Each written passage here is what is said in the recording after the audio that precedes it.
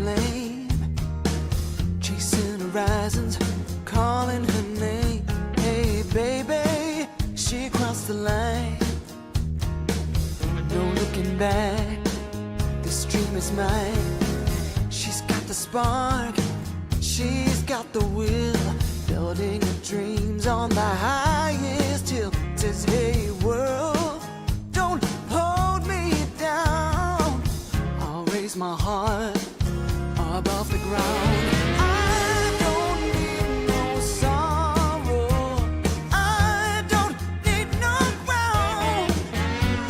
I just need my steel and fire to build this higher town. I'm rising higher now.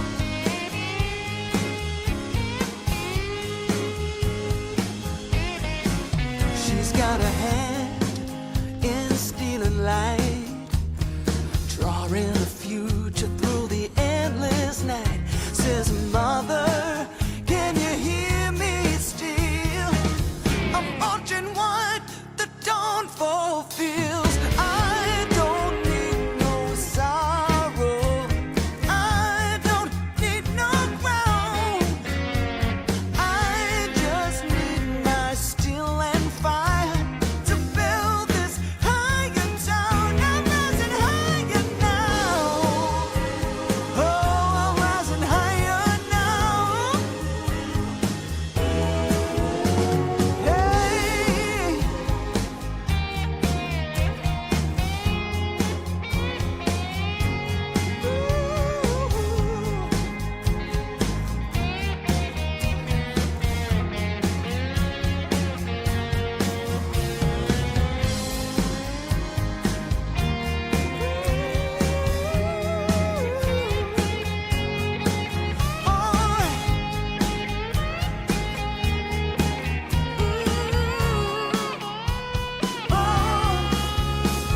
Steel and fire in a hand, born from the shadows, building light again.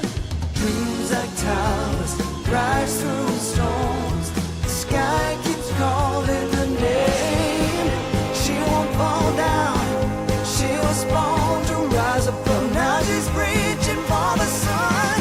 I don't need no sorrow, I don't need no crown. No, I just need my steel and fire to build this higher town. I'm flying higher now.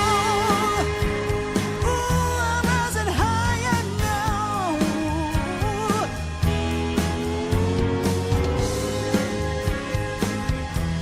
Yeah, yeah.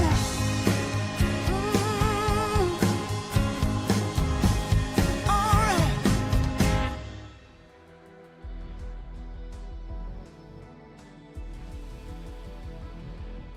Testing, mic check.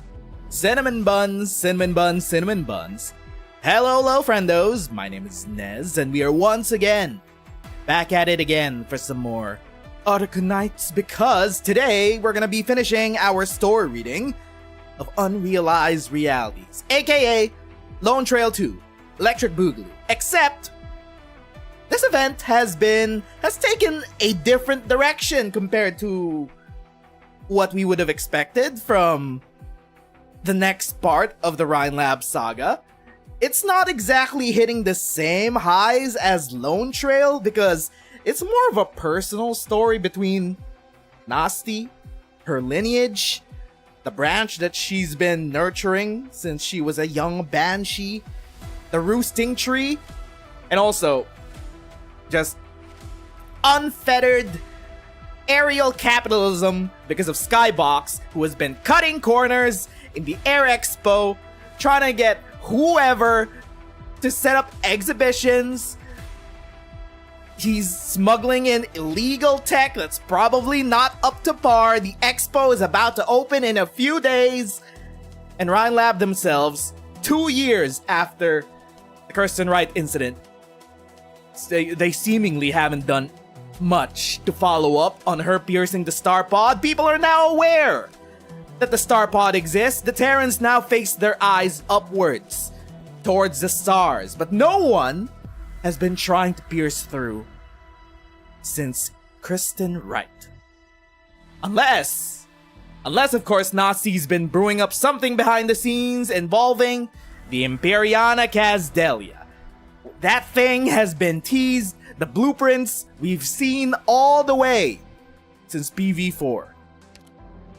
Nasty has always been like most Sarkaz, longing for a home that doesn't constantly get pogromed by the rest of the major nations on Terra, even though the T-Kaz were one of the native races on this planet. The irony of it all. However, I feel like the subplot between Skybox, between Gordon Tannen, and I don't know, Oakley and the Defender girl, I feel like that's kinda irrelevant towards the bigger plot of Grandma Banshee being called by the Roosting Tree, and now they're about to engage with Nasty. I don't know what's wrong with Grandma. Please stop praying to Grandma. She's apparently too powerful. Although she lost her memories, she kinda has a handicap. She's still kinda scary inside the actual gameplay though. UR-EX8, apparently we did that shit without knowing half of the mechanics. We faced that shit with half the deployable operators. We didn't know that the UFOs actually gave you buoyancy. We spent an hour on that, struggling against Grandma. So yeah, the Roosting Tree has been revealed. It is floating using, I don't know, Banshee incantations. Is this how we're gonna theorize the creation of the Empyreana Kazdelia plus Seshka in Enfield? Because as far as we know, Seshka, the floating city of Seshka, which is the home city of the Sarkaz in Enfield, that floats by a different means. Because the Sarkaz were given a tooth of a Farinmit, which we assume to be Sammy. I think it is Sammy. And then Sammy's tooth is the reason why Seshka is floating in Enfield. It's not necessarily the Roosting Tree as far as we know. But who knows? The Empyreana, there's still another city that is unaccounted for. We already know where Simunk came from.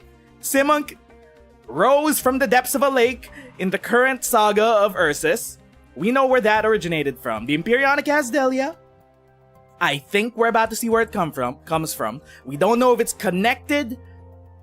We don't know if it's connected to Seshka in Enfield, if it's the same city, or it's gonna be the final bastion of humanity.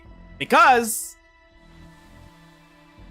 ever since we've had Kelsey's Bloodline of Combat skin, it has been teasing the endgame of what may be OG Arknights, where Kelsey stays behind on Terra, but Amiya and the Doctor,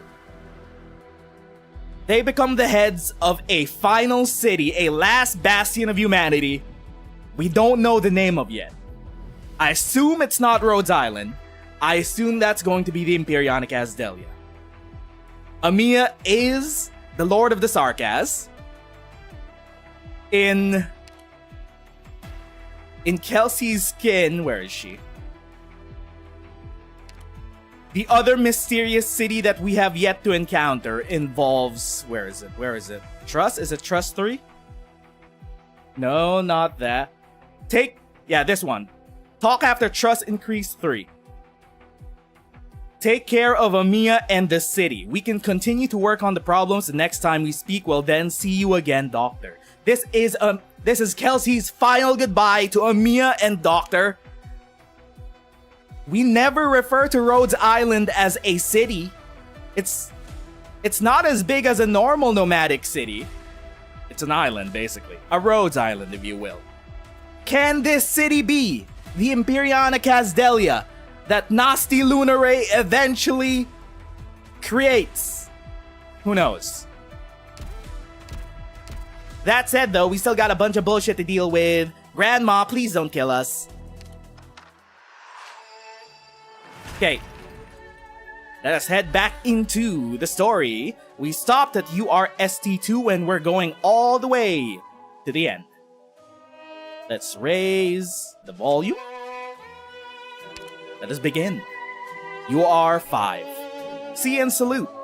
Should you look up at the fantasies floating through the air, or the conductor before you who is less than amused?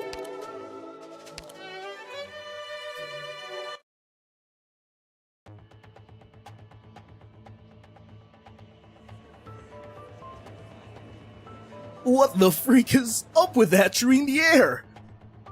There are only a few days left until the exhibition. How many stands does that thing take up? Rhinelab didn't apply for upper level exhibition rights. Rhine and the ATAO must be colluding. I saw Gordon Tannen on that tree that night. Gustav, a former ATAO director, promised in the broadcast that he'd have an explanation the next morning. But what actually happened? Not one word from the committee. I bet they're stalling for time. Please remain patient. The credibility of the Propeller Paradise administration and engineering departments is at stake here. We need to deal with this carefully and come up with a plan that can satisfy the hundreds of corporations that have an interest in the project. Who's asking you to deal with it carefully? Yes? Who gives a crap? It's not like this is another ring lab. The engineering department's inspections have stopped, and the admin's vetting it is over. Who cares if Propeller Paradise's officials are doing their jobs or not? They do not know that many of the exhibitions in the expo are held up by duct tape and illegal tech from other countries that is probably not up to Colombian standards. Where is Silence when we need her? But the hearing is a necessary part of the oversight process. Investigations and trials, those are your problem. We just want to know the result of the hearing. The Air Expo Colombia, we expected to make a splash in Colombia, even all of Terra. Is it gonna happen or not? Meanwhile, back at the tree. The hell is going on here? Why is it encased in glass? Out of the way. Oh right, Sky Jagger. I forgot you were a himbo in this story. I said, out of the way. You really think that sitting here puts your illegal equipment out of reach? It remains Rhinelab property until the hearing is underway. Besides, what are you calling illegal equipment? Don't you recognize a floating botanical unit when you see it? The saplings floating around you are no different from the one behind us. You insolent little... I need my men over here! Sky, we don't have the numbers. We can only hold out for so long, if they decide to use force. Besides, we don't know whether this tree-like device behind us is legal or whether it's safe. After all, it's only been 2 years since Control Right... I'll ask you one question. As a scientist, are you willing to just hand over the product of Director Lunare's sweat and blood? No, but... Then take action. Leave no regrets. Only we had more people. But Rhine only has so many people on Propeller Paradise. Did you forget we're Rhine Lab people too, Mr. Jagger? Who is this? Oh! These bozos! The testers! I didn't want to drag you into this. You're worried about the hearing? It's not like we haven't had our fair share of trumped-up charges. Those guards wouldn't have gotten onto this platform if you called us sooner. Bunch of slum slugs, trying to play the hero. Possession of illegal equipment, destruction of property, aiding and abetting. There's enough to keep all of you locked away for years. I'd already be locked away if Director Lunare didn't take me in. You want to touch the tree, you have to go through us. Don't threaten me with a good time. Rhine researchers and testers form a wall against the guards attempting to enter, while curious onlookers on the outside look up at the towering tree. A tall, dark figure walks past the rear of the crowd, footsteps clanking. No shot! Is this the new furry?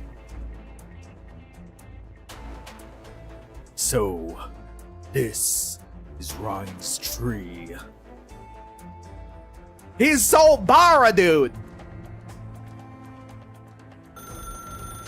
Meanwhile, it's an honor to see you here. Oh, you flatter me, Mercia. I've been on an extended holiday and it's about time I get back in the saddle. Wait, who is this? Are you here for the hearing? Yes, the design of the Mainlander Emergency Management Council badge is pretty nice. You should try one on. I don't know who this is. Is my mission over? Wait, is this Tin Man? I think this is Tin Man. If it's about Mainlander, she is a CIA agent. Our mission has only just started. Actually, what kind of voice did I give Tin Man again? I forgot. What are your orders? No rush. These past few days have been quite eventful. Other than Nasty and Gordon Tannen, are there any other stories that I should hear? No? Good. See you at the roadway station in 5 minutes. There's so much going on at Propeller Paradise that I'm sure I'll need a local guide. Understood. Grandma? I thought Grandma was outside. Sorry, I should have closed the window. Company reps and testers are protesting on the streets. The longer the hearing takes, the more restless they get. Are you feeling better? What's wrong with Grandma? You're in poor shape. You've already seen Director Lunare. Perhaps I should send you back to the Convalis. How do you know about the Convalis? Are you also a Banshee? I don't think you're a Banshee. No. No. Another no? Just like last night? Things will only get messier in Propeller Paradise in the coming days. It'll even be more difficult to leave. Meanwhile, back with Oakley and... Bro, what's up with these two? They just crashed in the skybox. They discovered the operation and they were the ones put under lock and key. We're in jail again. We didn't even bother to change our cell. The time of the hearing keeps changing. You think they might be looking for more evidence and stack even more charges on us? Well, you guys did try to smuggle out some goods for Skybox. And then encountered Mulesies. Look, if they ask, I'm telling the truth that you're the imposter.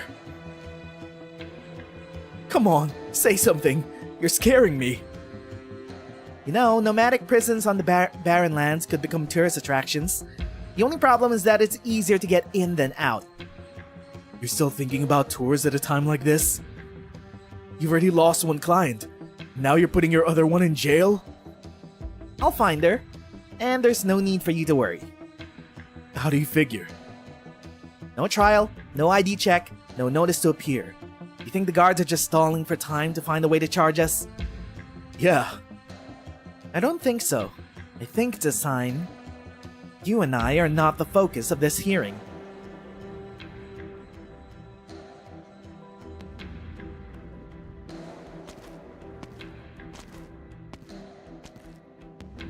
Vern and Oakley are in jail. Perry hasn't been seen since last night. All the phone lines at the register are busy. Everyone in the Originium slugs are looking for me and Nasty. It's time I put what I learned from the old man into practice. I'll have an answer for everything. I have nothing to fear. Looks like the old fox has lost his touch. No one's come to interrogate me yet. Wait a second! Alright. I shall show up as a chief executive of Propeller Paradise in the terminal. Beep. Skyconquer is currently under excessive stress. Please remember your health. We are on our long journey that leads beyond Terra. Damn it. Are they gonna start the hearing or not? Everything would be over and done with if I were in charge. That old coot just keeps tripping me up. It's been this way for 7 years. Why haven't you gotten one bit better in the past 7 years? Gustav.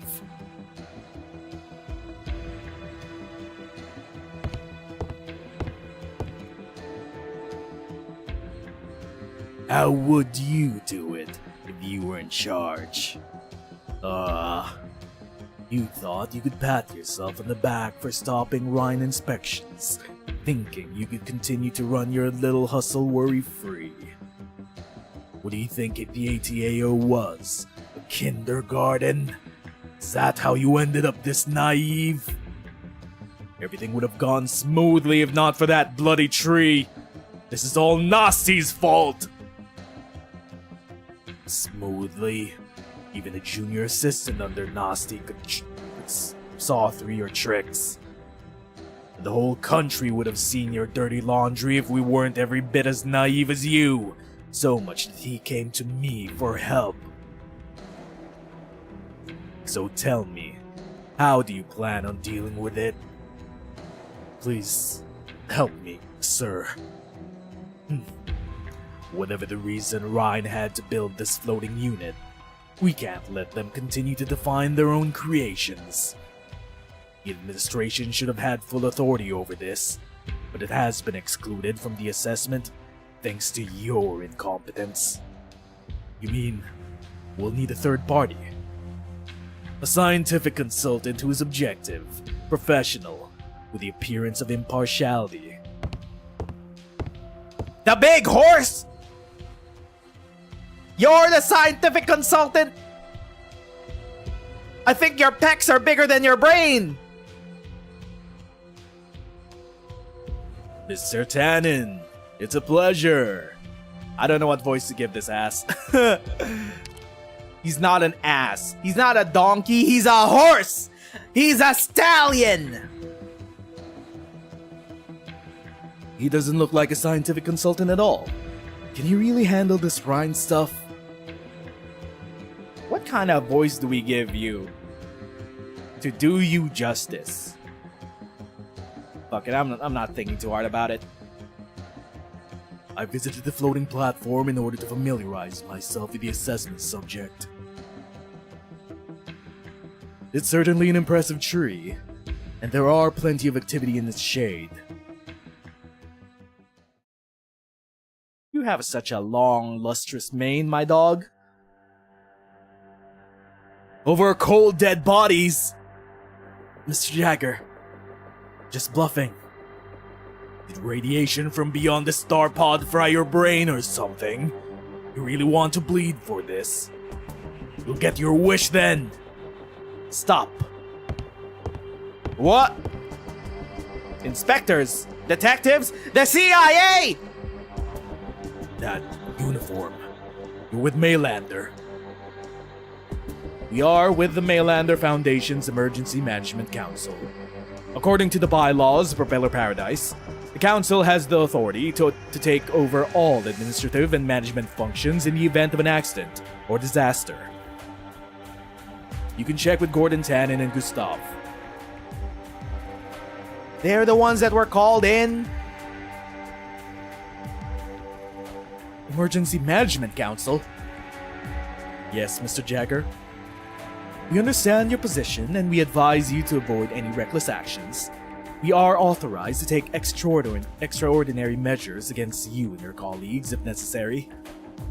So Propeller Paradise is in a state of emergency, and your preliminary investigation has defined yesterday's event as a special incident.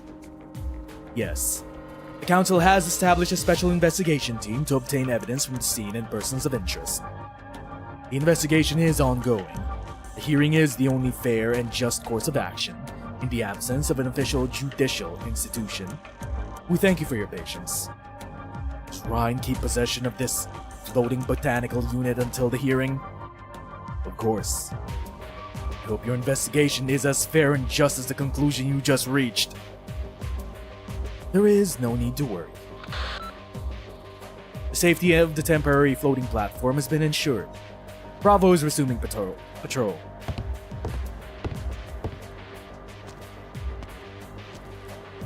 Are we just gonna leave, Mr. Jagger? Maylander's authority looks real, judging from the reaction of the guards. The hearing keeps getting delayed and things are still in flux. We won't learn anything if we stay here. Besides, have any of you seen Director Lunare? Where is Nasty? Nowhere to be found since last night.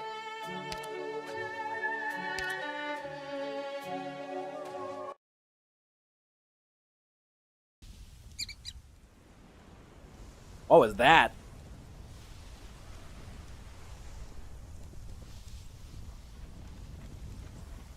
A small sand beast in the forest caught my attention. My knowledge told me that this creature usually makes its habitat in the barrens. The frightened beast escaped into the bushes. I pursued it through thorn and briar, driven by curiosity, and found myself gazing upon an unexpected landscape. Father. Do you see it, Fenny? Fenny? Fern's father? Yeah. The great desert in the sky? Pink where they meet on the horizon. It's totally different from the pictures in the textbooks. It smells sweet. That's your mom baking cupcakes. They'll be ready soon. Oh, were they pioneers? Is that why she knows what it's like in the barren lands? Tell me again about your adventures in the Eastern Wasteland. No, tell me about the city in the sky. There's no rush, Fenny. We have plenty of time. Plenty of adventures to talk about. You'll see everything that I've ever seen. When you grow up and your feet become quicker, I promise.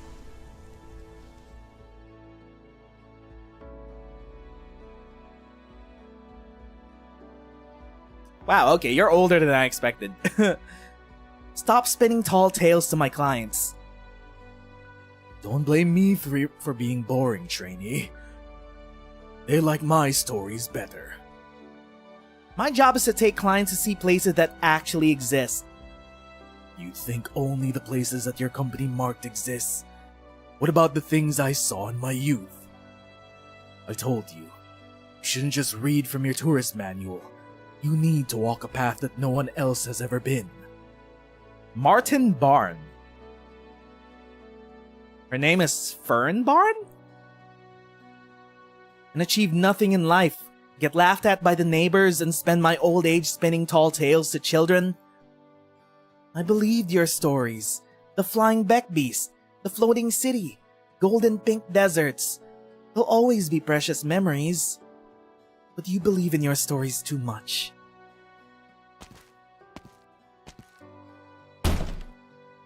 Fern, come back here.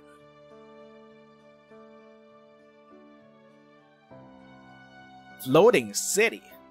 What did Papa see? Congratulations, Miss Fern Barn. Your application has been approved. You are now the owner of an independent travel agency. Thank you. It's a big first step, even if it's just a one-woman company. One woman? I thought there was another name on the application. Martin Barn, my dad, passed away last year. Oh, I'm so sorry. No need to apologize. I wouldn't have decided to start my own travel agency if not for him. Even if we won't be able to travel together, Martin Barn will always be an important part of this company. I'm sure he'd be glad. Have you decided your first route? I can recommend a few popular spots. Is there some place that no one's ever gone before? The Northern Ice Fields. Well, only most recently no one has gone there before, but it's still kind of a no man's land. The sea, the ocean, it's full of sea terrors. Most of my peers think my slogan of going into the unknown is just a gimmick. One of my clients and I know how many wonderful sights we saw. Only my clients and I know how many wonderful sights we saw, and how many amazing things we did together. Okay, Nasti's also in prison with them. Our destination was Propeller Paradise. I wanted to see what the future would be like, while my client had an ambiguous wish. I swear I didn't mean to sabotage Ryan. My client wasn't in good shape, and you were the only other Banshee I knew of. Right, so she did bring Grandma here out of goodwill, as a travel guide, to see a floating city or to see a floating tree or to see another banshee? I think she did say that she was drawn towards either Nasty or the branch that she was nurturing, the roosting tree. No need to apologize. I'm not here to put you on trial. I just wanted to know who you and your client were. I'll be happy to read your autobiography if you ever publish one, but right now, time is of the essence. You're worried about the hearing? I don't think the investigation is complete yet, since they keep pushing the date back. The trial will come sooner than you think. Tell me about your Banshee client, as succinctly as you can. When did you meet? Why did you come here? And how is her health? It was 2 months ago, in the Bleached Wasteland.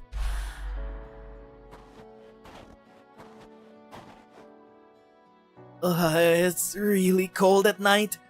The sand's black, completely different from what Dad said. The outskirts of the Bleached Wasteland aren't as scary as the stories say. My flesh hasn't been ripped off my bones, and I haven't heard the ghosts of the dead wailing.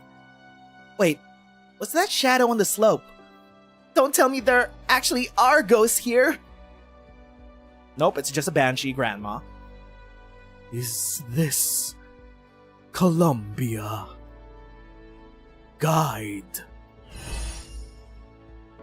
Guide.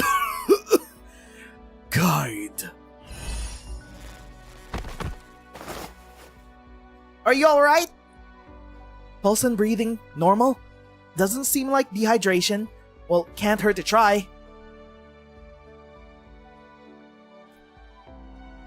She had a whole ass incantation guiding her here. Am I back in the Convalis? No, I haven't seen her yet. Do not mourn me. I must not roost. Calm down. Do you remember your name? No. Where are you going? You're in the Bleached Wasteland, in Colombia. Do you remember what you're here for? Wasteland?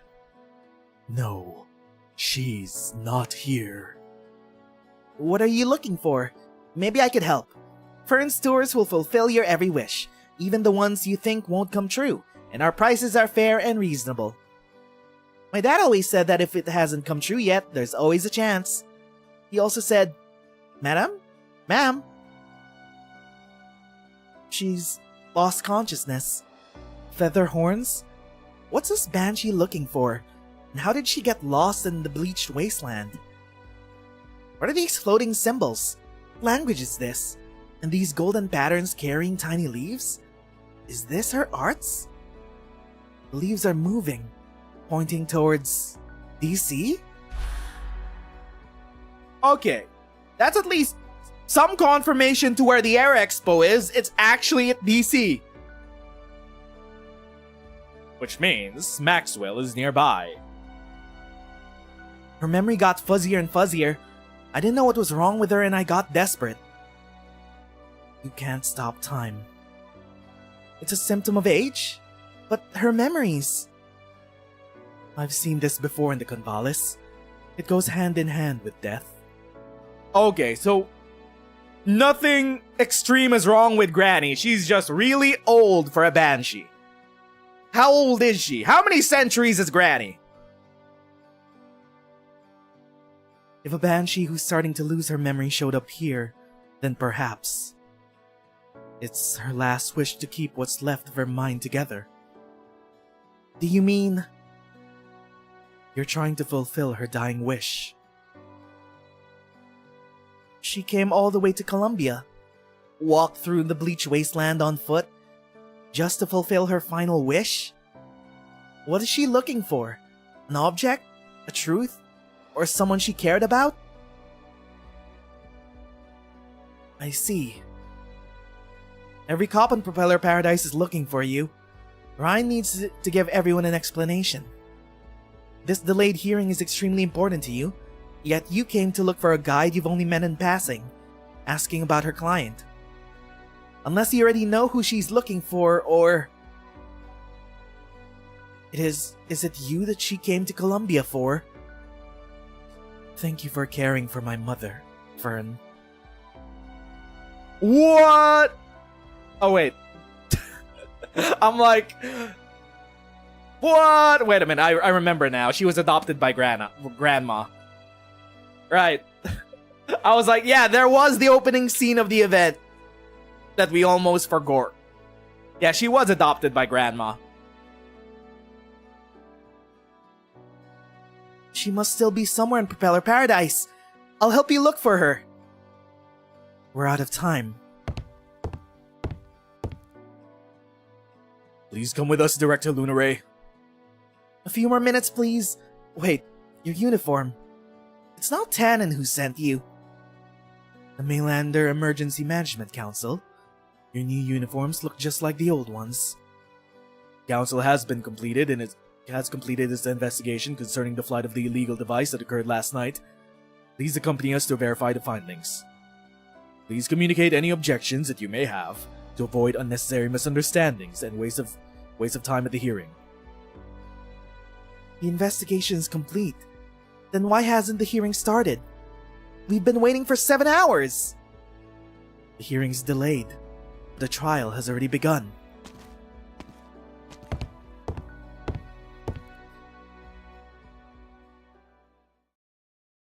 What is Mainlander trying to get Ryan indicted for?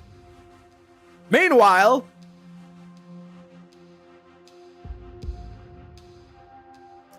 I can understand if a scientist doesn't want to talk. Have you forgotten how to speak too?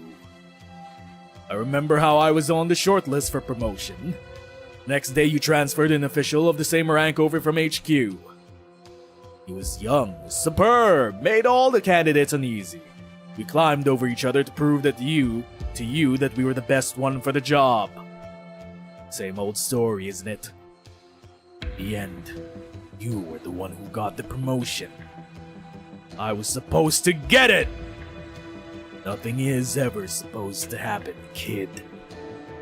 You really think the chief executive of Propeller Paradise is an important post? No.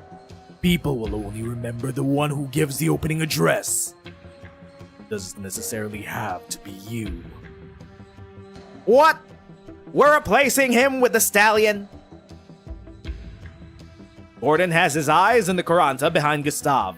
The spikes on the Savra's tail rise up at their ends, swaying conspicuously. He is on guard.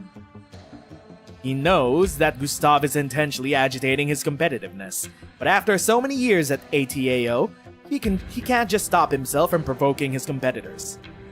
In order to leave ATAO, he took on tasks that were not his job, pulling strings everywhere and bowed his head to Gustav, his tormentor. He must not stop now. We thought you were the head honcho, but in actuality, even Gordon is just a goon. What do you think Ryan's device is, Mr. Consultant?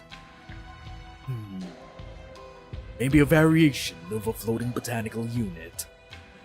Excuses! No. Floating botanical units are electrical cables in the sky. Lightweight and mobility are paramount. What did I see on my way here? 2 empty slots on the tree's internal activator. My guess is... oh, anyone can tell it's waiting for 2 keys. Doesn't look like the tree will fully activate until a second Rhine Lab section director is present. Unless someone else sneaks into Propeller Paradise unnoticed. Who could it be? Muses is in Karag. Silence should still be in Colombia. Saria should still be in Colombia. I don't know if the war criminals would care about the Air Expo.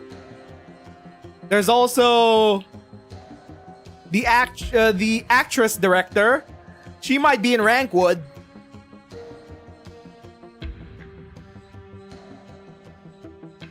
What do you mean? People might have many theories and speculations about this device because of its appearance, the Rhine name, but I see nothing more than a flying tree, Mr. Gustav. Are you done? We're not here to write Ryan's paper for them. The delayed hearing has bought us time, but the reason Nasi concealed the tree's existence, how Fern sneaked in, and my side hustle, everything needs an explanation. Enough! Impatience is a sign of fear. Questions are a sign of incompetence. Our consultant here has already given us the answer. What is it? Ryan's device is pretty low risk, but also invites all kinds of speculation. Therefore, our definition of it can be as big or small as we want it to be. What else do you need me to do, sir? Do as you're told. All you need to do is what you're told. Okay, so Gustav is calling the shots. It was never Tannen to begin with. Just another middleman. Stop pushing. Please, let me through. I have something to ask the desk. Don't waste your time. They don't know what the hearing is. I just want to know if I should come forward to the investigation. Listen, we're impatient too. No one can do anything to move the hearing process forward unless you're actually involved in the case. Let me guess. You took out a Sky loan, didn't you? Yes. There were 6 grocers like me back home. We spent our days betting drinks on the direction that Tumbleweed rolled, until 2 years ago. The Sky, the Star Pod, life free of Originium, a brand new frontier for Columbia. I didn't understand a thing that the TV newspapers said, but I saw the light that night. I sold my shop, abandoned my wife, took out a huge loan, and went into Propeller Paradise without ever looking back. I've already heard a dozen stories like that today. Take a banner and go join the protest instead of hanging your head here. Aspen looks down at the protest banner in his hand. The fabric is silver, a reflective material commonly used by flying machines. Lucky Sissy Bee's furniture uses the same materials too. Aspen does not understand how it became so popular so quickly. The sofa reflects his face whenever he walks past it. It is patently absurd. Yet the sight of the silvery fabric also causes his heart to leap, as though the future really is in his hands, and luck is really on his side. I'll make it. I'll make it through this hearing. Even if I'm put on trial and thrown in jail, I'll make sure the name Lucky Sissy Bees in my exhibits stay on Propeller Paradise, where everyone can see them. Things will turn out fine. Lucky Sissy Bees will bring me luck.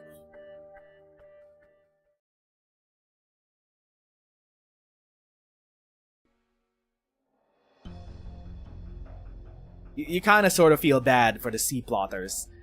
The C-plotters, the loners that took out a scam loan from Skybox just to set up an exhibition here, abandon everything for what?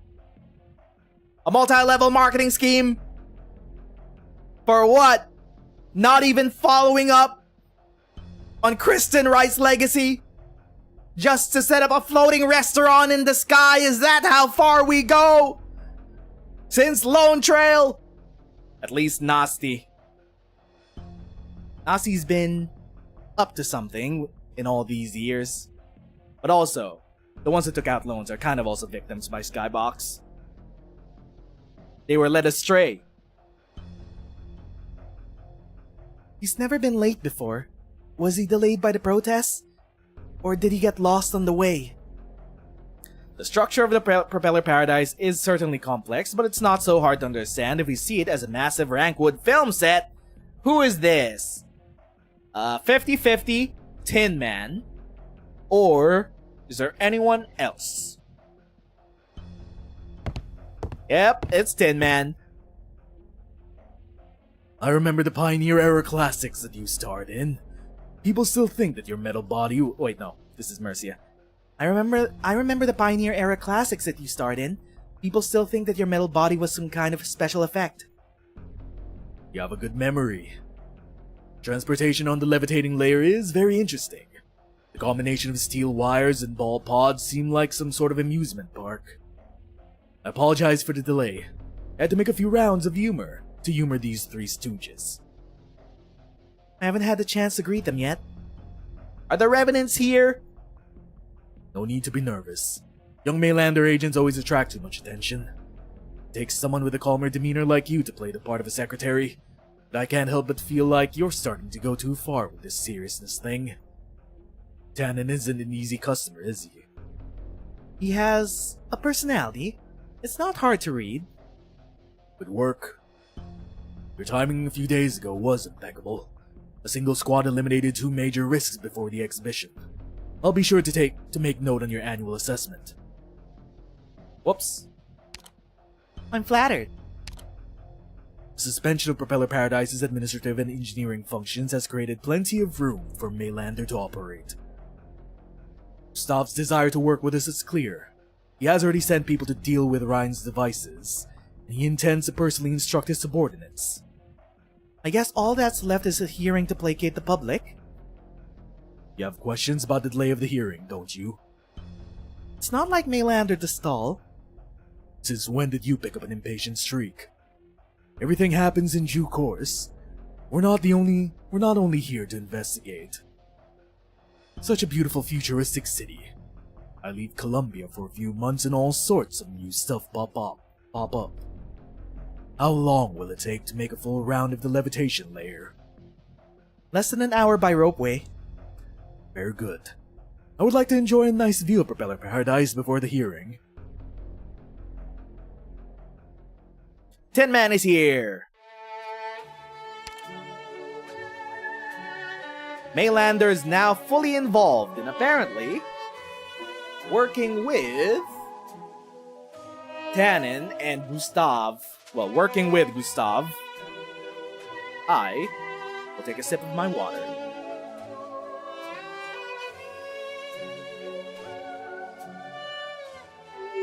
The hearing is about to start.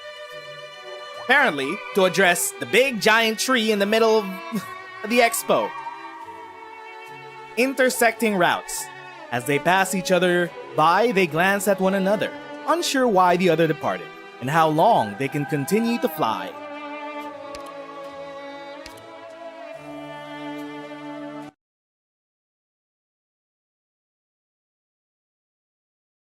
Oh! Nazi sprite change! Is this gonna be a Bloodline of Combat skin? No, this can't be her peak. It's gonna be an Epoch skin. Who am I kidding? Hypergriff hates money. It's not gonna become a skin. The wind blows on the leaves in the young Banshee's hand, and voices fall from the breeze. One more story. How about the tale of the wandering metal hero? Even graced our valley once. In fact, the mist that shrouds Mist Lake was actually blown from his big pipe. Retract your feather horns like this and you can shield your eyes. Oh! Logos! So we can use them as an eye mask to sleep during the day. No, of course not. This is so you could easily weave your tears into elegies at funerals. Another recording ends, and the young Banshee keeps her leaves in a chest pocket. Yet her gaze suddenly turns wary. Eavesdrop again and I'll throw you into a concrete mixer. What? Kristen Wright! Was that a Banshee's incantation? Yes. You've journeyed thousands of miles from Kazdelia to Columbia, yet you record people's voices to keep by your side, listening to them over and over. Is homesickness hard for you to comprehend? No, but it's rare I find someone concentrating on nostalgia the same way she concentrates on a blueprint. You're trying to decipher the Banshee's language and behavior? Why? To find a new path, to solve your entire race's plight, that has endured for millennia? Gah. I'm not that arrogant. I only hope to take a burden off the shoulders of a particularly worried individual. I see. So that's pretty much what I just said. Brother, the vibes have completely shifted the moment Kristen Wright has appeared in this event. It feels like we're heading into the unknown yet again. It feels like big things are happening whenever they start playing the cosmic music. What will the legacy of Nasty Lunare be by the end of this event? Will she be the progenitor of the floating city of Seshka? Or the final bastion of humanity, the Empyreana Kazdelia?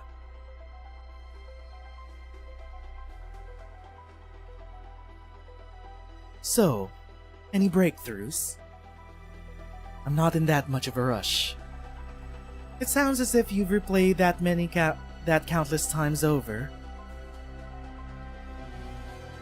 Soaking in the same old corpus until you drown, unable to develop a new language. The limits of vision and thought drown us in the pool of common sense, and then everything turns into so-called destiny.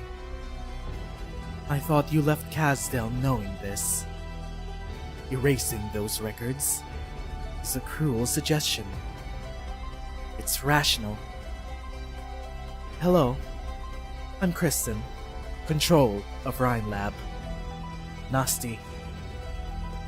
The talented Banshee, freshly recruited by Starlay Construction Co., who completes projects 3 times faster than regular engineers, provoking rumors of you imbuing witchcraft into blueprints.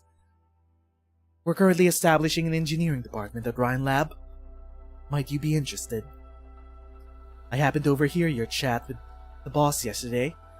Rhine Lab is a biotech company, yes? Look up, Nasty. Do you see those foul beasts? And the morning stars behind them?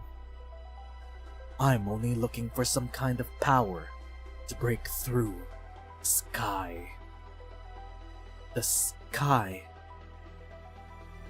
Per your prior suggestion, if you wish to accomplish something that exceeds the borders of common sense, then perhaps the power you need doesn't come from our side. Rhine Lab should be looking into a scientific investigation department instead. A rational suggestion, and I take this as the first proposal fielded by our Director of Engineering. She has such a way with words. She's like, you're part of Rhine Lab now.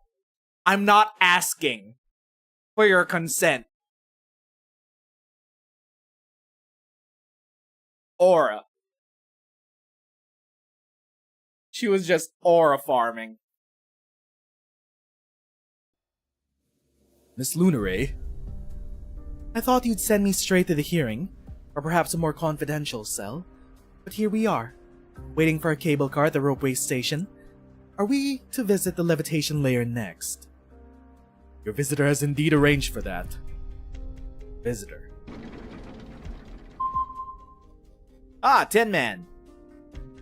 Long time no see, Nasty. So it was you. I just got here. What a fine place it is. I still have half the place to see. Shall we have a look together? Alright.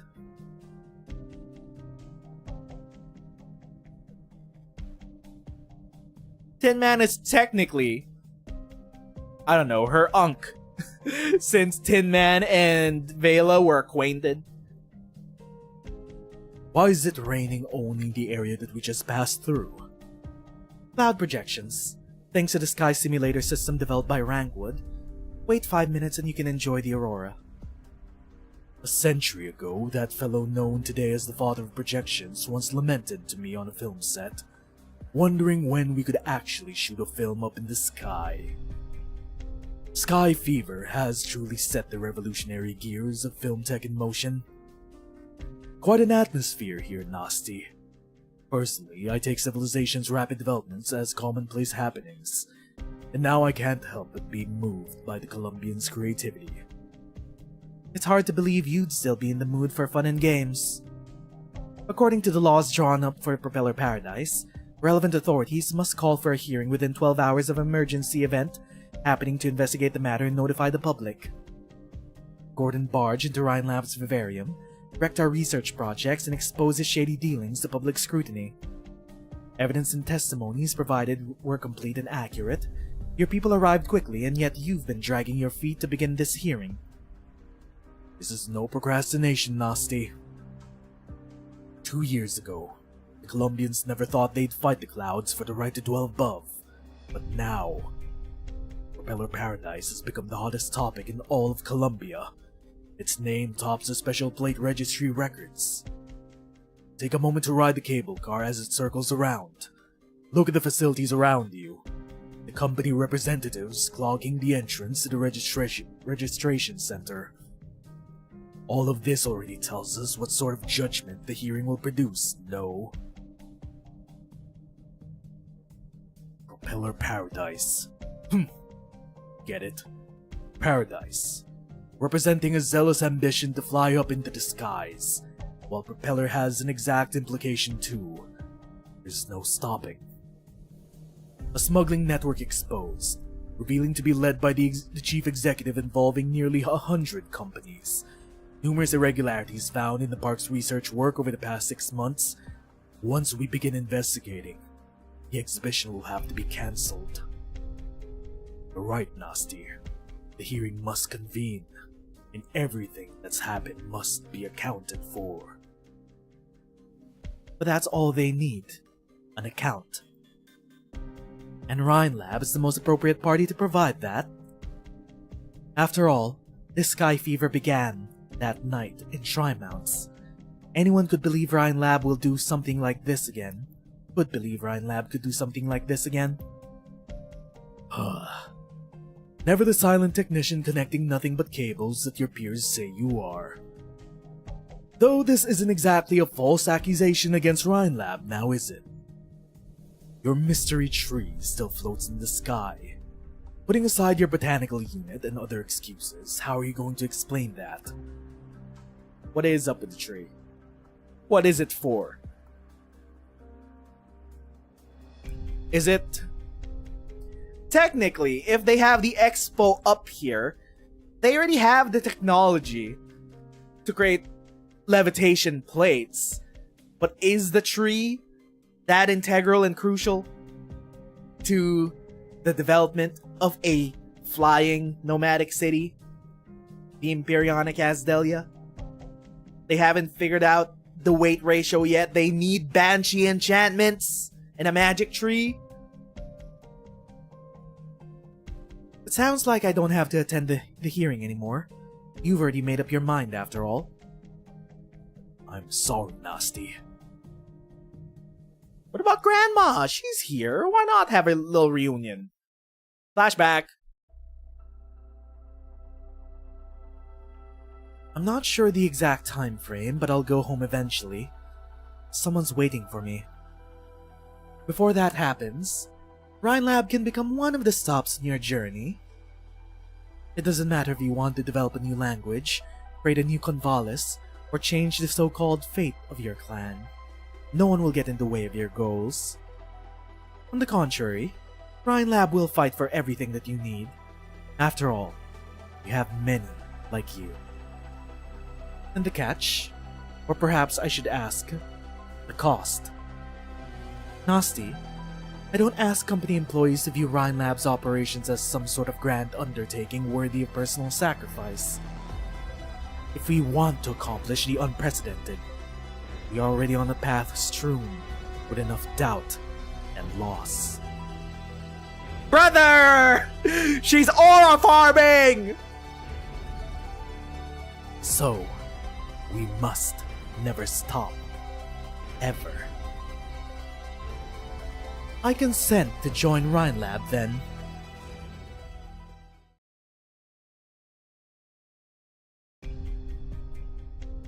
Seeing as we're still on the cable car, I'm sure there's still room for discussion. The hearing must take place and everything has to be accounted for, but it's merely an accounting. All of Columbia knows about the Horizon Arc project from years ago. Kristen stole funding from the DoD, but Rhinelab as a whole was not fully involved, though I was certainly her accomplice. Yes, she engineered the shaft for the launch system, plus the ring lab. Pinning the blame of endangering the entire park on a company versus an individual has certainly different implications, Nasty. Are you willing to sacrifice yourself like this for Rhinelab? Sacrifice? Kristen and I aren't fans of the word. Everything has a price. This is what life in the Convalis and Kazdel taught me. There is no way I'll willingly take the blame for one of Maylander's plans. I won't make it hard for the other Rhinelabbers. Nor that tree, for that matter. Do as you wish with the device, but let my assistant take the data, since the research isn't finished. He knows nothing about my project, so don't worry about him tampering with it. We're here. Skyjagger? Assistant? The agents at the station will escort you to wherever you should go. Right. There is something else. When I returned to Kazdel, I went to the Convalis. Vela is here. I already know. I had planned to hurry to find her before I went to the hearing. Vela's in the park. Mercia. So I see. I'll send someone to look after my old friend. Thanks. Yeah, Mercy has been taking care of her. I don't think Maylander itself has any ill motives regarding Grandma. Although, they've kind of been called in by Gustav to set up the hearing. Because this entire thing was engineered by Gustav to wrestle control of the exhibition away from Rhinelab. Of the Air Expo. The whole shebang. The hearing on the sudden accident on Propeller Paradise has just concluded. Suspect Nasty Lunare abused her position as the head of the park's engineering department to conduct unauthorized experimental projects, and this nearly led to a disaster. On the night of the incident, the suspect attacked Gordon Tannen, the park's chief executive, in an attempt to cover up her crime with an unidentified tree-shaped device. According to Mr. Tannen's testimony, the suspect not only deliberately tried to harm him, but she also abused her engineering privileges to tamper with exhibits. She forced her subordinates to conduct illegal tests, deliberately suppressed rival tech companies, and forced dozens of outstanding companies to leave the park. What the fuck? We've been framed! Rhinelab barely had any control over the park! Gustav!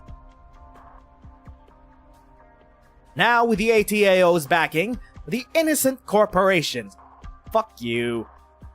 The innocent corporations implicated in this incident have returned to Propeller Paradise and will continue to contribute to Columbia's aerial operations. The suspect Nasty Lunare is currently in custody after confessing to her crimes.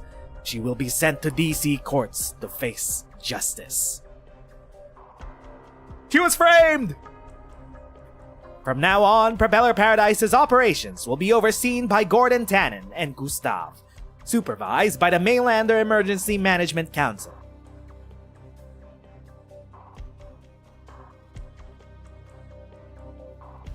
The highly anticipated Air Expo Columbia will not be affected whatsoever. Madame Vela, was that too loud? My apologies. Nasty, what happened to her? Don't you mind that, madame.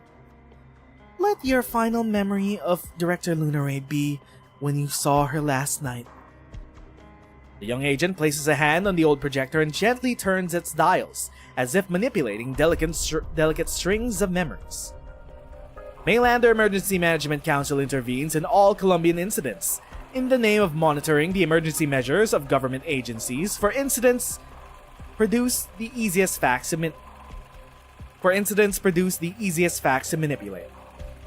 The Tin Man always jokes about how the council's methods are more extensive than Mama John's stock list, and this, of course, includes Mercia's Originium Arts. Erasing memories. What? No! Don't do that to Grandma! She's gonna erase Meemaw's memories! Like Kifri? Mercia has done the same actions hundreds, thousands of times. But now, her hand turning the dial freezes up. No. At the very least, I shouldn't do this to an old woman with already fading memories. Sorry, had to burp. Besides, the facts have been tampered with enough today. A late hearing, satisfied corporate reps, my fellow agents infiltrating the crowd. What exactly is the Tin Man's mission this time? The more people on patrol, the less I can do for you. It's only a matter of time before he discovers my deception. But if you can't stop worrying over Director Lunare, I'll figure out a way. Nasty, my daughter, I'm sorry. It was I who left you homeless. What did she mean by that? Did they kick her out of the convalescence? Where the torches are lit, the myriad souls be. Bones to bones, souls to souls.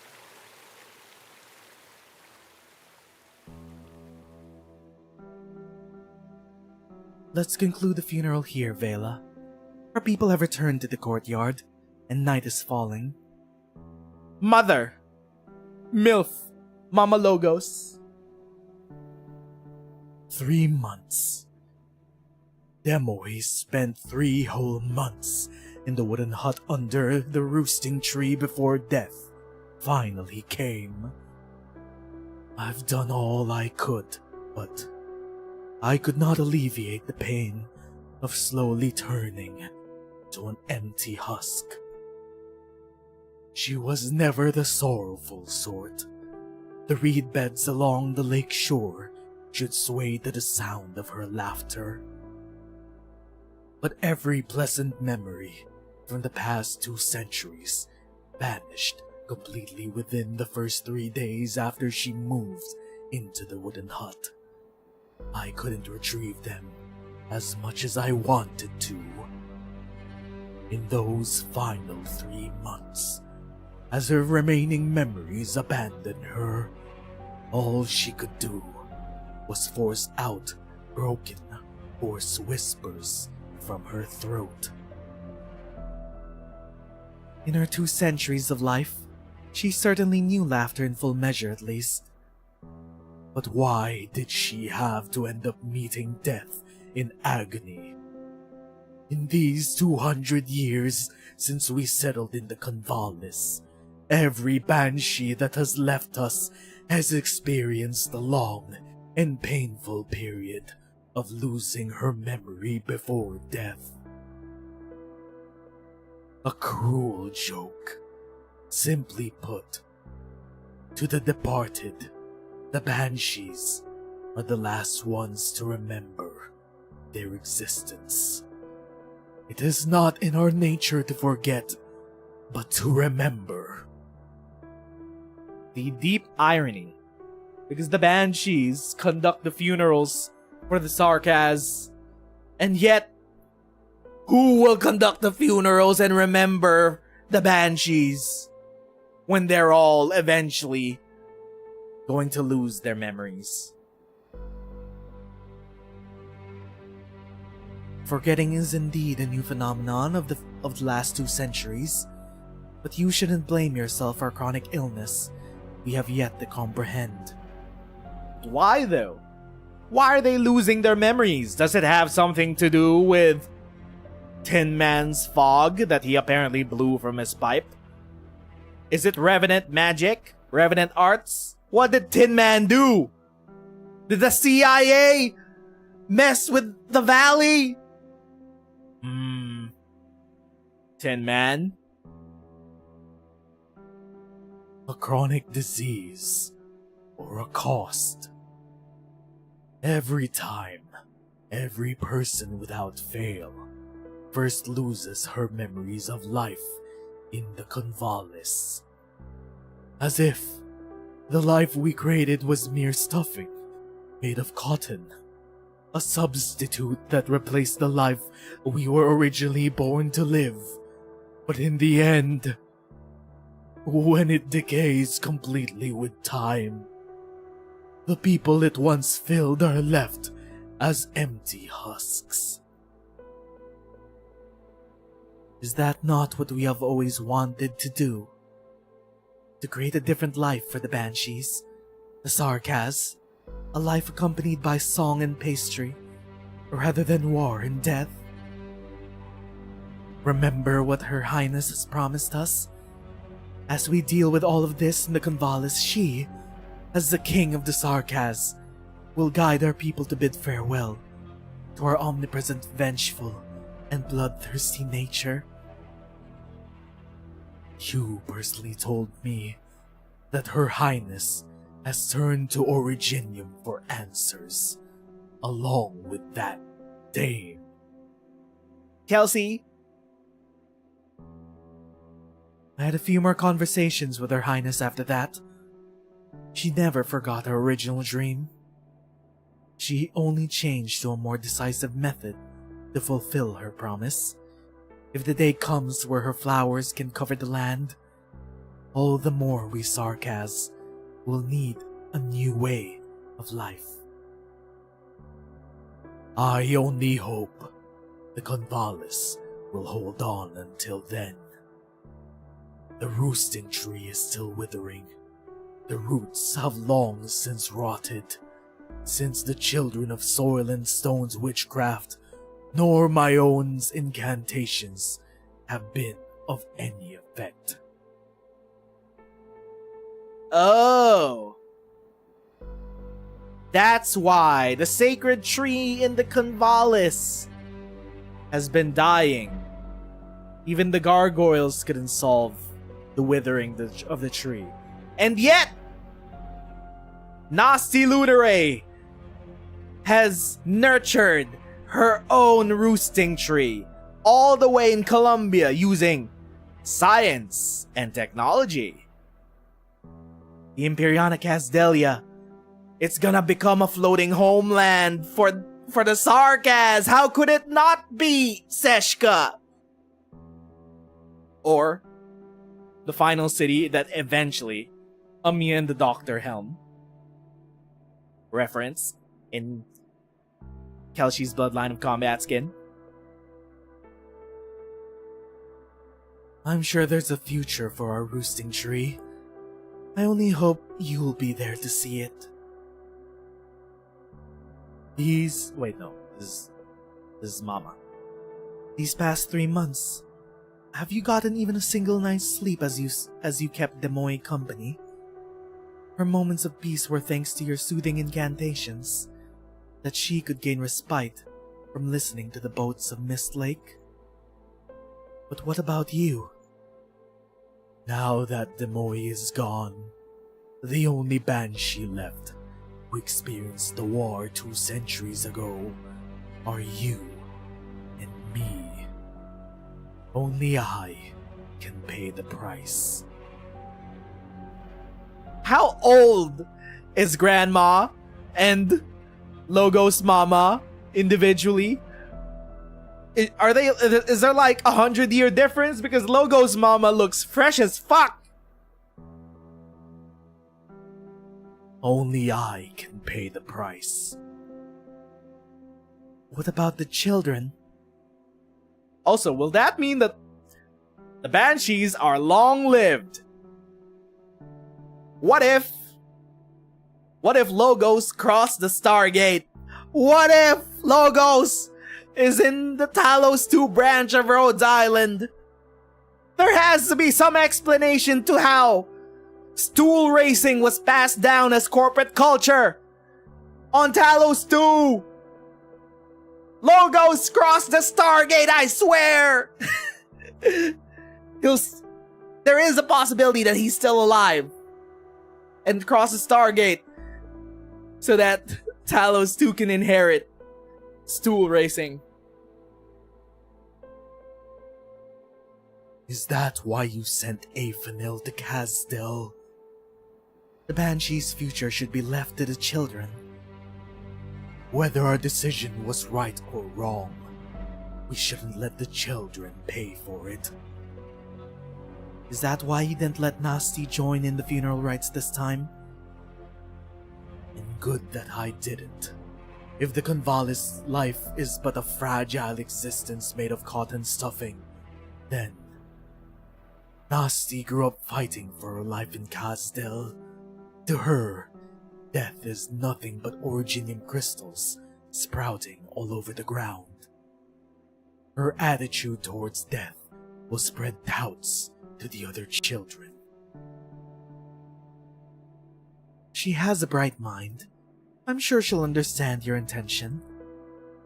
I remember she wanted to build a hut of her own by the roosting tree, though in the end, you had her build it in the Miss Apple pulpwoods. Nasty was an outcast even in the Convalis. She grew up outside the valley. So, she has a different view of death compared to the other Banshees. You hardly bring her to the courtyard gatherings, nor do you allow her to formally study incantations and elegies. How do you explain all that to her? I found the children too loud, so as the custodian, I had to move further away to find some peace and quiet. She saw how busy I was, and she believed it. At least, she said nothing. She knows, but she doesn't wanna bother her mother. All right, Lakaramaline, you should go. And you? I wish to stay a while longer. You've sung this elegy long enough. I don't know what else I could do. The Convalis is headed towards decay, and beyond it, the souls left homeless by my mistakes can only weep. You can still go back and keep Nasty company at least. As a mother, we might not be able to pay the cost of always shutting our children out. You close the door only to hide cruel truths, but to the child, you're only pushing her away. Is that what she feels towards Logos? These days, I've been getting the feeling that Nasty will leave.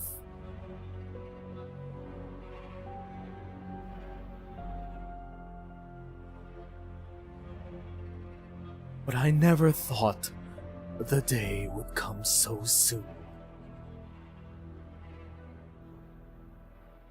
Yes, it is an abrupt decision. Is this when she left? Getting escorted out of the valley by her mother. A flimsy boat drifts downstream out of the valley, propelled by an old banshee's incantations. Reeds sway as a thin mist veils the fallen leaves on the lake's surface, with the season indiscernible. The farewell is bereft of any seasonal undertone. I had hoped for you to spend the rest of your life peacefully in the Convalis. It was my mistake not finding you earlier than I did. You've already gone through so much suffering. When I decided to bring you back here, I should have been responsible for you But in the end, please forgive my conflicted heart, Nasty. I'm not leaving because of you, Vela. At least, not for the reason that you think. Unlike those children, you know how Kazdelia is, even now. The living still fight in the market teeming with the stench of rust and excrement, while crystals sprout from the dead like untended weeds. It does not hold the answer that I want. But what is your question in the first place? Where are you planning to go?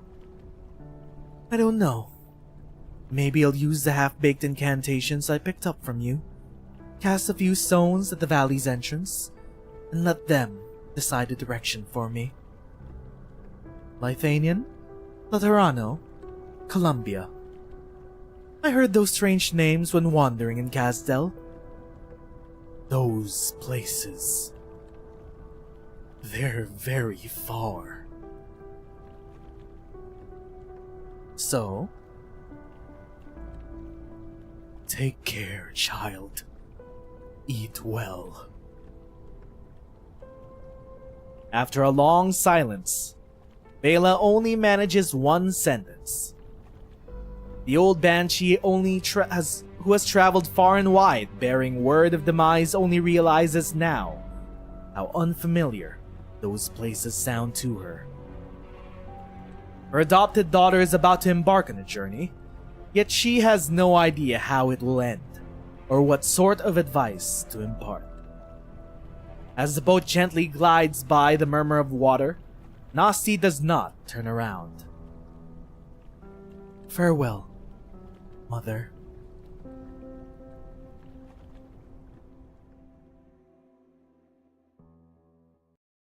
A final goodbye until present day. I will be right back to refill my water and then we will continue.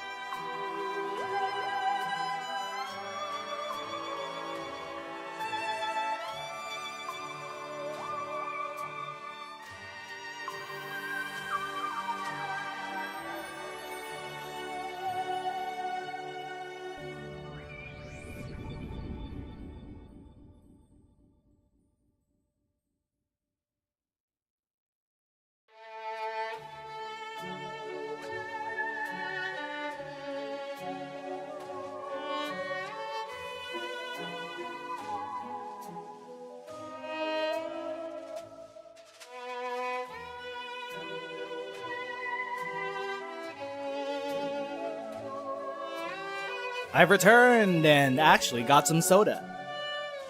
I kinda got the craving after seeing the Dr. Oxygen. It's just regular Coke. Okay, just keep track of where we were. Hold up.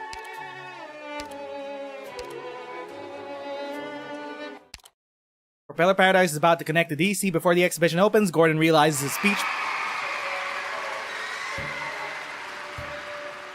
Wait. Hold up. Oh, wait. Oh, okay. We haven't done UR-6 yet. Wait.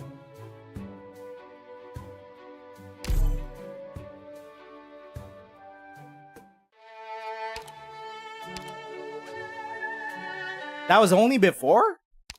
Okay, it was only before. Okay. Let us continue.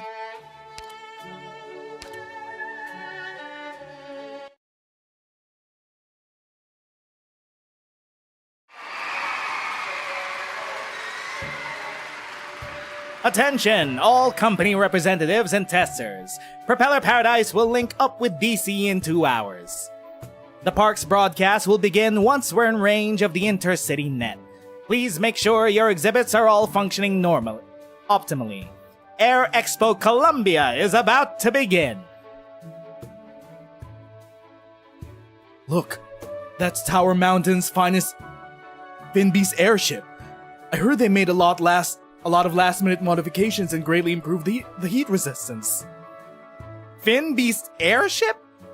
Is it an airship shaped like a fish? And that solar-powered hover kitchen kit, with a power source that even works beyond the star pod. I've been curious ever since I first read the brochure.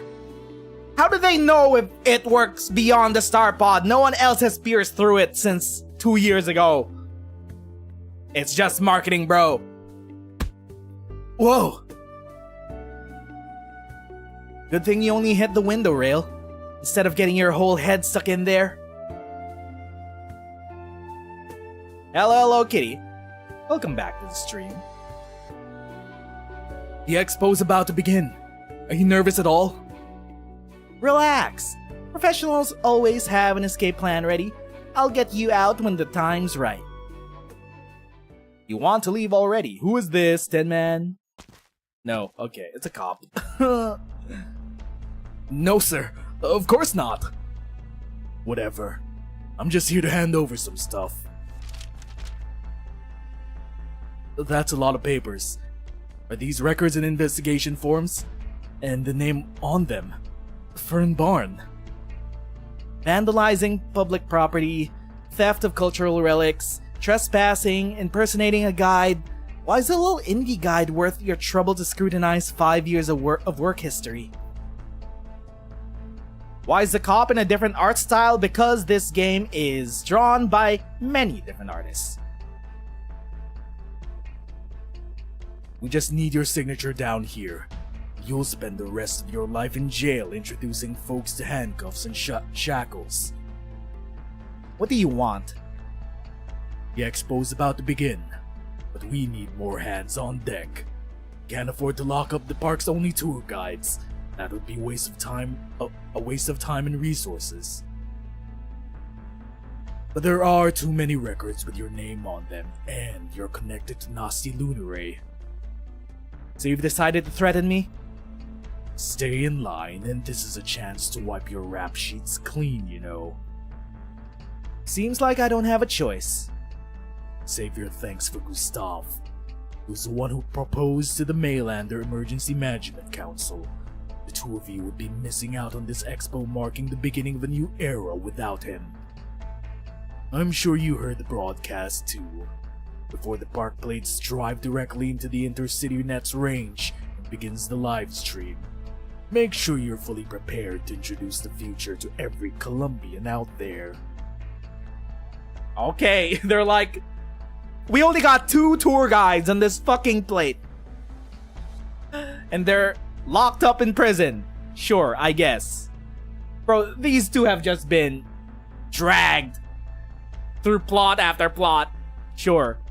No agency whatsoever. I get it.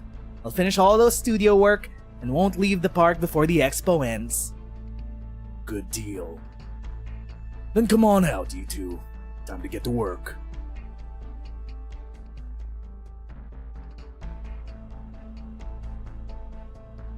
Oh my god, it's the president! Max! And Vice President Jackson. They are in DC. Okay, Mr. President. He's coming up to the Air Expo. And for those that don't know, I'm referring to the bird. On behalf of all Lithanians, I express my most sincere congratulations for the upcoming Air Expo Columbia to be held on the experimental propeller paradise. Take a guess who signed it in the end. Conductor of the Guldins Gesats, Guardian of the Nine Chris. Anyway, one with a string of titles neither of us could pronounce. The Kaiserin. What? There's only one queen in Lithanian anymore. My goth queen mommy is still stuck in the void! They call her the Kaiserin now? Late Maylander Sir Sr. always said that those with a keen sense for politics never lose it, and it seems that holds true. Miss Wilson. Director Jara? They did say that it takes 2 directors of Rhine Lab to operate the roosting tree. Okay, so it was Director Jara. I'd rather keep a keen sense for wine tasting, honestly. Laterano took half a century to hold their Summit of Nations, an event you could say was the largest diplomatic event on Terra in nearly 2 centuries, yet Lithanian only sent over a few insignificant dukes as delegates.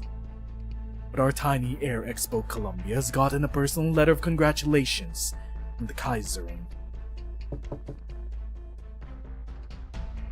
Mr. Vice President, Propeller Paradise has sent over a gift. A bunch of balloons in the shape of the president, most of which have already decorating the hallways. Balloons in the shape of the president? Do Colombians know that the president is a bird? I think they do. Thank you, Pavard. Perhaps you could return the Kaiserin's wishes with a balloon like that one? And let the I'm not pronouncing that. And the Spire caster spent 3 days carefully dismantling it into rubber scrap. It seems to be an average balloon for decorative purposes. I fear that is no longer the case. Since the letter was penned by the Kaiserin, it'll transform into the most cutting-edge military tech, an aerial bomb disguised as a balloon sent floating into another country's airspace. And how many congratulations like that have you received? Let's see. Victorian Grand Dukes, the UR-signed speaker, the Grand Knight of Kazimesh. I'll run out of fingers to count on. The Grand Knight? Grandma?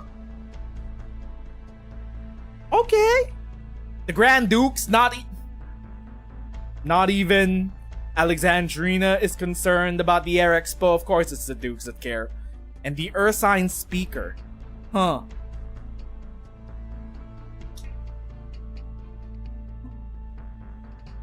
Not Ager? When does this take place? Before the Ager reveal or after? Do Agerians care?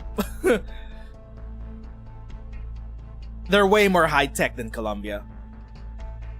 They're practically spacefaring. VP before me spent 4 years worrying about immigrations and tariffs, but me. Impregnable cities got captured. A never-changing sky got ripped open. The long, silent ocean began to speak. Oh, okay. Speak of the devil. Confirmation about the timeline. Impregnable cities got captured. That is the Londinium arc. That is Victoria. Londinium. A never-changing sky got ripped open. The sky pod got pierced by Kristen Wright 2 years ago. A long silent ocean began to speak. The Aegirians have revealed themselves to the world and have revealed the secrets of the precursors to all the major nations. Humans! Humans engineered us! After all that, the core nations unanimously decided balloons are always aerial bombs in disguise. And what about us? Oh, this balloon of ours can't even fly. Before the balloons were sent over, the flammable hydrogen got replaced with regular air, for safety reasons, of course. How safe and careful we Colombians are. This sounds like a serious matter of national security, but you're discussing it with a retiree? Inside the state building, the finest reception hall in all of DC even. It's hard to imagine retirement making things any different for Jara Booker Wilson. My hospitality is hardly befitting the once eternally shining star, Orion Labs' former director of HR. What do you mean, former? These days, people seem more willing to be moved by legend or miracle than by politics or promises. Even the most rational congressmen are no exception. If you're referring to the few meetings I had with Congressman Wayne, I believe you've already expressed your gratitude with those unique souvenirs from Kerag. That was just a personal token of my gratitude. Perhaps I later realized the scientists at the observation station must have sent you something similar before. If you show up and give the right people a chance to put hydrogen back into Columbia's balloons, I'm sure I won't be the only one in line to thank you. To my understanding, the most suitable people to do it would be those who made the balloon in the first place. I've stepped in on their behalf quite a few times. Researchers are as sincere as children. I can never bear to see their hopes dashed. You're right that retirement has made no difference to me whatsoever, though. Of course, we all know how important Rhine is to you. Look, Propeller Paradise, you don't even need binoculars to see it anymore. We only need to wait and see what they'll turn Columbia's balloons into.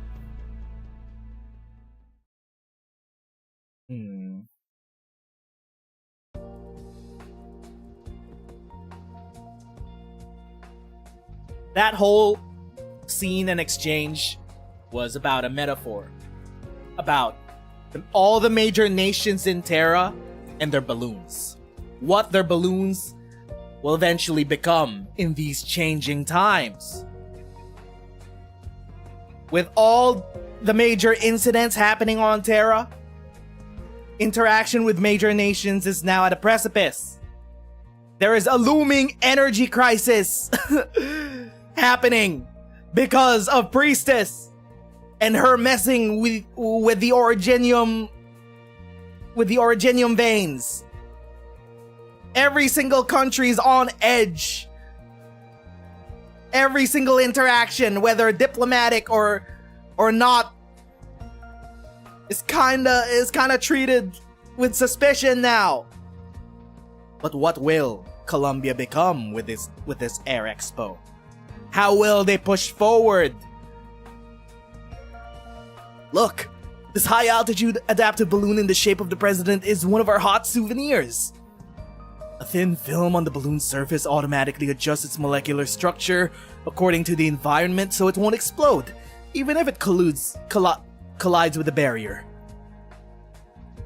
A balloon that won't explode when it collides with the skypod. Okay. It's something. Think about it, miss. Just how many balloons could be fit under the barrier? Is that all we want? Balloons under the barrier? I remember agents are required to pass a university-level physics fundamentals exam. Isn't this park's purpose to push the boundaries of physics itself? Are you implying those samples and snacks on you are for research purposes? Just for disguise purposes. I'm about to buy some fresh cotton candy planets over at the platform 4.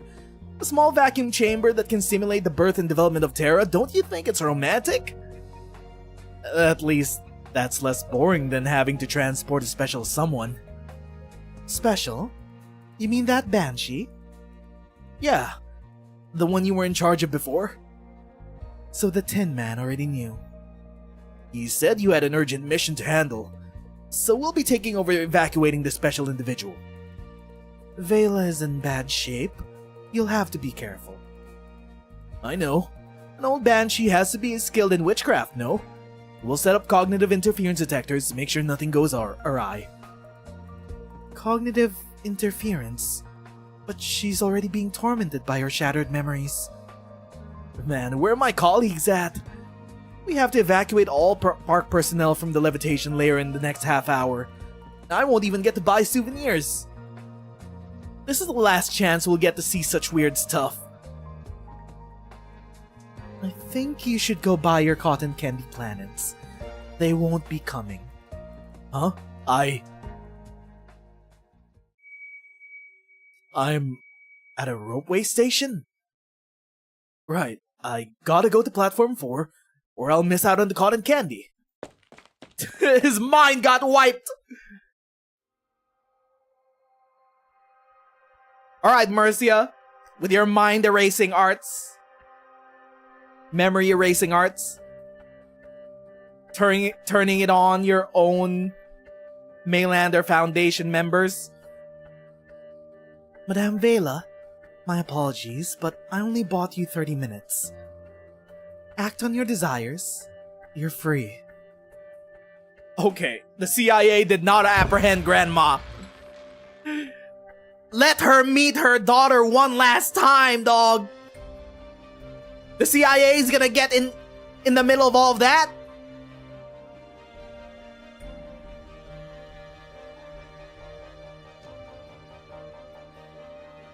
The door is open, guiding me home.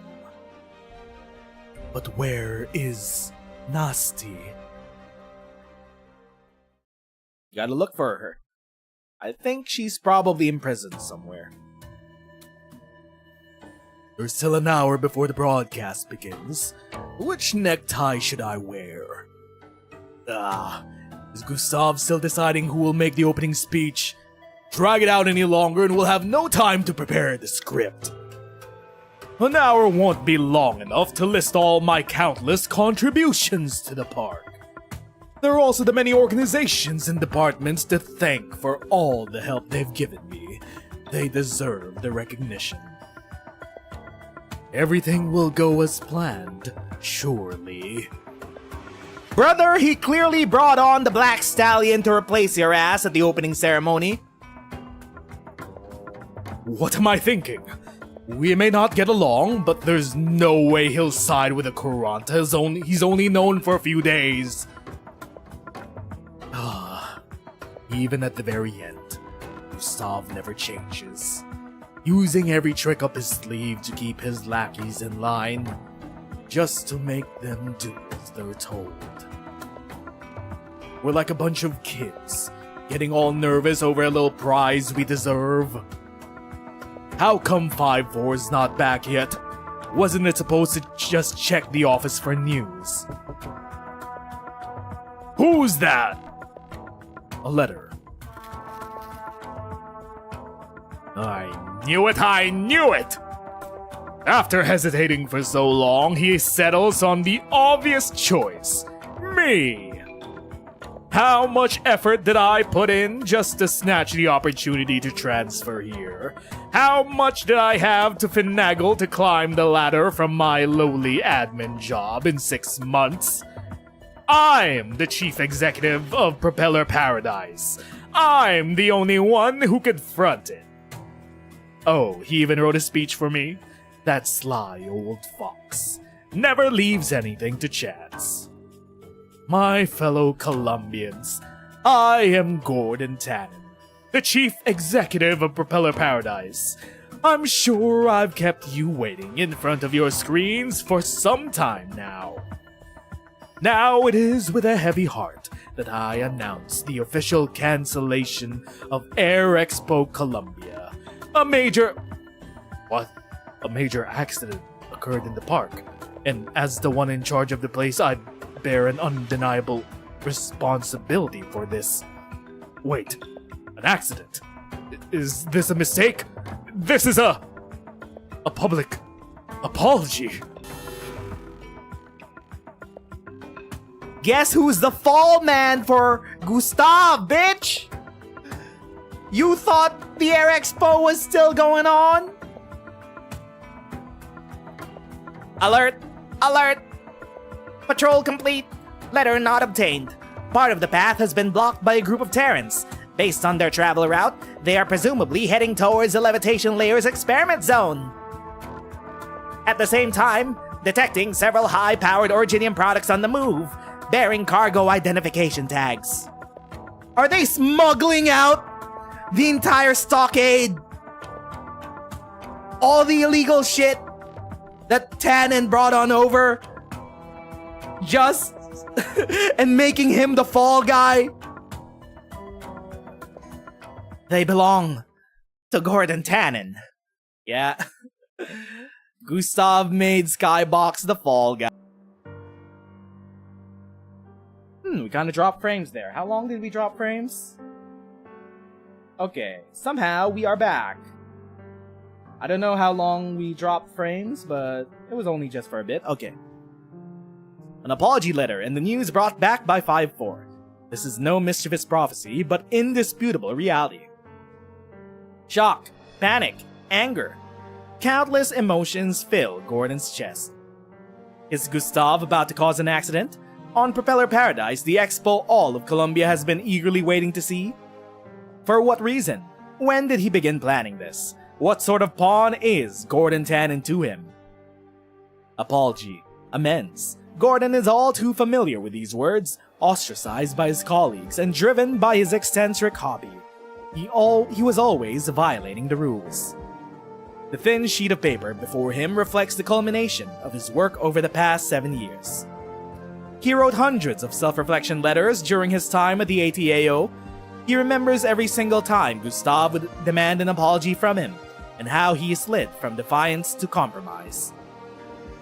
The reward he deserved, the things he begged Gustav for like a child, were accusations against him all along. Did you get the speech, Tannen? So, can you do it? His carefully chosen necktie tightens like a torture device. All I have to do is do as I'm told.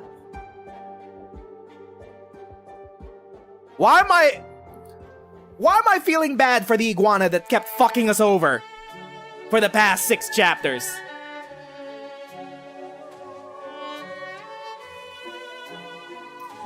We've set him up as a stooge for someone more powerful than him. But also, he was kind of a power-hungry fuck that was willing to throw Rhinelab and Nasty under the bus just so he could take all the credit for the Air Expo. He deserves this shit. UR-7. Tarmac. There is only one destination. It is the room.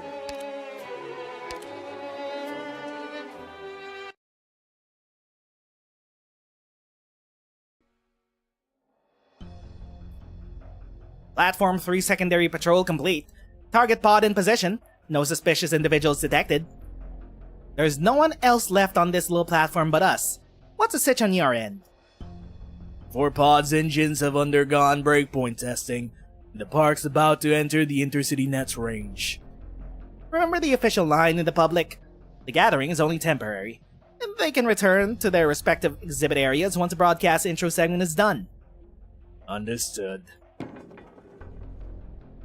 You sure everyone's gone in? Wait, you sure everyone's gone in your end?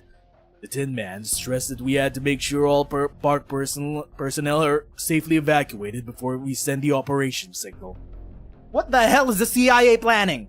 Along with Gustav, they're gonna cause a major incident to cancel the Air Expo Air Expo so that they can smuggle out the illegal goods that they brought in? Why does Gustav have this power over the CIA? Or maybe... I'll keep that thought to myself first. The main road was sealed off an hour ago. The support platforms, emergency jump pads are all shut, and the cable cars' routes were all diverted to only go in one direction last night. No one's been able to get in. Better play it safe. Ropeway station needs backup. The Rhine Research Assistant is blocking the access hub with a group of testers. It's hard to get around them. Gah, go back them up. It's crucial we get this right. Every preparatory step has to be complete before the broadcast begins. What was that? Look over here. Soda bottle cap. Probably rolled off the table from the floating pod shaking. It's probably nothing. Let's go. What about Skyjagger? Skyjagger hasn't been seen in a while now. Maybe he's doing some secret mission for Nasty. What? Never mind. It's Fernandez Bozo Aspen. Phew, Mr. Aspen. What on earth is your obsession with that balloon? The couch is small enough without you hanging onto that. I almost got squished flat. I'm sorry, Miss Barn, but I begged you to take me here just for this balloon. You have no idea how much effort it took slipping right out from under their noses and then getting you here. How'd you escape jail? Casually escaping jail. Where's Oakley? Really sorry about that. Could you hand me the toolbox from the closet? The evacuation announcement came so suddenly. I didn't have the time to make sure the floating pods would be alright during the stream. You want the lucky sissy beast on display at the expo that badly? Bro, he abandoned his wife for this. Go back to your wife, dog! The expo is about to get cancelled! Ignoring a public hearing, signing a temp contract with a tour guide with multiple charges under her belt, and helping her escape park security just so you could have her bring you back to a sealed-off levitation layer. Why is this place sealed off? The mainlander goons said that they had to evacuate the personnel off the levitation layer. Are they planning to crash the Air Expo when it reaches DC? Wait a minute. Hold up. Arknights 9/11? Wait a minute. Are we gonna have a canon event? You guys, all nuts for the sky. I'm drowning in debt here. The only way to clear it is to have the lucky sissy beast at the show and draw in investors. The show isn't happening. Yeah. The sky will answer every future seeker and all that jazz. Propeller Paradise's slogan is plastered all over the place. Trash can lids in the slums included. Even if it's blind faith, I'm not gonna give up now after coming this far. What? Phew. Nothing wrong with the components. They'll last till the show ends. Let's go. Why is the door locked? Uh-oh. Wait, did you hear that? Oh, why is there beeping? I did. Don't tell me something's really up with my product. No, I don't mean the exhibit. From the... under her feet? Uh-oh.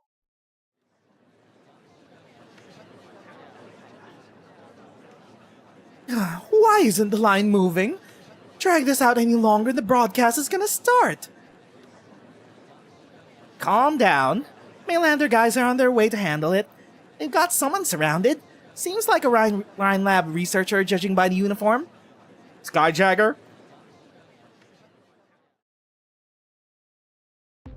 Okay, so it feels like Gustav got Mainlander to engineer an incident so that they have an excuse to cancel the Air Expo, so that Gustav can smuggle out all of Gordon Tannen's illegal tech before it gets found out, because there's so much scrutiny happening towards the Air Expo that it's getting too dangerous for them. Let me through. The tree's hard drive and motherboard have an haven't been removed yet. Don't push your luck. Allowing the Rhine Lab tree at the expo has been our biggest concession to Rhine Lab, and we've been so generous as to let you copy the data for future research. What more do you want? I just need 5 minutes. I promise I won't pull any tricks either. Hasn't the ATAO's science consultant issued a report on the tree? It's completely harmless. Nah. All levitation layer personnel are to return to the ground to ensure the exhibits are finalized, and only return after the opening speech. They're not gonna return! It's gonna get cancelled after the opening speech. They just want everyone out. Besides, the uplink cable cars aren't operating now, so there's no way you can even reach the Rhine tree. It's at the highest point of the park. I didn't realize how much effort Director Lunare put into this experiment until I saw the core node. Now I remember. She never abandoned her dreams for the sky.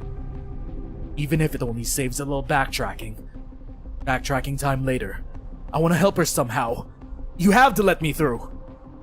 Mr. Jagger, one more move and we'll have to resort to more special methods. Wait, the tree looks strange. You used the same excuse 10 minutes ago. No, it really looks weird. Look for yourself.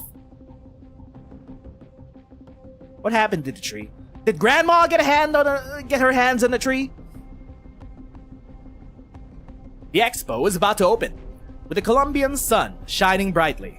The crowd follows Sky's finger and spots a dazzling tree. The branches wrapped in special material should have been completely still, like tiny insects trapped in resin. However, right here and now, under the sunlight, the broken branches seem to glow green. Organic materials don't photosynthesize. The Park Handbook states clearly it is common for exhibits to transform in high-altitude environments. Rhine stuff doesn't do that. And it doesn't give you an excuse to go back up there. Going up there won't solve the problem. I have no idea what exactly is going on. But I know who does. Huh? He just left. That easily.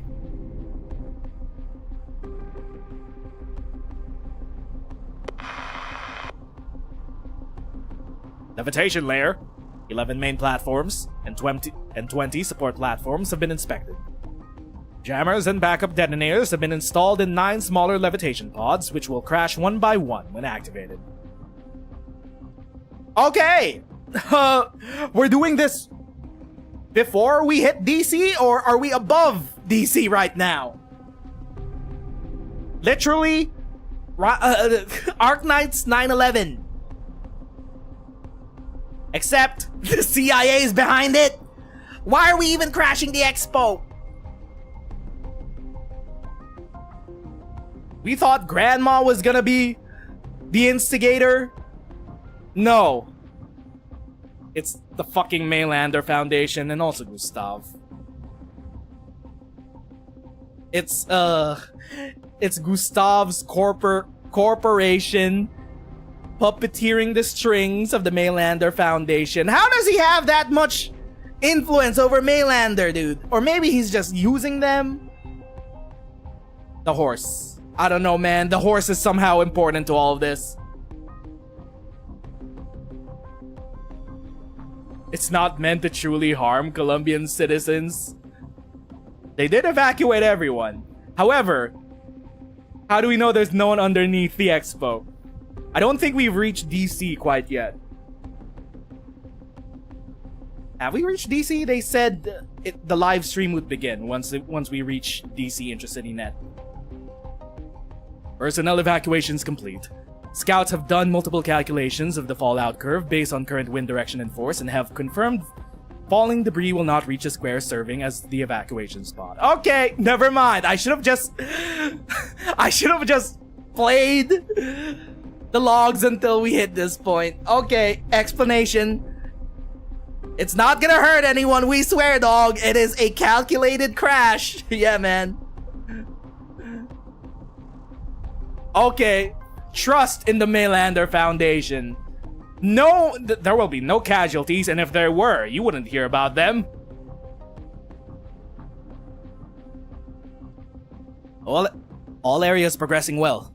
Gustav sends word from the Cloud Restaurant's cockpit that Propeller Paradise will be within DC Intercity net range in 5 minutes. Okay, we're not yet in DC. Your orders, sir? Tin Man, what are we doing? Anyone see those 2 newbies from Bravo? The ones responsible for the Banshee. Positioning shows that they're still on the Platform 3. It's not in the plan's operation range. Should we send someone to check it out? Seems like their mission has been taken over. Platform 3 is far from the detonation target, so don't worry about that. I'll handle it later. All teams synchronos. Phase 2 begins now. Okay. Tin Man? What are we doing, Tin Man?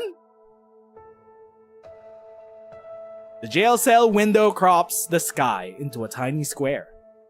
The ordinary yet mysterious tree, centerpiece of Nazi's research and Rhine Lab's core project, is now hidden from her view by strangely clothed figures and floating balloons. In a few minutes, the expo broadcast will begin, without Nazi's involvement.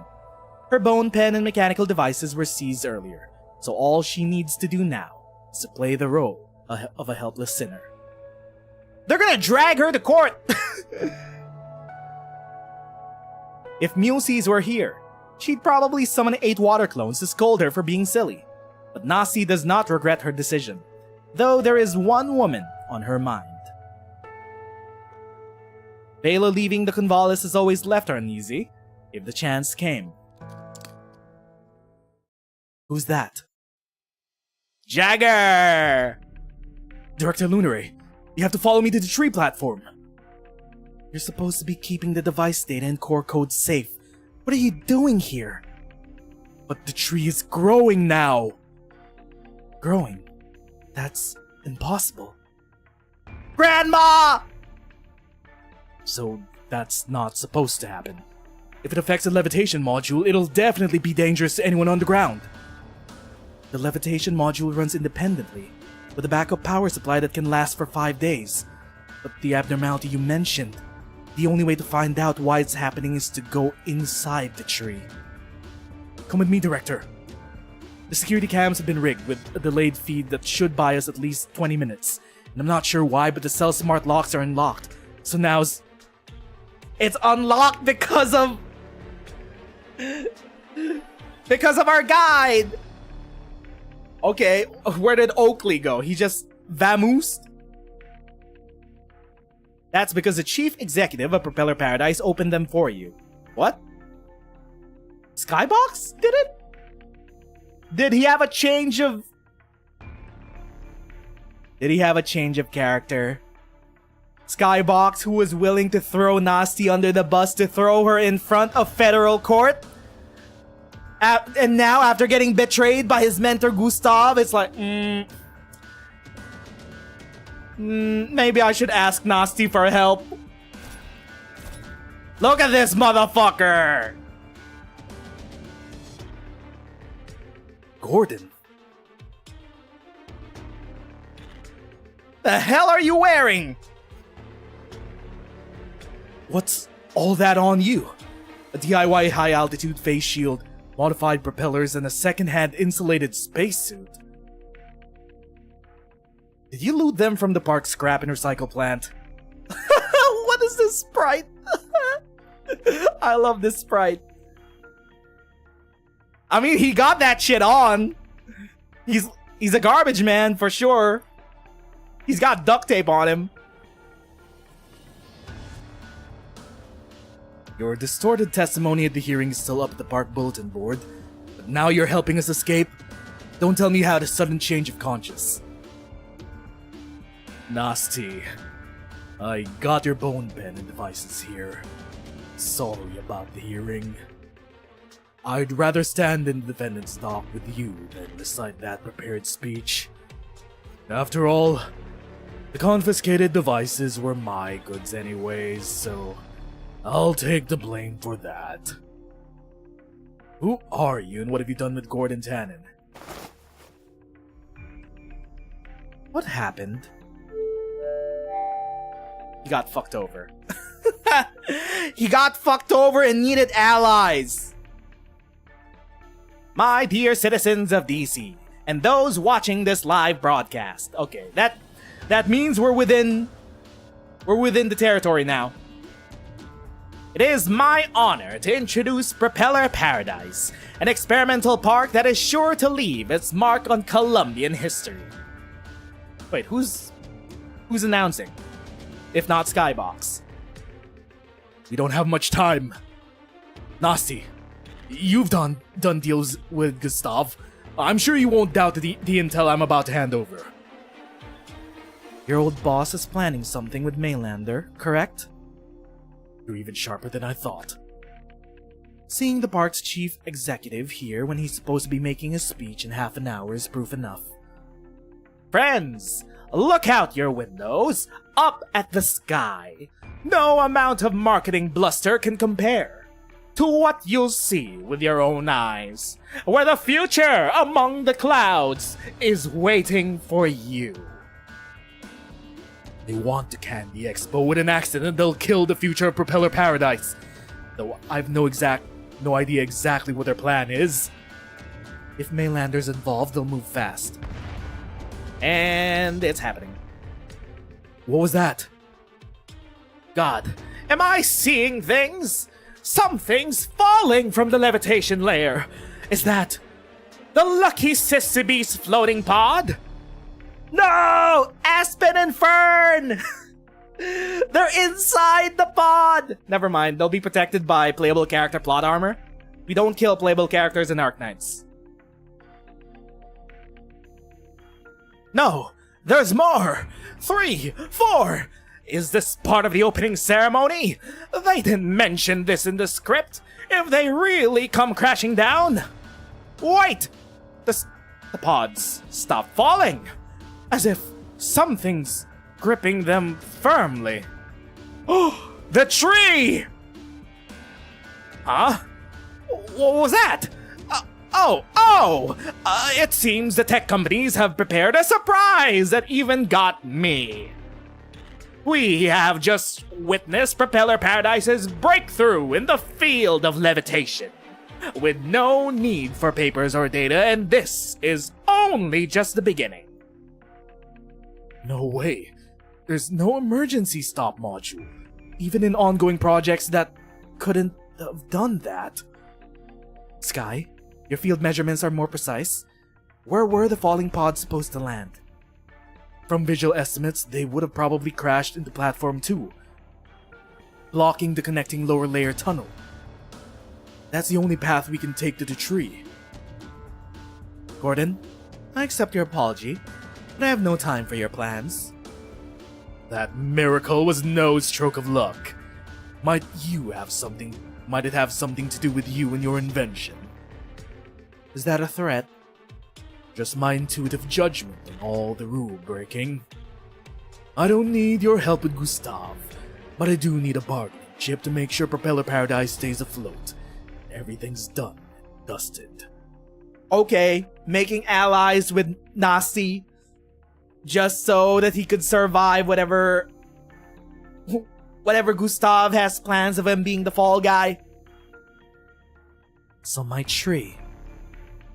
Letting you handle something only you know how to handle is part of my plan. Got it. Rhine Lab's staff will cooperate with you. However, whatever it is you're planning to do, go to the tree at the first sign of danger, and I'll come get you.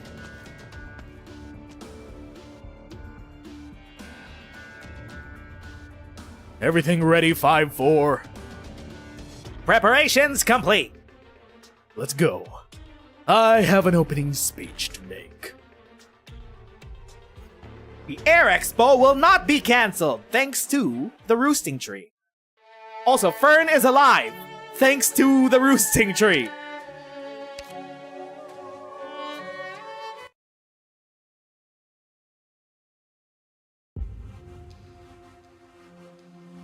What's going on? The jammer and our backup detonators aren't working. The transmitted signals show the devices have all activated, but the 9 target pods' core engines have stopped. Somehow, the received signals are all messed up. Even pods without transmitters attached are sending signals. Get a team to investigate this. Have them remove all traces of our work from earlier, and retrieve the transmitters. Clean up our mess. Captain, that's equivalent to calling the operation a failure. Forget how we do things at Maylander. Reality happens to be to significantly deviate from our plan. Cease all action immediately. Not some rank with espionage flick heroes trying to be tough. Seems like someone is biased against blockbuster hits.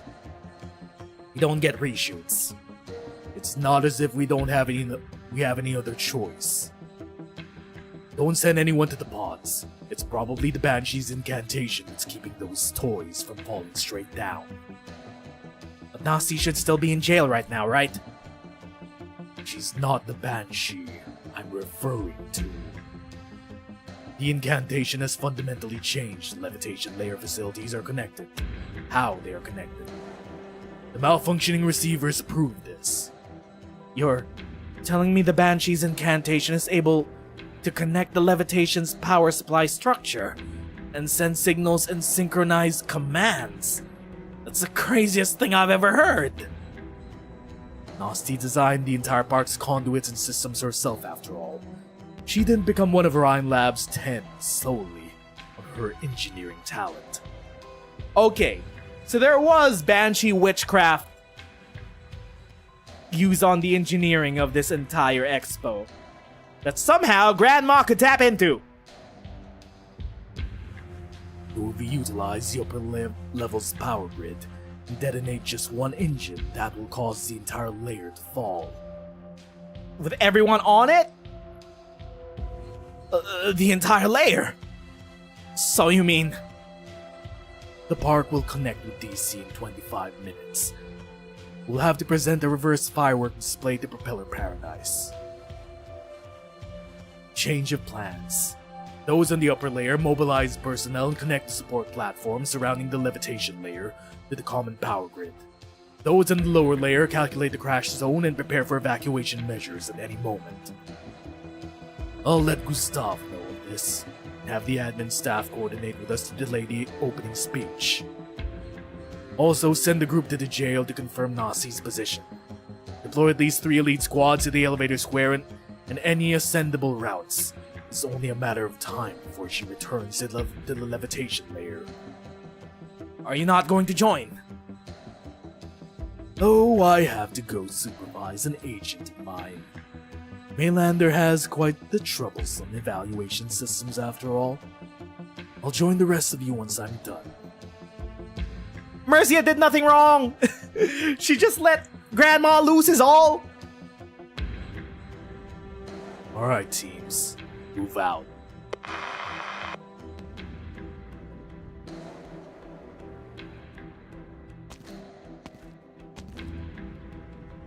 A giant broadcast screen hangs in the Cloud Restaurant, incessantly switching between gaudy company logos and the newest levitation devices, while Oakley's agitated voice booms from the speakers.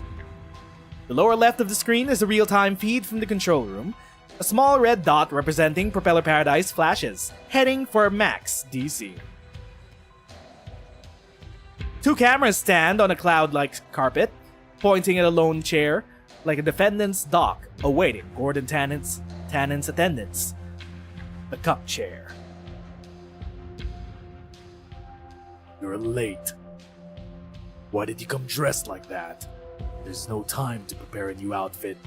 We only have 20 minutes until your speech. The tie in my ATAO uniform was a bit too tight. Huh. I remember 6 years ago when you just got that set of clothes after your promotion to a full-time role. I personally adjusted it for you. So giddy from joy you were. Told me I had a lot to learn to be worthy of that uniform. And then I stayed in the same entry-level role for the next 6 years. No newbie's first skill is writing self-reflection letters. It's not that I've never regretted helping you get into that uniform.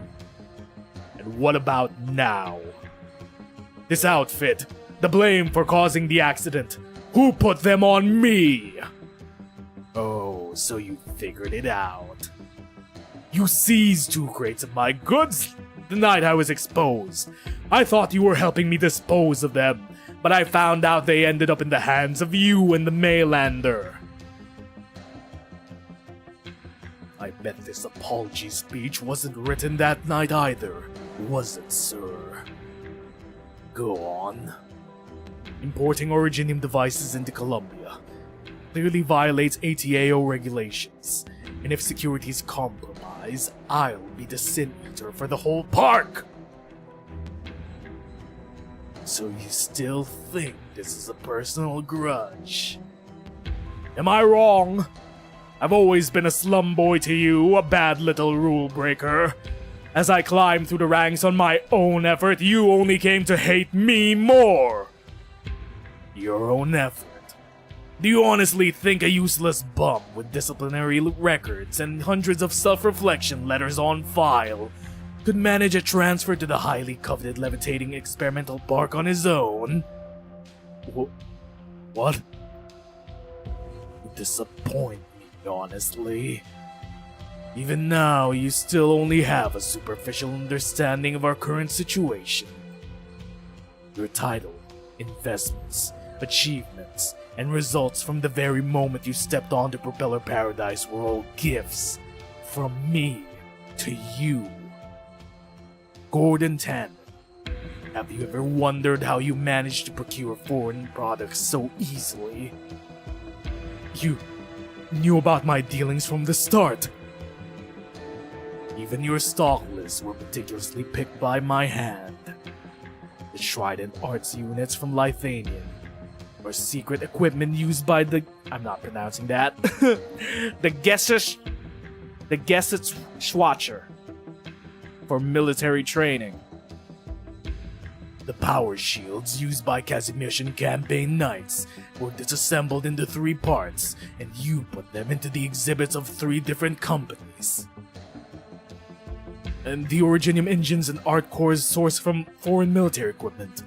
If the park blows up because of them, you aren't the brightest bulb on the chandelier, but you have a good eye. Propeller Paradise is indeed a giant testing ground, but it's not testing those toys in the sky. Give it about 10 more minutes, and the sky fever you helped ignite will burn into Colombian flames of fury for foreign spies. The countless exhibits in the sky with their core technologies inside them. They're all military reserves for countering our foreign foes. Naturally, Propeller Paradise will become a base for arms testing. And finally, we get the truth of things. Finally, we understand why the CIA wants to cover up the entire incident at Propeller Paradise. Okay. I should have expected from Arknights America. Weapons testing! That's why we've been smuggling foreign tech, foreign weaponry into the Air Expo. This entire Air Expo was just a ploy by the American government as a testing bed for weapons. Meanwhile, no one wanted to actually follow up on Kristen Wright's legacy. This is what the president and vice president meant about balloons. Every single major nation on Terra is on edge. There's an energy crisis looming. Priestess messing with the Originium veins. The Aegers have revealed themselves. Too many major incidents happening in major nations, and America is arming itself under the guise of a technology expo. Military. I thought you would have considered ATAO's interest at least. It's more about diverting people's minds to foreign enemies. So please support our warmongering.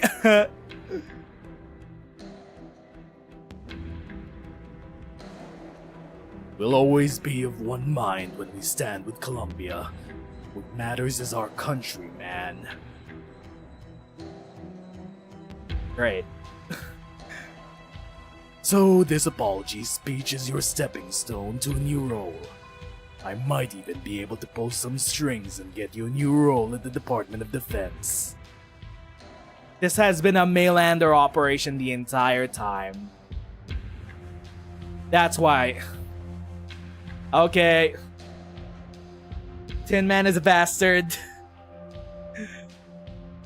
Why all the honesty? Not worried I'll sabotage the speech? The fact that you've shown up here with the speech in hand means you've already made the wise choice.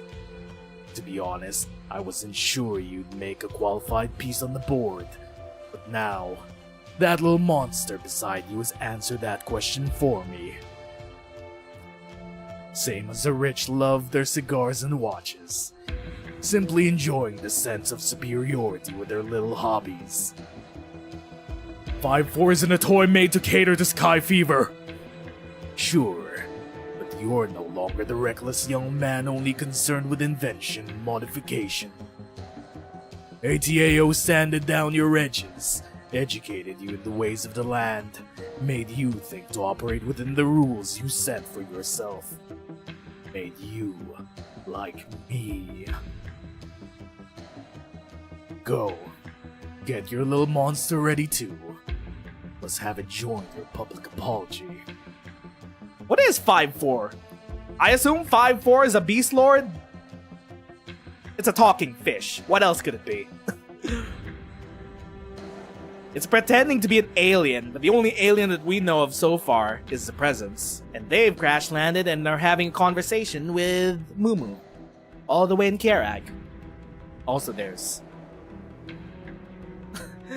Priestess. It's a fitting symbol of what Propeller Paradise represents. Gimmicky, kitschy, useless, an absolute waste.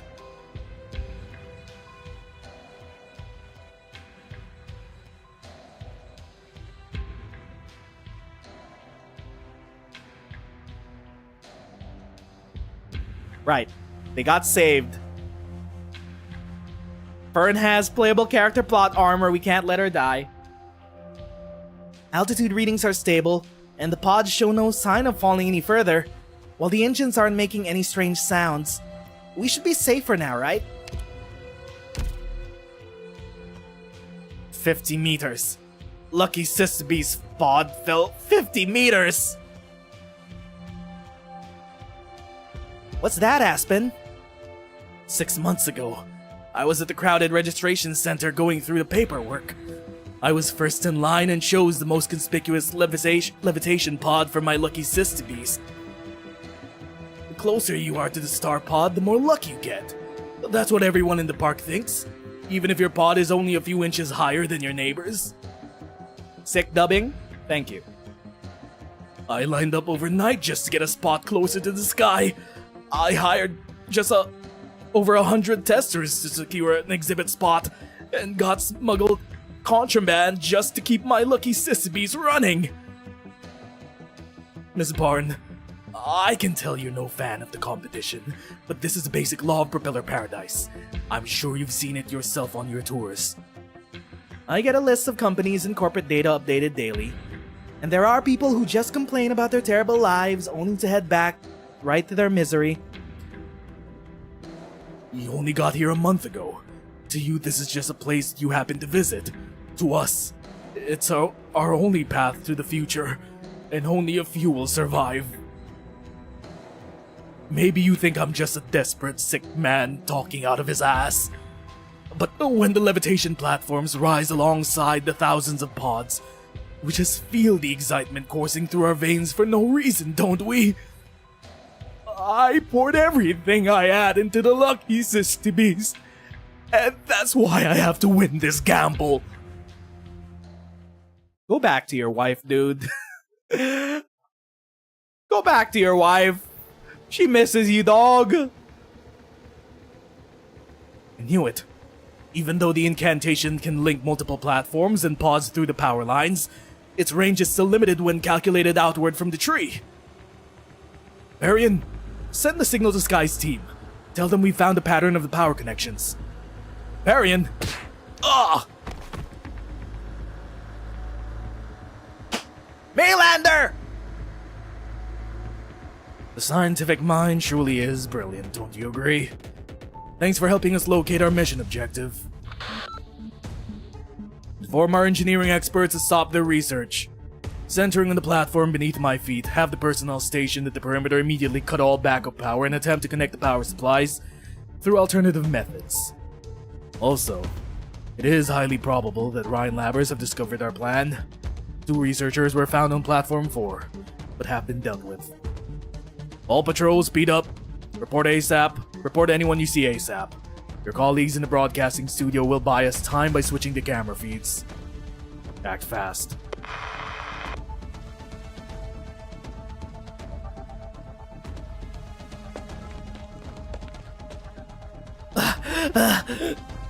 Those agents are effing persistent.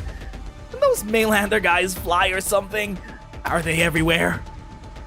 Good thing we lured them away. There's no one here. Wait, no! Ah! 5 testers and 2 Ryan Labbers found on support platform 17. They have all been dealt with and will be sent to detention on the lower level 5 minutes from now. The operation is going smoothly. They lack the numbers and are scattered like headless houseflies. Well, everyone excels in their own fields and they lack communication equipment or anyone to direct them. What about Nasty? She escaped from the lower level cells 10 minutes ago, but no contact has been noted between her and any of the other staff. She knows the park structure. We're at a disadvantage with such a tight time window. But hide and seek is not a single player game. We'll continue our patrols. A smattering of testers and researchers will not significantly affect our operation. Stay wary. Report back promptly. Wasn't there one more person here just now? Sky Jagger, my man. Phew, he didn't notice me. Thanks for pulling me back, Mr. Jagger. You're welcome. You good? How are you so cool? Brother, you have such a broad frame for a scientist. I know you're a himbo that got inspired by Kristen, right? Truth be told, seeing the others knocked down so easily still has my knees feeling like spaghetti. Can you run? I can. Let's split up here then. No time to slow down.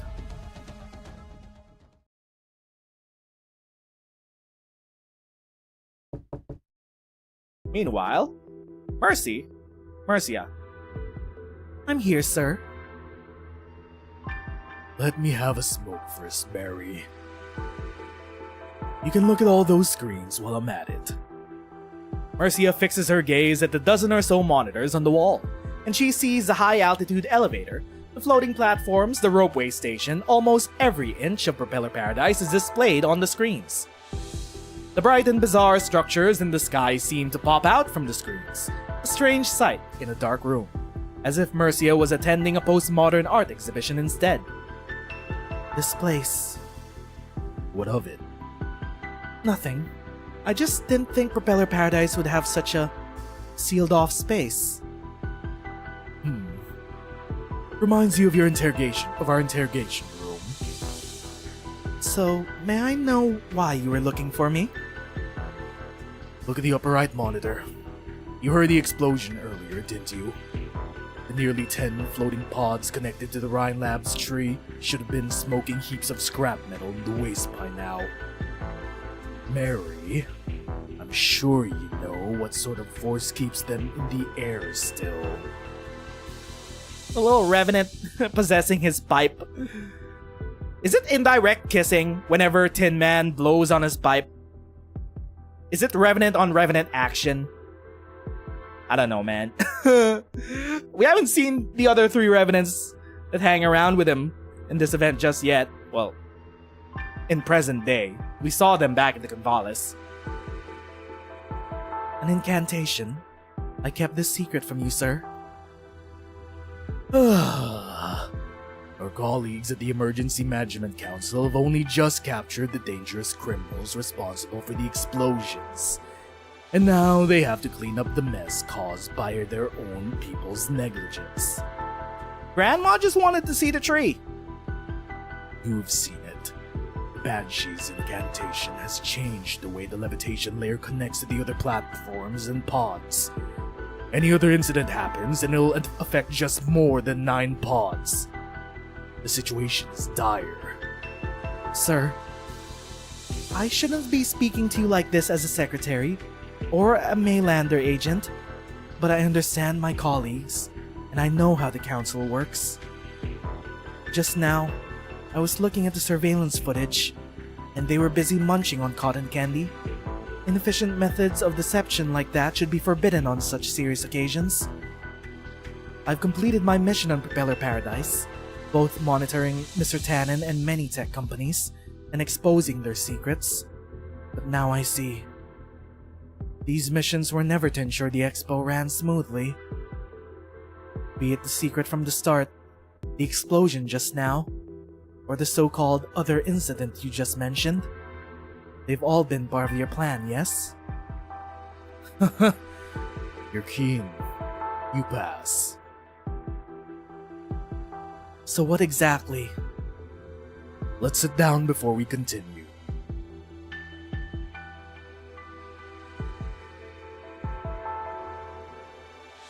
Oh! The Revenants! Sit down, sit down! Come on, you three. Some manners would do good. Oh my god! Is this a Maylander trial for a traitor or... Okay. The Revenants are... Oh, I forgot exactly why we put them in these tiny bodies. Is this... Well, they are experiencing freedom for the first time since leaving the Kazdelia furnace, so... I don't know! They're exploring the world! They're curious Revenants. Childlike, curious, thousands of years old maybe, but curious.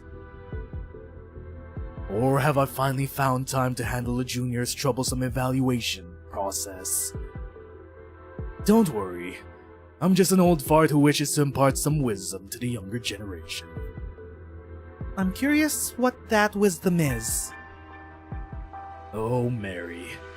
I'm sure you'll hate this rotten nonsense. 1 year ago, Rhine Labs submitted a proposal to DC. A project developing tech from Galleria Stellaria. And Congressman Street was inspired to expand the project for the whole country. His secretary burned the midnight oil to prepare a slideshow, showcasing what the congressman saw in his dreams after having seen the sky over Trimouths being torn apart. Foundation stones built on the clouds. Rain or shine, it'll all be under our feet. Tour groups leaving the star pod one by one as the twin moons are covered with Colombian flags. And so on and so on. Congress voted. How did that turn out? 273 to 65. More than 80% voted yeah! Ha! The government is eager to water and fertilize these fantasies. Interesting. So 1 year ago, Rhine Lab had a secret project approved. I don't know if it was secret or not. They said they discussed it in Congress, so... Is it the Air Expo? It has to be the Air Expo. I'm sure you know better than I do just how many companies and testers were scrambling to get into Propeller Paradise at any cost after that, Mary. Okay, it is Propeller Paradise. Too many to count. Nearly half the companies in Colombia have added a sky-related department. And even air fryer manufacturers have been trying to add clouds to applicable product lines. Tin Man, don't forget about the stocks! There are over 200 subcategories of sky-related concept stocks, with the longest registered validity period extending 300 years into the future. Companies willingly apply for loans with interest rates several times higher than prevailing market rates just to secure a spot on Propeller Paradise. Like Aspen. The sky is a speculative market in Colombia. Somehow that's the most American thing I've ever heard. The sky is a speculative market. I remember looking through Gordon's case files and coming across a certain Aspen who bought contraband goods from him and just to clear inspections. Now, it wasn't because he didn't know the law. It was because he was divorced, had sold his family assets, and was burdened with a hopeless mountain of debt. So the so-called Lucky Sister Beast is a high-stakes gamble that will decide the rest of his life. Okay, so maybe Aspen doesn't have a wife waiting for him back home. What a shame. A shame. He used to run a grocery store in a town by the shipping routes near DC. And even now, there might be some pioneers out there still using the tools he peddled. But here, he is with this invention. The floating revolving bar where the people turn, but not the beer. What else can you even do with that, other than invite your foes for a drink? Simply put, what he's done is akin to a student frantically writing compliments in the margins, hoping the teacher will give him a perfect score. Take the future as a real test. Who's going to be the examiner? You or me? Generals at the DoD? Or maybe Congress? Maybe it'll be Kazumesh, who just equipped all their campaign knights with power armor. Or Lithanian, with the recent addition of Basic Arts Tactics course to all school curricula. Okay, hold up. Major developments in global politics? Ever since the Summit of Nations and Ager revealing the truth of the world? Every single nation has been on the up and up? What the hell? Okay, so it's not just Victoria and Ursus. Schmoovin. It's everyone. We don't talk about Sargon.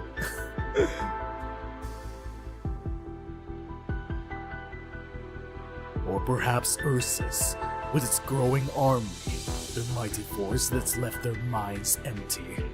Could it be Ager, currently shelling the Iberian coast with artillery along with the sea monsters? What? Fuck.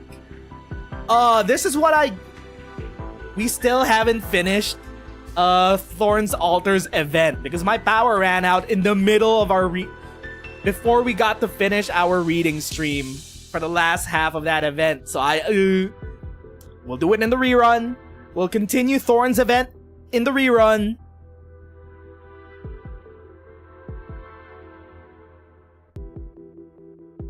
Among these parties, I fear it is the sea monsters who are the most likely to visit a floating revolving bar.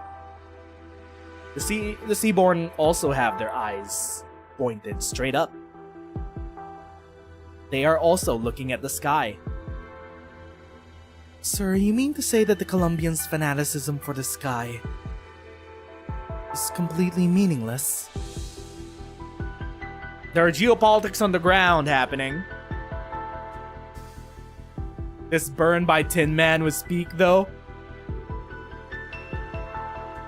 Compared to what's happening everywhere else right now, I'm afraid so.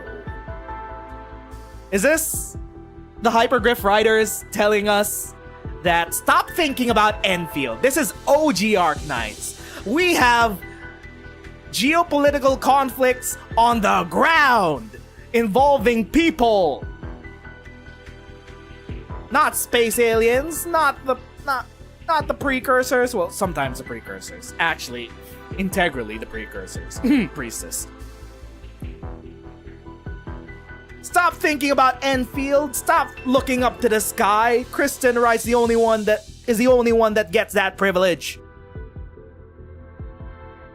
Columbia's always been driven by fanaticism.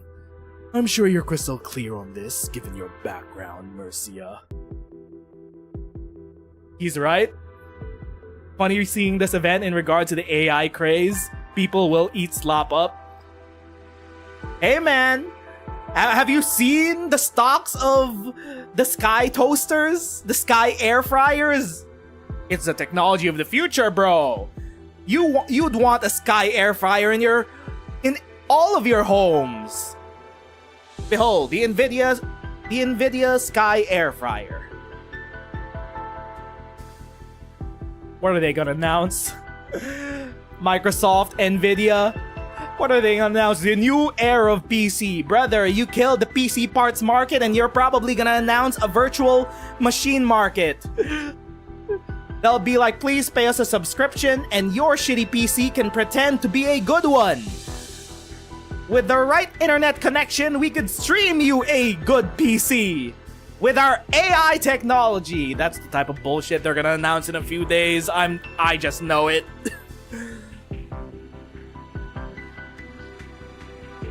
Wait, what? Without a lust for wealth, Wait, our mass pioneer movement would not have happened, and nearly half of Colombian land today would remain an untraversable wilderness, even for the strongest bird and beast. oh wait. Without a fanatical drive for freedom, we wouldn't have had the frontier rebels 80 plus years ago, and we Colombians would still be living under the Victorians' heel. Oh, okay. Is that new world building for Colombians? Like, literally. They're Victorian pioneers. Okay. Arknights America. We're doing it 1-to-1.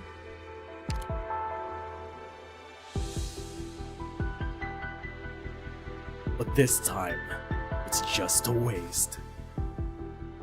So you think Propeller Paradise should take the blame? Why would I? It's already accomplished its mission perfectly. Well, it's one step away. It stirred up the Colombians' zeal more effectively than I could have ever hoped to. Now, it just needs to redirect it. Wait. Oh. Oh. All eyes are on the Colombian Air Expo. Maylander planned all of the events to create an incident where the Air Expo never opens and crashes. They're gonna redirect the attention on the expo and blame it on all the other foreign nations so that they have precedents to beef up the military. It is literally Arknights 9/11, dog. Except this is an inside job. This one for sure is an inside job, at least. What the? Hypergriff cook? They cooked? A false flag operation to learn. Oh, Peak. This is Lone Trail 2. In a completely different way, this is Lone Trail 2. Instead of looking upwards and outwards, we gotta look down and inwards to the type of demons running the nations on Terra. Oh. Not demons as in sarcasm, demons as in politicians. The corrupt. The government. Authoritarianism. Fascism. through its ruin? Through it being destroyed. By who, bro? By who? By who? Who else in this park could? Wait, Mr. Tannen's goods. Smuggled all across from all of Terra. Kazimesh, Lithanian, Sargon, and even Kazdel. They'll become weapons planted by foreign spies, deliberately intended to ruin Columbians' display of achievements and destroy our people's fantasies of taking to the skies. Tin Man? Bro? Why Tin Man so sinister he's just going along with this? He's implicating even Kazdel? What are we doing, dog? You're a first-generation immigrant to Colombia from Kazdel, and you're like, I guess I'm a dog for the government now. What are we doing, bro?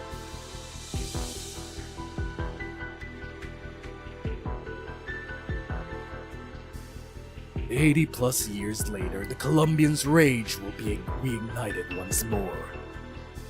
Kazimiersians might not want to see their tax money turn into knight armor, while Lithanian citizen children might just run away from boring basic arts tactics classes. But Colombians, we have our fervor. As we move towards the future, we move forward together, 10 million strong. Who is we, bro? You're not from here. Who is we? He thinks he's part of we, Colombians.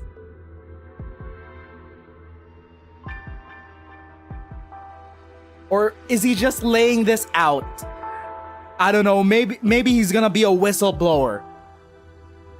But this is a sinister framing of Tin Man right now. He's always been the deep state. People refuse to acknowledge it because he's also kind of based on this side. I'm like, this is not a good look for Tin Man. It's like, when I say that Swire and Hoshiguma are bastards for staying with the LGD, I genuinely mean it. Tin Man is so much worse.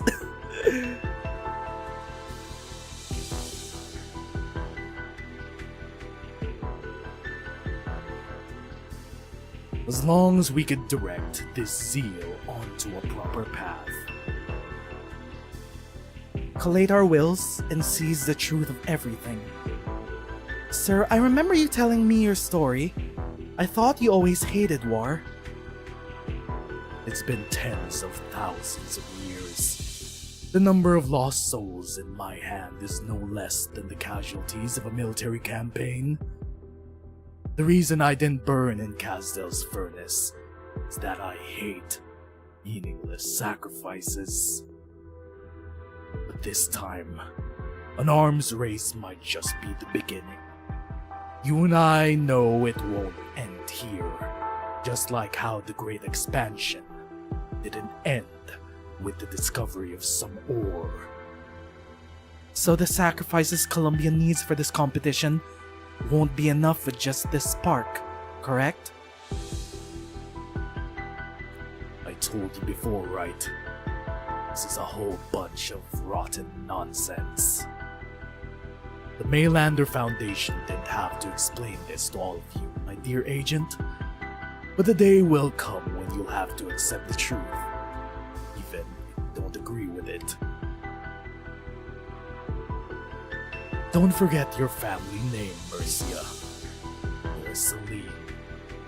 Celine. Is that important?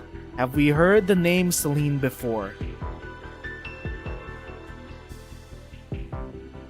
Celine, god of the moon. From which mythology? Is it Greek? I think it's Greek. Maylander Celine! Oh. He's a Nepo baby.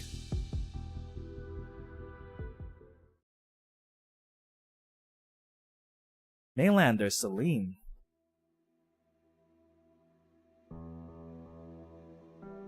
Oh. Back at the tree. This is... The elevator connecting the park's upper and lower levels have been sealed off. The only ropeway station leading to the tree is also out of service. Nasi has exhausted herself by getting up here. Floating pods by her side are riddled with cracks, black smoke billowing from within, a sign their core energy modules have been destroyed, and they have all crashed to the ground. But the pods stubbornly remain amongst the clouds, piecing together a precarious path, as if an invisible pair of hands are holding them up.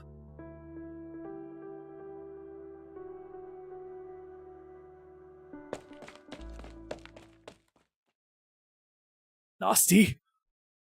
Update the others. I'll go get her.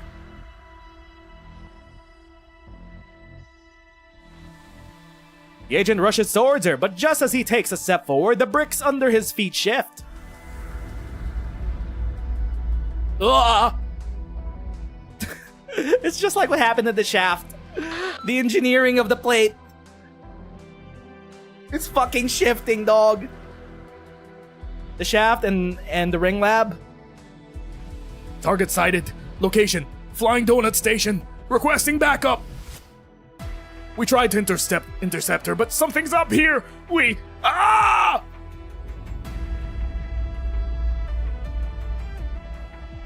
What's happening to them? Are they getting eaten up by the floor? Disorder. Nasi recalls the rivers at the mouth of the Convalis of the Banshees, and still and calm where even a child could safely row a boat on their own. However, unassisted intruders find the dense forest on both sides constantly shifting positions, like a mobile labyrinth, with a distant riverbank always hidden beyond the thick mist. Oh, it's Grandma's arts! After a momentary silence, Nasti steps out of the pod into the empty sky. Brick and stone immediately form a floor beneath her. It's only letting a banshee in. It's an invitation. Only banshees are allowed in. Disorder. A path held together by an incantation. Convalis banshees often isolate themselves from outsiders or decorate their own courtyards with this method. She also used the same tactic to momentarily stall Saria back in the ring lab. This is a path specifically paved just for her. By Grandma, by Mother.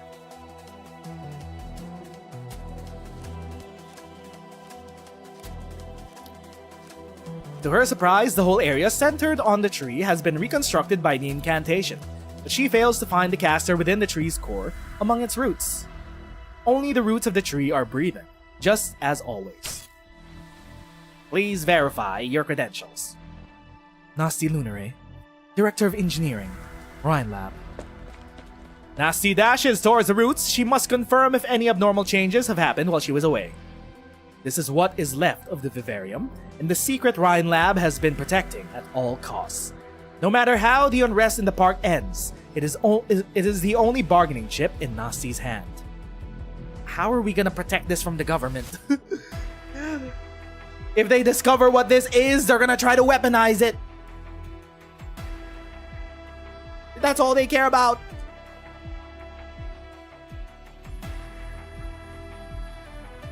She touches the roots, allowing data to flow into her fingertips, gather in the branches around her waist. Mulesies always teased Nasty for being a human computer, and she always took it as praise. In the current situation, where biotechnology has fused with Banshee witchcraft, her body is perhaps the best data cable to use. The branches begin to vibrate quickly, a sign of the device overclocking. Almost simultaneously, Nasty feels some sort of temperature shift. Not the chill of condensation, not the heat of electricity, but body heat. She experiences a strange feeling out of nowhere. Here and now, she's no longer director of Rhine Lab's engineering section checking if a device is still operating normally, but a banshee touching another of her kind. Just like so many years ago when that woman held her own hand and taught her how to blow a leaf whistle. Nasty abruptly looks up.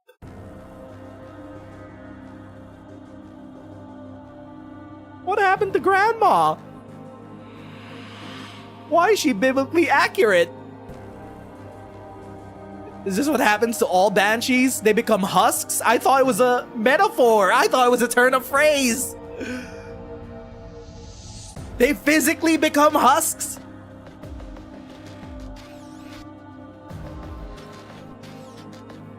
Grandma's hurting. Nasty, my child. You're back.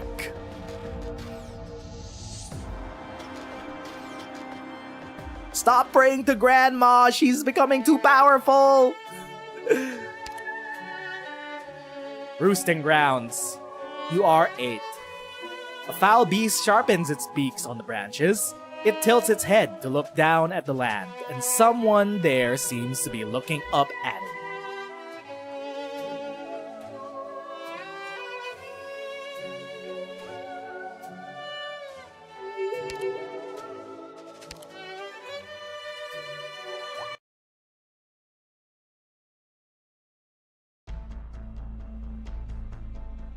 Report. All pods in the levitation layer are now connected to the detonation web. We have people in the lower levels evacuating people from the square.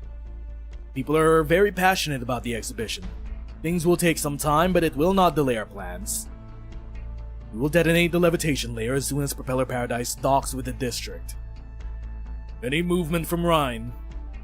We've taken 23 into custody. A dozen are still at large on the platforms. We have control of the 8 observation points. Those people are going in and out of the exhibit area and the ropeway stations. No special Rhine equipment other than the standard maintenance gear. You're just playing hide and seek. No plan B. Keep an eye on them. They don't know the details of Maylander's plan, nor do they have any means of communication. Any last gasp of effort is doomed to fail. Understood. The outline of Max DC, the most vibrant nomadic city in Colombia, is already visible from the ropeway station's waiting area. The agents have not had a chance to enjoy the view of Propeller Paradise until now. With an excellent visibility, all the elaborate facilities of the levitation layer are brimming with vitality. Some people are unaccounted for. Skyjagger, Fern, Aspen. Pods float in midair like aquatic creatures. Floating botanical units line up orderly between small platforms, forming a power grid that supports the entire layer. Wait, where did he say Rhine's people were? Exhibit area and ropeway stations. Where exactly? Show me. Looking at the movements, there's no way to reach the platform where that tree is, or other companies' pods. Could it be? They're not trying to take their turf back at all. But Rhine's people, the testers, the company reps, they all seem to be flying around blindly in the dark. What's the point of it all? The agent casts a casual glance at the nearest planting unit. The unremarkable Rhine creation stands quietly. He suddenly realizes that the warning lights on their edges are easily visible even during the day, and they have been blinking irregularly for quite a while now. They've been signaling messages!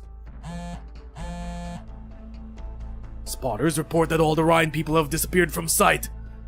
No, they didn't disappear. They're going in the same direction. There's a pattern to their movement. Everybody listen up. Destroy all the planting units you see along the way. They're not decorations. Rhine is using them to communicate. Cut off the exhibition area from the ropeway stations and find every one of those people playing hide and seek. Find out where they're hiding. What on terror are they thinking? Distracting you guys from, I don't know, Nasty? Going to the tree? You've been looking outside the window for a while. You said you must win your gamble.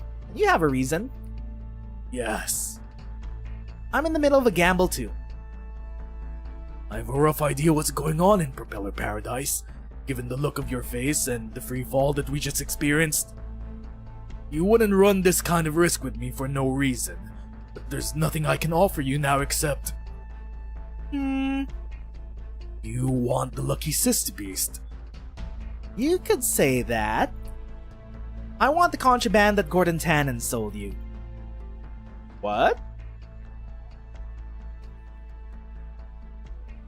coming to the broadcast room to bother me when you should be preparing your own speech.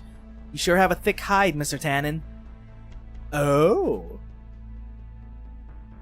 I would have died a long time ago if all my enemies refused to work with me ever again.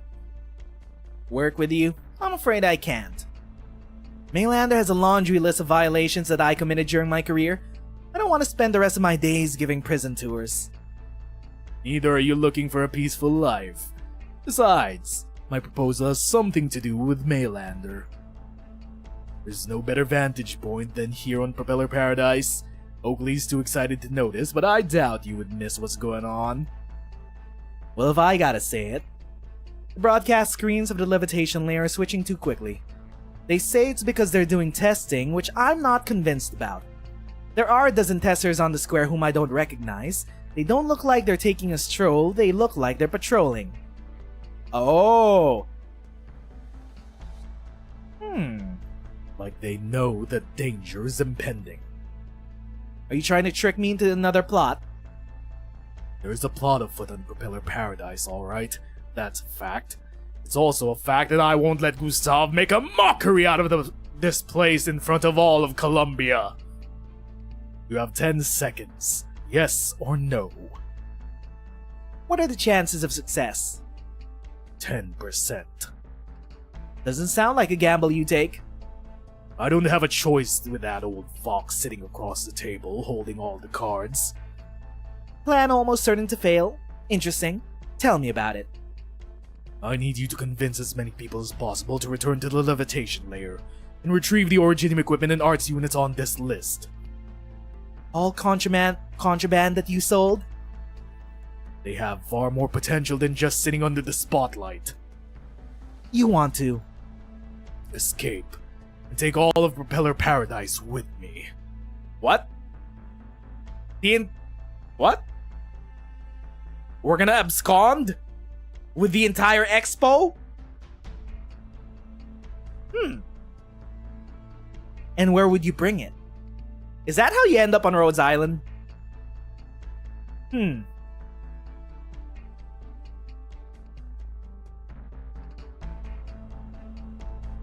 Gustav and Maylander never intended to allow the expedition to go ahead. The opening ceremony was just smokescreen. The levitation layer will fall a second time soon, but miracles don't happen a second time. The lucky Sistebes can't afford to start over. Neither can most startups on Propeller Paradise. Escape and take all of Propeller Paradise. Hold up. Interesting. It's the only way to save both Propeller Paradise and the people on the lower level. Propeller Paradise has been traveling on the barren lands for 7 days. Fuel is short and the plate is operating in safe mode.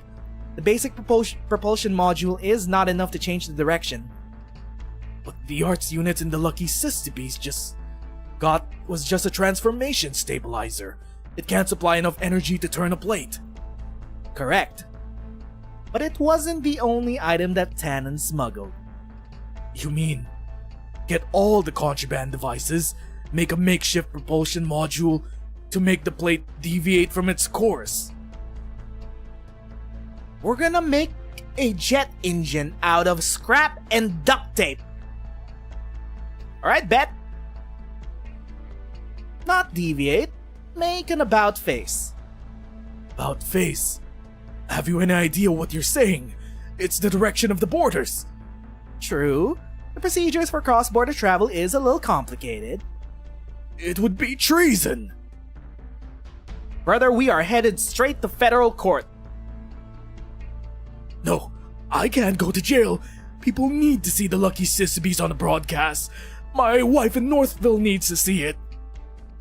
In the interest of full disclosure, I must inform you that people won't see Lucky Sistebes on the broadcast, whether we succeed or fail. No. The expo is never gonna go on, my man. I'm sorry, but I'm taking the unit. Whether you give it up voluntarily or not, we don't have time. What's the point? We can't even leave the pod. Someone has unlocked it remotely. Oh, what? You see the floating botanical units outside the window? 3 flashes is a distress call.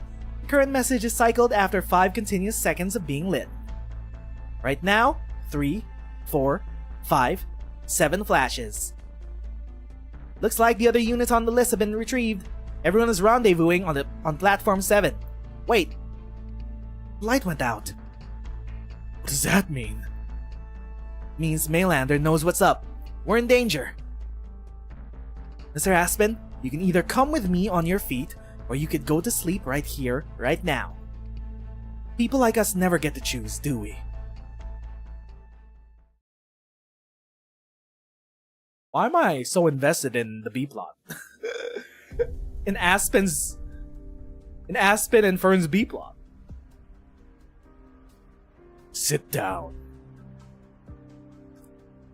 Gustav looks at the Savra, who has butted heads with him for 7 years, now sits stiffly on a chair, like a potato wrapped in foil. He does look like a potato wrapped in foil. He knows young officers well. They're angry, flamboyant, unhappy about everything, and frustrated about being restricted by the rules. In the end, however, they all sit in the same chair that rectifies their young spine and become a proper member of the upper stratum of Colombian society. As Gordon Tannen will. Once Maylander's plan succeeds, the broadcast room will switch over to Cloud. Don't screw up. The horse's name is Cloud? I forgot he was a part of this plan. What if he's a... Cloud is also a unknown factor in all of this. He was invited here by Gustav to serve as a specialist.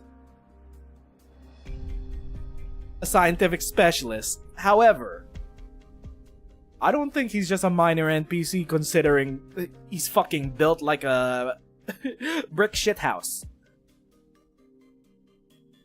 Put your usual attitude away. Sound sincere, devastated. It's a propeller paradise you built. It won't be hard to stir the appropriate emotions. Tomorrow, that sorry face of yours is going to be on the front page of every newspaper. Look the part, won't you? Gordon, you do not want to be the fall guy. Assert yourself. He literally put you on a cock chair. Stop staring at your little freak. I know, you don't want to be Propeller Paradise's Sin Eater, sharing the same spotlight as Nasty. But your little hodgepodge trinket isn't going to save you. So I'm sitting in Gordon Tannen's defendant seat. Yes. I can follow you to the DOD once I apologize, according to the script. That's what he promises. I don't know if that's what's gonna happen. Like, oh, I promise you a position at the Department of Defense. Fingers crossed. Sure, dog. Do as you're told, and you'll rise quickly through the ranks. He insulted the fish with a cowboy hat. He's dead. Yeah, guess what? I don't give a shit. What was that? I don't like this seat. Makes my scales itch. Whoa! Broadcast countdown. Cloud Restaurant, stand by. Broadcast. Now. Possible. No movement on the levitation layer. Did Maylander screw up? Okay, so I've put 2 and 2 together that Gustav may not be directly Maylander, but he is a third-party agent that is not afraid to get his hands dirty to create subterfuge and also false flags for the Colombian government.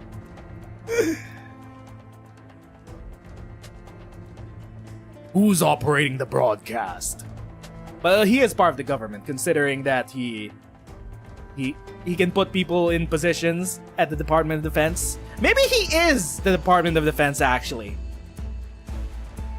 None of what I said prior is false either. It doesn't contradict. Who's operating the broadcast? 3, 2, 1. Oh, maybe it's Fern. Oh, it's 5-4. Do it, 5-4. Yes, sir. What? Wham! Ugh! Got punched by a fish. As the broadcast cuts to the Cloud Restaurant, Space Fin 054 leaps at an unprepared Gustav, pinning him to the ground. We got a full-ass CG of this? The screen in the restaurant lights up, and Gustav sees his own face, writhing in pain and shock. He punched Peepaw. He knows that this face is being displayed on every screen in Propeller Paradise. Oh! Oh, they got him! They got your mans on the screen! His contingency plans flash before his eyes, but Maylander's plan is in its final phase. Leaving little room for distractions, his communicator lies in pieces on the ground, destroyed by Space Fin 054. Gordon stretches his back and his neck and wrists, crushes the defendant's seat with his foot, and leisurely lies down on the sofa next to it. He destroyed the cup chair! Okay. I have slowly grown to like Skybox. Oh, that felt good. By the way, tomorrow that sorry face of yours is gonna be on the front page of every Colombian newspaper. Look the part, won't you? You. What, you didn't expect to be immobilized by a little hobby made to fuel sky fever? You're the elder statesman of ATAO, planning a new chapter of the Department of Defense. Right, ATAO, almost forgot. Right, ATAO, government bodies, it's all government. You made the rules of Colombia when you were very young, and you continue to serve your country even after your retirement. After retirement. Woohoo! First rate, ain't you? Maybe you've grown to thinking that your enemies will always use the rules to fight back in smart and clever ways.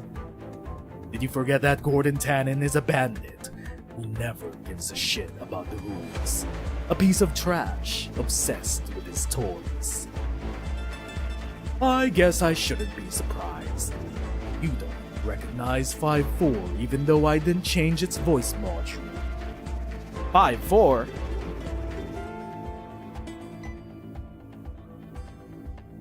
Hello, Bureau of Alcohol, Tobacco, Arts Unit, and Originium, at your service. To check the progress of an application, press 1. To report a safety risk, press 2. To be connected to an operator, press 0. An ATAO answering machine. I said Spacefin 054 wasn't a rich man's cigar, and I won't be smug just because it obeys the rules I set down. 7 years ago, I sat in a tiny chair that made my ass hurt, writing my first self-reflection letter late at night, wondering if I should quit. Answering machine 054 started giving off an unusual noise, and I racked my brains trying to figure out the problem. I started studying every arts unit and originating device that passed through my hands, just to give 5-4 the ability to operate, communicate, and think on its own. Oh, you built him! Wait, does the fish have anything to do with any... What? Is 5-4 the fish, or is it the answering machine under the fish?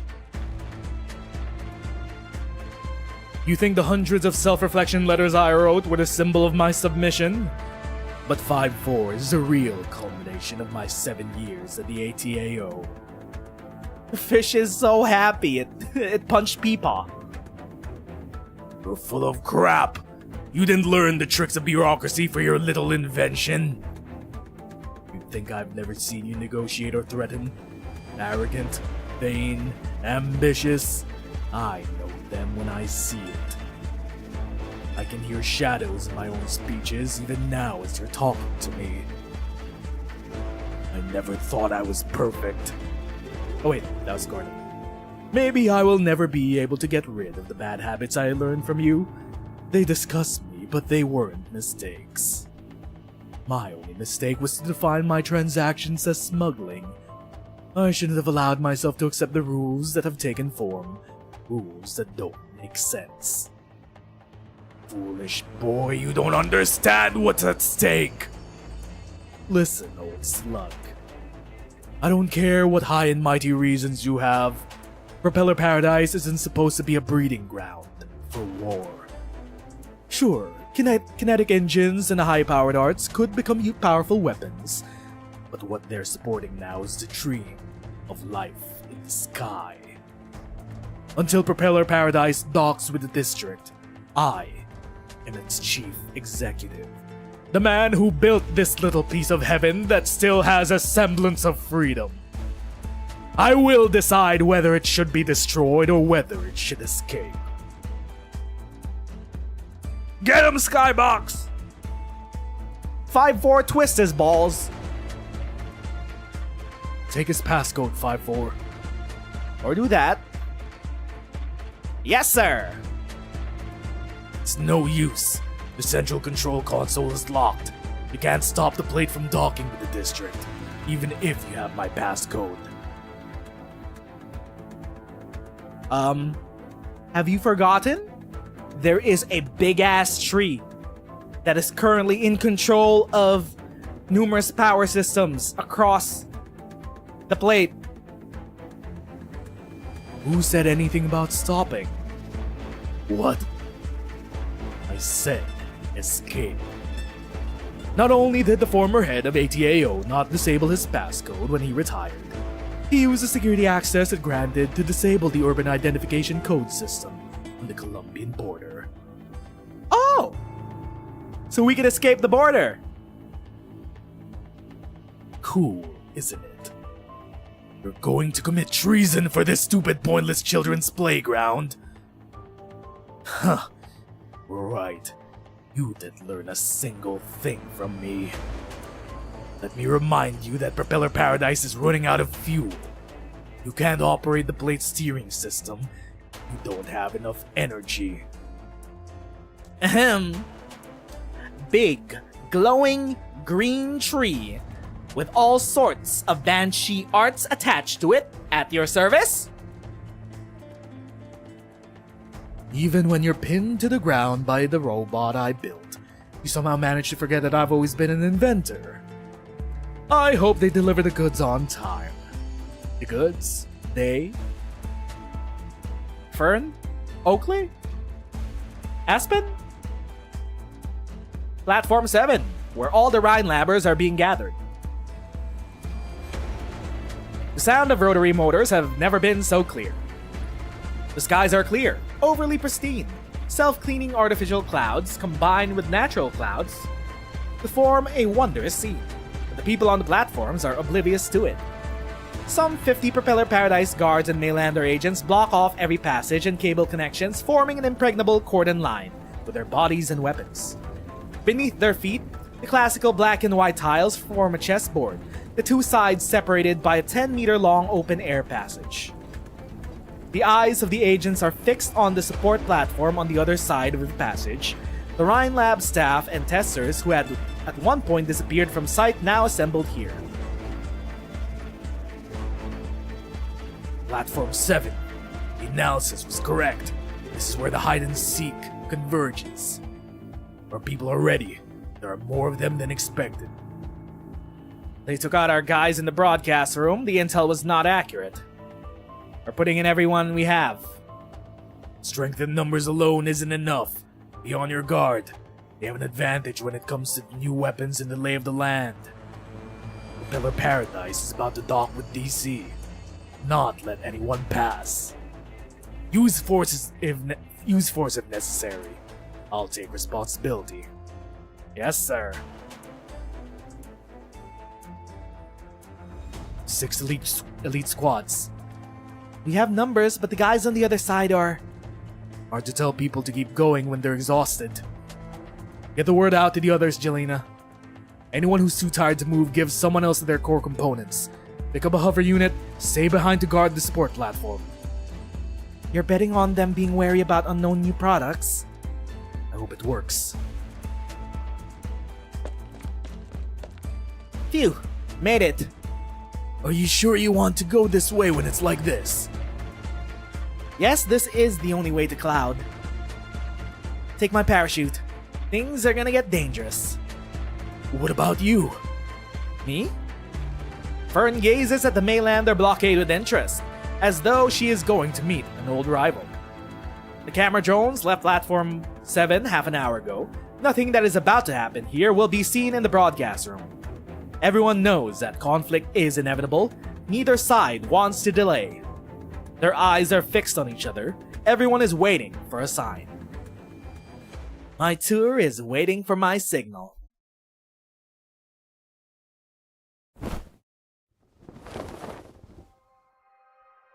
Suddenly, a yellow and black warning flag is raised. A young feline woman leaps out from the crowd, loudspeaker in hand.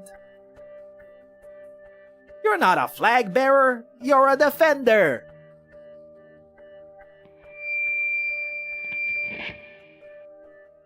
The first day I snuck onto Propeller Paradise, a kind guide told me that no one in this place can be stopped, if even the sky is no longer off limits. From the exhibits to the underground lab, I memorize every strange and curious invention, the complex ideas behind them, and hundreds of thousands of words of description. I could tell you who made the flying toaster above our heads, its model and its generation. I could go on and on about how wonderful they are, but to be completely honest, I find the levitating plates less interesting than the sunset of bleached wasteland. Then I remember what my father used to say to me. A story is always more interesting than an explanation. I've had many frustrating experiences in the years that I've worked as an independent guide. There's nothing wrong with seeking the truth, but many people subconsciously disparage exaggeration, inspiration and dreams yet to come true. I swore I would never again label things that I've never seen for myself as impossible, and laugh at my own family with my neighbors, as I did a few years ago. It was not until the day my father died that I truly understand what he said. If Propeller Paradise needs a guide, I would rather tell the people of Columbia about the people I met here, about their stories. Ricebush. Huh? A cobbler from Bunker Hill whose dream was to leave a footprint on each of the twin moons so that everyone who looks up with a telescope would see his shop's logo on shoe prints. There's no bigger billboard than the sky after all! Owen Fredericks. I'm here. Hardware store owner who wants to put his own screw on the second ring lab and earn a spot for his family when space colonization becomes reality. Hey, never hurts to be prepared for the future. Aspen. I'll tell it myself. Aspen, grocer from Northville.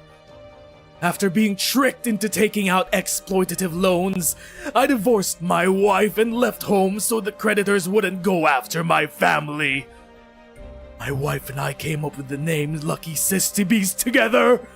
We haven't spoken to each other in years. She was worried sick when I left. I promised that the name Lucky Sistibes would be on TV so that she'd know that I'm safe.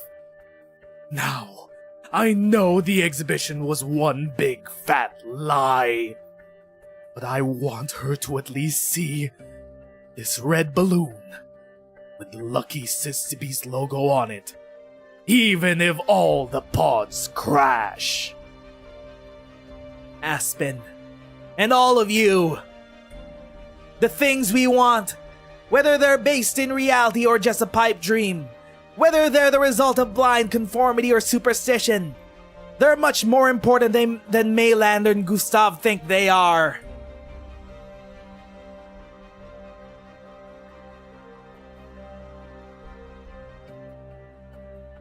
I did not expect this. After all the events that have diverted in a completely different direction from Lone Trail,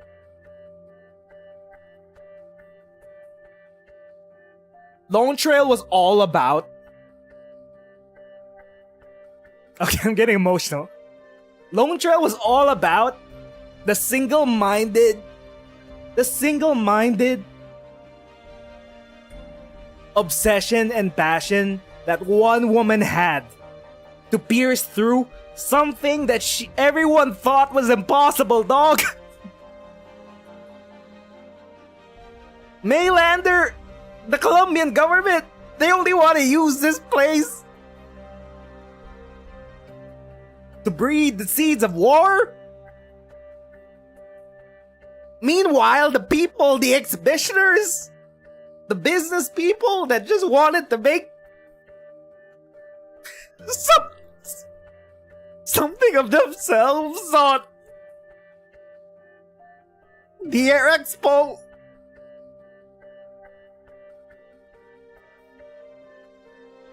This dog. Fuck, bro. This is Low Trail too. Kirsten Rice's legacy lives on, bro.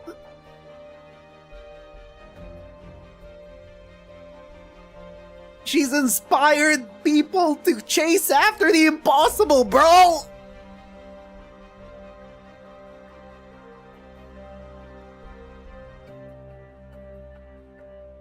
And all Colombia wants to do is create a false flag and Arknights 9/11. Holy shit!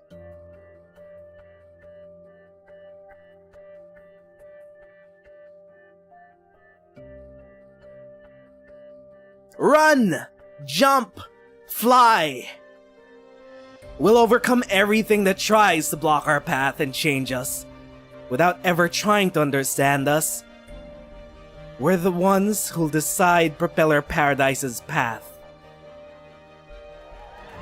Fern dashes forward like a foul beast, loudly blasting her signal as the rest of the pack follows behind, charging at the Maylander blockade. Exhibits fly over the heads of the pushing and squeezing crowd, carrying all kinds of contraband towards the sky. Absurd and flying free.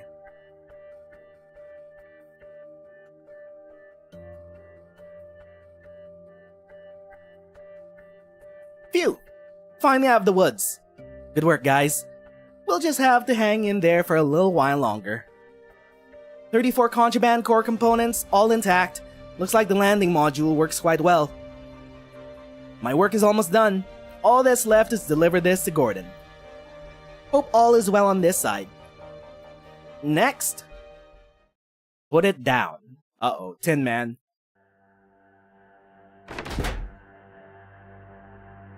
Turn around. Or is it Gustav? Oh no! It's the horse!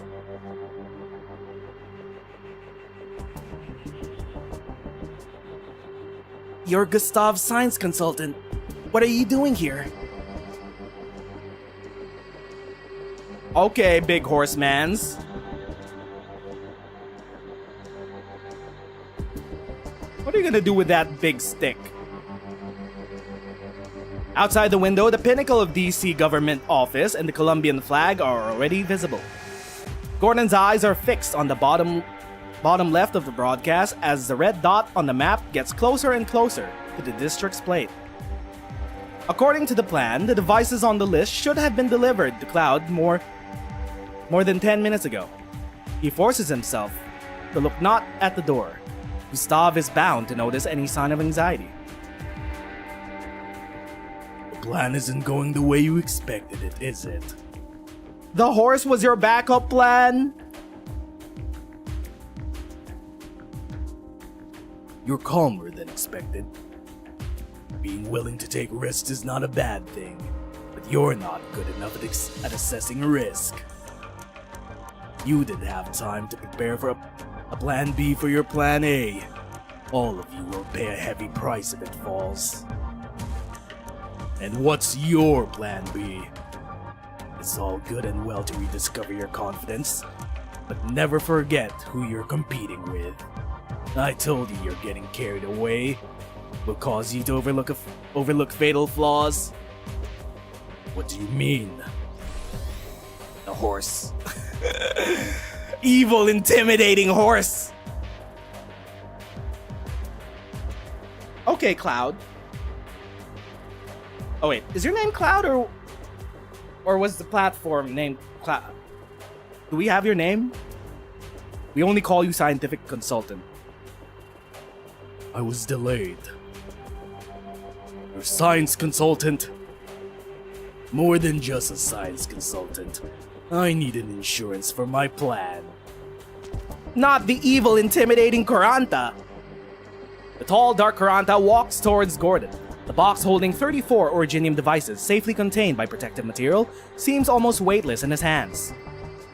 He lifts his arm and hands the box over to Gordon. What you wanted. Thanks. What? What? The horse is on our side? Amazing! What are you doing? I learned a lot from you.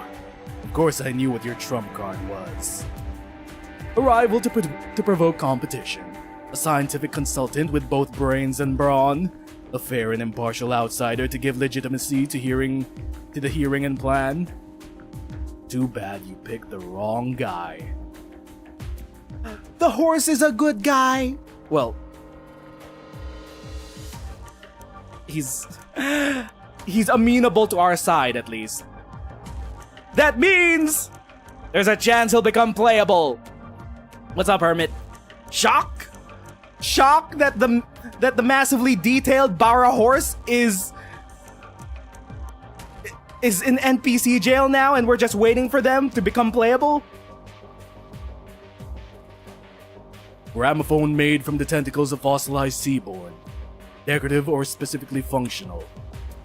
Oh, it's for... I see. Automatic tuning with the seaborn sound producing structures. Grooves on the edge indicate the designer even tested whether seaborn adjust their biostructure based on the music. An interesting idea. He even smuggled in a Girian tech? Where does this golden skeletal hand come from? The one on the wall is from Sar... It forms a pair with the heavily corroded one on the shelf, doesn't it?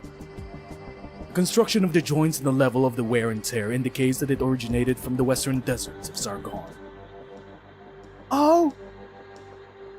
Oh, he's got artifact autism. Just like me for real. Ah, this rune dagger is a familiar face. They were supposed to be a pair. I got it from a Sami Snowbreeze who said a pair of lovers would put a curse on it with their blood. It's driven by witchcraft and cuts through iron like butter. Did these two just hit it off in the off screen? I know. The other one was once impaled in my heart. What? Impaled in your heart? It no longer cuts through iron like butter, but it's still good enough to carve a walking stick. Oh. Wait, you found a piece of your walking stick in the contraband collection? I swear it wasn't our fault. It was all Gustav handled the contraband.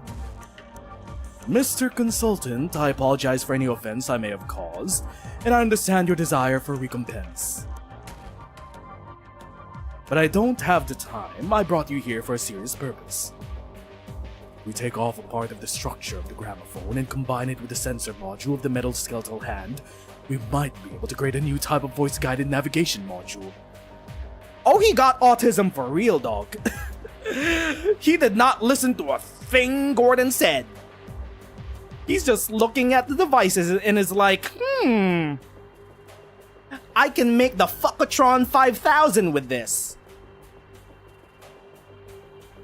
That witchcraft-driven blade can serve as a low-loss needle.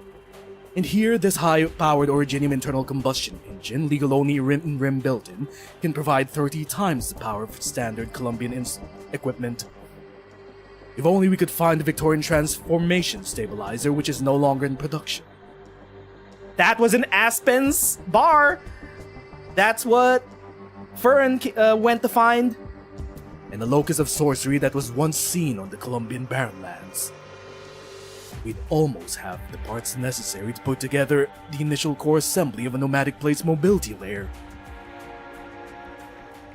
Even Gordon is shocked. You know what I'm planning to do? Trying to modify an entire plate's power source with a single device is extremely risky, but it's not impossible. You're not one of Gustav's guys. Who are you? We're the one who said you don't have time. Okay. The real question is, what do you need me to do? Gordon glares at the Kuranta standing at the center of the collection room. The strange Kuranta that is amenable to our treason against the Colombian government. The Kuranta recognized all Gordon's collections, saw through all of Gordon's thoughts, and nonchalantly revealed a glimpse into his own past, as though he had pursued death across the land. What is your backstory, and when will you become playable? To Gordon, the Kuranta seems to stroll through the halls of his thoughts like a king that knows nothing and everything. Once again, the spikes on the Savra's tail rise up at their ends, swaying conspicuously. Did he get an erection? Are these two having a moment? Is this a real ship that we're discovering? Do you guys see the vision? The fuck you mean your tail is rising up on its ends in front of the Bara horse? This time, it is not because he is on guard, but because of the excitement of victory being in sight. Okay. Somehow we're leaving this event with horse on iguana action. How's the stability of the power unit? It will last no more than 3 days, or 1 day and a half if fuel is insufficient. Good enough. You don't actually plan on driving it out of Colombia. You don't think I would shit on everyone's future for a grudge? That's what you want people to think, to allow you to protect as many people as possible. Is that so? Treason is a serious crime. Oh, he's aware. You should look up my file. I've got enough charges against me as it is. Come, help me take these stuff to the control room.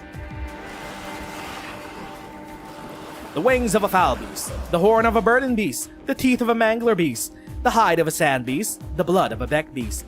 What would happen if you took something from 34 creatures and put it all together? Rocket science. Literally, though, we're trying to make an engine to push the Expo away and drive it out of Colombia. Sharp, weird, chaotic, dangerous, malicious. These are the thoughts that flash through Gordon's mind as he gazes upon the power unit he has just created. But he is also filled with excitement that threatens to drive him mad. The blade's original power system has been turned off. The device is now connected. We may now decide the course of the propeller paradise. I swore an oath that when I got my transfer notice, I would be the one who lights the fire of everything new on Propeller Paradise. I would do everything I can to make even the stupidest ideas come true. No one would ever again feel the pain I felt at ATAO, to be forced to admit their own uselessness in rules set by others. Now I'm still the one who lights the fire, except I'm doing it to the engine of Propeller Paradise, and let it run into the empty wilderness. Where are we gonna land? Can Rhodes Island just catch them? Where is Rhodes Island parked right now? New Rhodes Island. They must be near the Ursa's border. Gordon grabs the fierce-looking lever on the power unit and takes a deep breath. Say goodbye to Max DC, Propeller Paradise.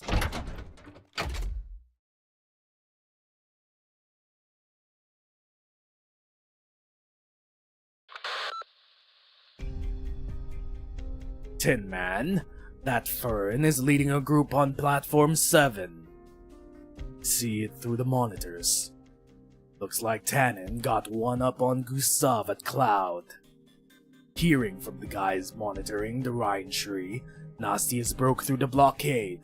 Our guys are trying to follow her, but they're being blocked by something that feels like Sarkaz witchcraft. Vela. Send a team over and get the situation under control. I'll deal with the matters on the Rhine side. Looks like we're gonna meet an old friend, Larry, Curly, and Mo. A mad banshee on the brink of death might be a bit of a headache to deal with. As for you, Mary, you could choose to stay here, or help our colleagues outside.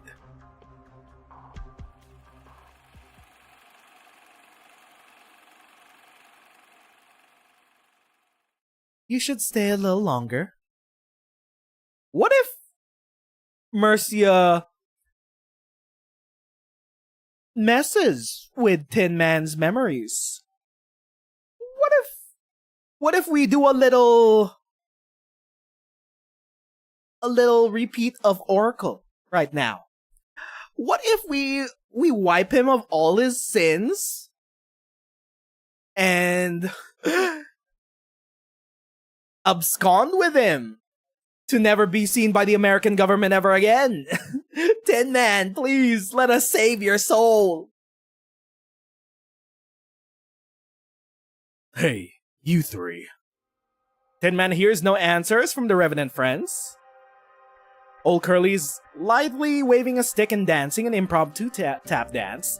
Big Larry lies on top of Mercia's head with tears in his eyes, recalling memories of who knows what. As for Lil Mo, he's howling and yelling, and Tin Man can hear. He seems to think he is back in Kazdelia, taking out a revolver and emptying it into the Elder Revenant, trying to stuff him into the furnace. My legs are numb and I'm a little dizzy. Perhaps you've been lax about your exoskeleton maintenance? This brain isn't supposed to rust. Oh. Is she doing it now? Is she messing with his head? Your arts have improved considerably, huh? You managed to drag these three into the whirlpool of memory, even though old Curly has confiscated the projector. Or was it dumb luck? Did all the memories of their overly long lives make it easier for you to manipulate? It will take a long time to play through the movies of your lives, even at 320 times speed, not to mention all the moments that need to be paused and replayed. I apologize. You understand the effectiveness against me is limited. Yes, I'm sure you'll break free of the shackles quite soon. I've read the Holiak reports. She could not fully incapacitate you even after lopping your head off. Alright, Holiak mention. Therefore, all I can do is stall for as much time as possible and delay your intervention. You're an outstanding agent, Mary. You've always been doing an admirable job, helping people forget what they should, be it through arts or other means. But this is the wrong time. You've chosen the wrong target. You told me not to forget my family name. I've never forgotten. Any Celine who grew up in that old house would never forget. The orphanage of Melander Celine, predecessor of the Foundation. It was our home. We truly considered Mr. Celine our grandfather when we were little. Do you know what my most vivid memory of him is? When I was 8, I came home from school one day to find the doll that should have been in my room spinning in the middle of the garden, watering the grass around it. It was the only thing I had that reminded me of my mother. I don't remember her face, but I remember her thimbles gleaming under the lamp when she sewed the doll for me.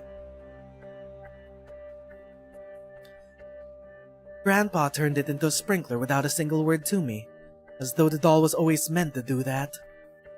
The children who grew up with me all have similar stories. You were Grandpa's best friend. You know that. To the founding father of the Federation, there are only new things in Columbia, the youngest nation on Terra, rising out of the frontiers. The only reason for old things to stay is to be used for pioneering. It didn't matter if it were Victorian immigrants or Gaulish refugees, whether we were children of debtors or criminals. Grandpa wanted us to become the children of Columbia, become Selines. That was the only reason for our existence. However, that's exactly why I can't accept what's happening right now. Take it for granted. What do you mean? I can't begin to imagine what you experienced in the long course of history. The Maylander Foundation, the President, the Vice President, they all have more things to think about. I've seen the analyses on Kazimierzian power armor. They've reverse engineered the technology of Gaulish View Vanguard, achieving results that surpass the transmitter using the flesh and blood of knights. The fuck's been going on in Kazimierz? I thought we kept... Bro, we kept Neural there to keep watch of this bullshit. What the hell is going... They got power armor powered by the blood of knights? Are we gonna have a sequel to the Kazimierz Major? The fuck you mean they have power armor fueled by flesh and blood? I've read the textbooks of Lithanian basic arts tactic courses. It will not be a surprise if in a decade every Lithanian citizen is a soldier, as is the case for Laterano. Every nation is schmovin'. I can understand why Maylander thinks Columbia's falling behind, and how a timely arms race could bring us back on the right track. Also, it is a byproduct of Sarkaz and Kazdel keeping the big nuclear deterrent that is one of the pieces of a Nam Nam. They have the catastrophe nuke. So every nation is moving to beef up their military and arms. Aside from the whole Aegirian reveal and the Seaborn thing, there is that too, and the demons up north, and the power, and the energy crisis because of Priestess messing with the prime veins. This whole event has been not a reframing, but a rediverting of expectations in what we can expect from Arknights' story moving forward. We've been on an Enfield hype, looking up in the sky where Kristen Wright paved the way, when in actuality we should have been just looking back down at the ground at whatever has been happening among the peoples in Arknights. Because Arknights has ultimately, its writing has ultimately been about not grander cosmic scale schemes, not eldritch horrors and demons. It's about how the people of Terra handle these stressors, how they handle surviving amongst all of these conflicts on the ground, amongst each other, amongst Oripathy. Look not at the sky for the future of Arknights. Look down at the ground. Look down at each other, at our fellow man.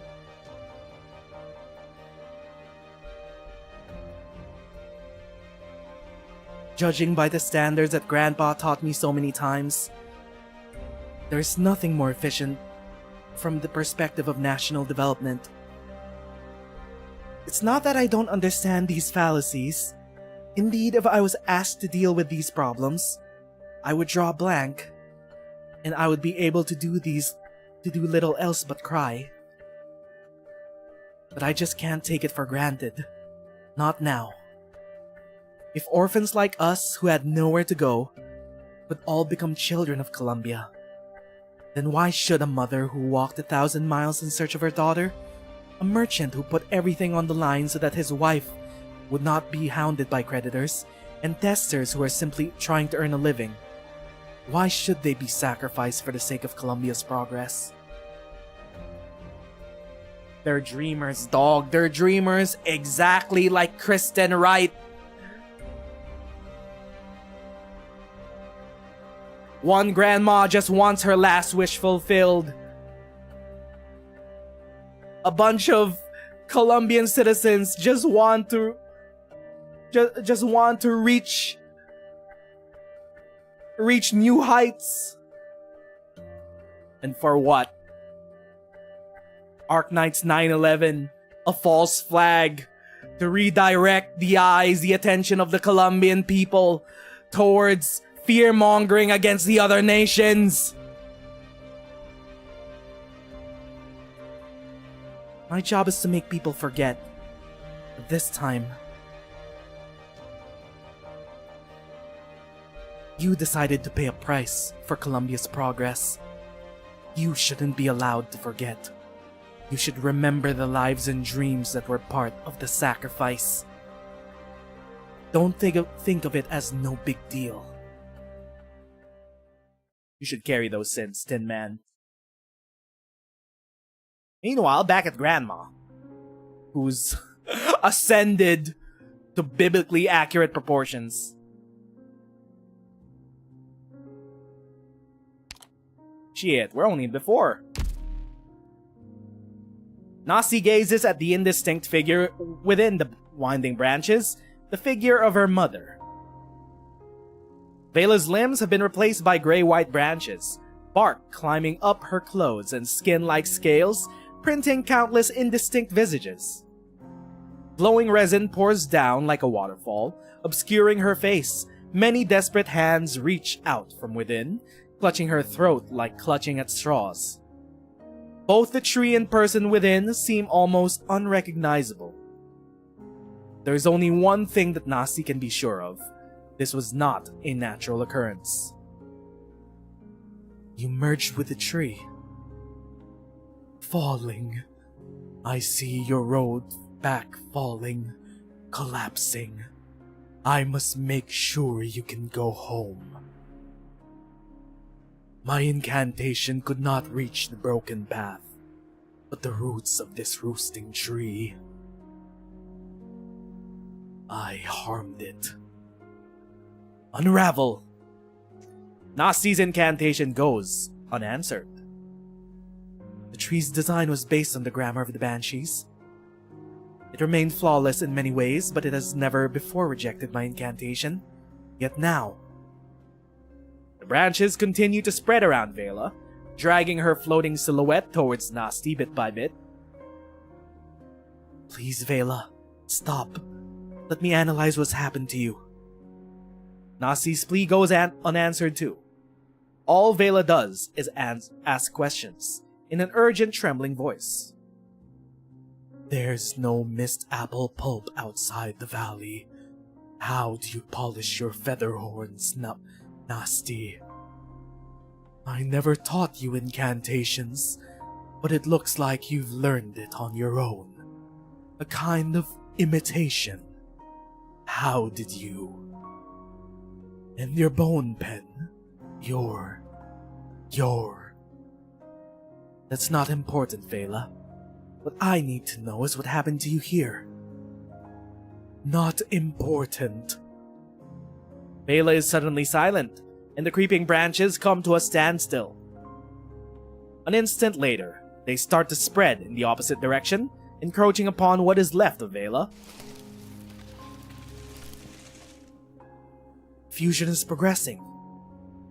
This roosting tree has shared your memories with me. Where you went, what you did. It can share more things.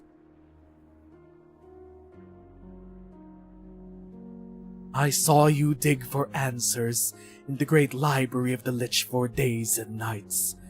You ruined your eyesight, but the curmudgeon Fremont kicked you out in the end. I should have told him that you were never a foolish child. It was because of me. I saw you bind your horns and attach foul beast feathers to them every day, just to sneak into the city of the Sancta to find food. But it was bad for your horns. That's why the one on the right stopped growing, isn't it? I saw you sleep on metal scaffolds, where there were no leaves to give you shade. You didn't build a treehouse either, just used a simple metal plate. How could anyone sleep like that? Do you get sick? She's been through a lot. Nasti listens to her go on and on. The voice is distorted, barely recognizable, but the words of concern are familiar. Bela used to say these things when they lived in the Convalis. Nasti realizes that she is not looking at a platform that needs to be solved, nor a patient who needs to be treated. She's looking at a worried mother who needs to be understood. She's a classic mom. She's just been worried about all of Nasti's adventures.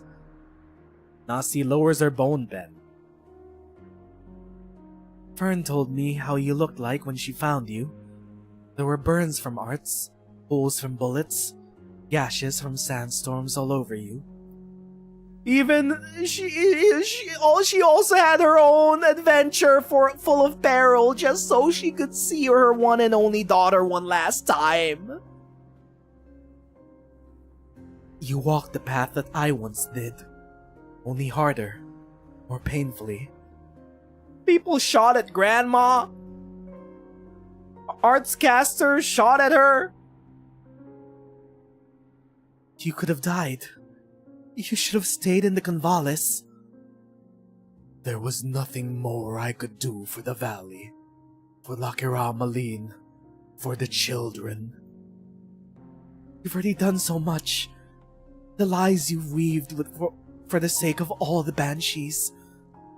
I knew it. They couldn't fool you. I began to sense that something was off soon after you brought me to the Convalis. I've kept the lie going for 200 years. This was my greatest achievement as custodian of the valley, and my greatest sin. Was she? Was she the reason why all the valley banshees lost their memories as they died? For what?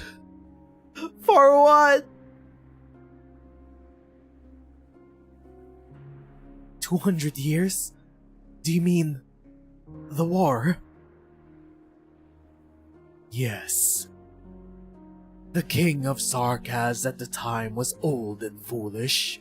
It was not just the royal courts, even outsiders thought they could turn him into a puppet and thus control all the Sarkaz. It was already a bad year. Catastrophe raked the land once, then the Alliance's guns raked it again.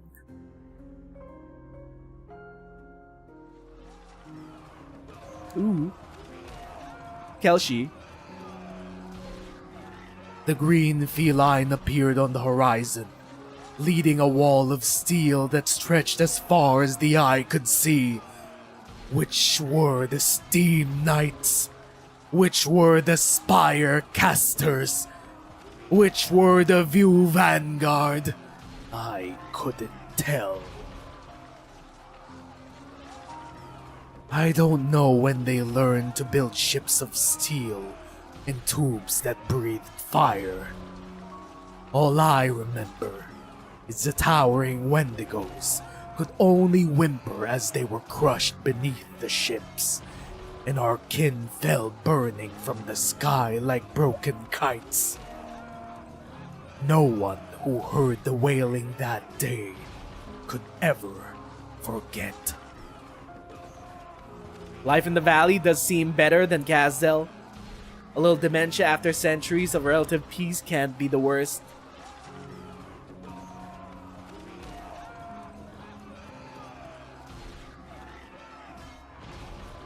The wailing. Wait, no, this is nasty. The wailing of the Banshee. We couldn't tell if we were delivering death or delivering the dead. All we could do was wail and howl, hardly able to put together a single coherent elegy. There were less than 1,000 of us left, When the Allied forces withdrew from Kazdelia, half of us had lost our voices. Was it a final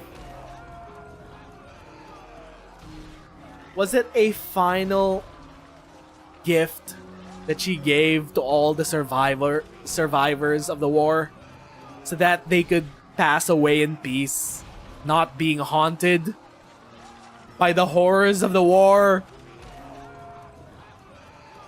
Because of our nature, the Banshees have never missed a single war of the Sarkaz, but such losses were unprecedented.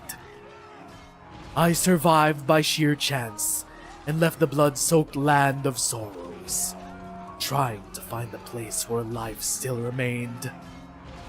The Convalis?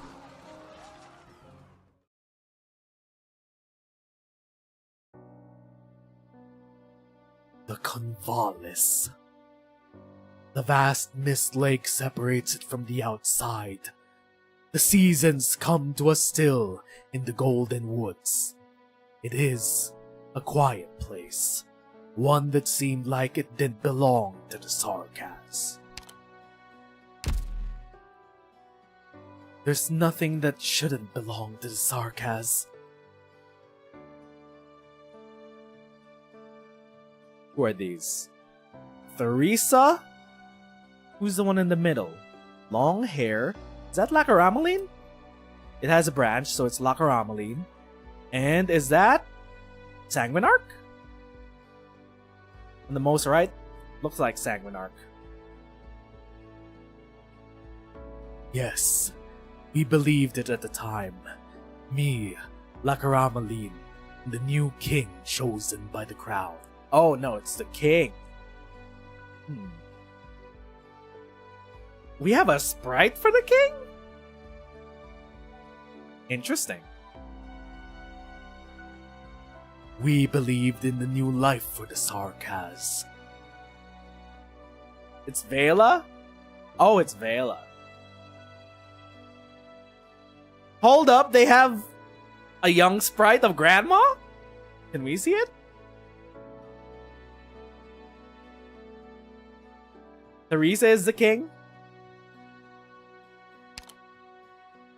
Me, Lacarameline, and the new king. Oh, okay. Oh, okay. Wait. So Theresa's sprite is in the middle. She's the one with the long hair. Oh, okay. This is Grandma. I didn't recognize her. This is Grandma. On the right. Lacarameline and I took our remaining kin into the Convalis, built a dock by Mist Lake, and built our court in the forest. For the first time, we added symbols of life into the song of the Banshee, guided by the trees to bear rich fruit, and vines to weave themselves into bridges with incantations. But why was the tree withering? Why was the tree dying? For the first time, the Banshees settled in a single place. They had no long... Unless, of course, it was Grandma's plan, alongside the other Banshee survivors getting dementia. They no longer had to sleep with only the night sky as their blanket, traveling from one death to another. But tokens from outside soon came flying in like snowflakes. Tokens announcing death. Yes. Not even Theresa and Theresis could solve the problems left behind by war overnight. Yes, death lingers long after the smoke has cleared. We made dried fruit out of our first harvest. It was barely enough for a few hundred banshees to make it through the coldest month of winter. But the tokens in my room, the murky blood crystals of the vampires, tattered shrouds of the Nezerus, the shriveled, frozen hearts that Diaj have become. Is it Diaj or Dial? I'm pretty sure it's Dial. They soon piled higher, much higher than our dried fruit. I knew that if we went out to deliver the dead at the time, we would return to our old path. But the catalyst for change was one with the lives of thousands upon thousands in war. You made the choice on behalf of all the banshees. My jaw is getting tired, bro. 4 hours in, we're almost done. I made the choice. I convinced Lakaramaline. I concealed all the tokens announcing death coming from outside. That's why all the Sarkaz royal court have said that they haven't heard the elegy of the vampires until they heard Logos whistle it and sing it during the Londinium War. The Banshees would no longer sing elegies and be part of Kazdel's war because of Vela. They hid all the funeral invitations from the Banshees.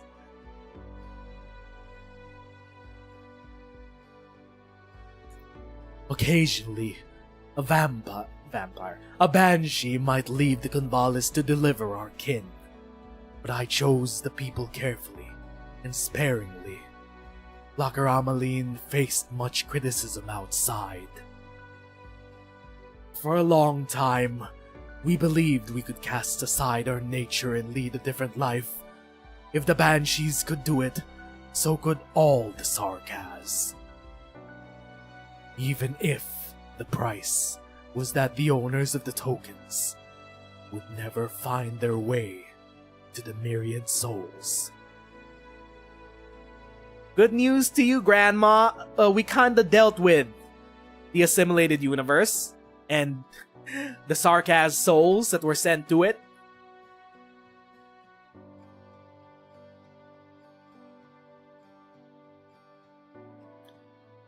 Even the price that was the Banshees. Well, less of dealt with, but more of we kinda wrestled authority away from Priestess for the time being. Considering that the assimilated universe still exists, everyone infected should still be recorded within the assimilated universe as we see in Enfield. Whether or not the Sarkaz still believe that every Sarkaz goes there, or just the infected ones, whatever, dog. The grandma doesn't need to know the details.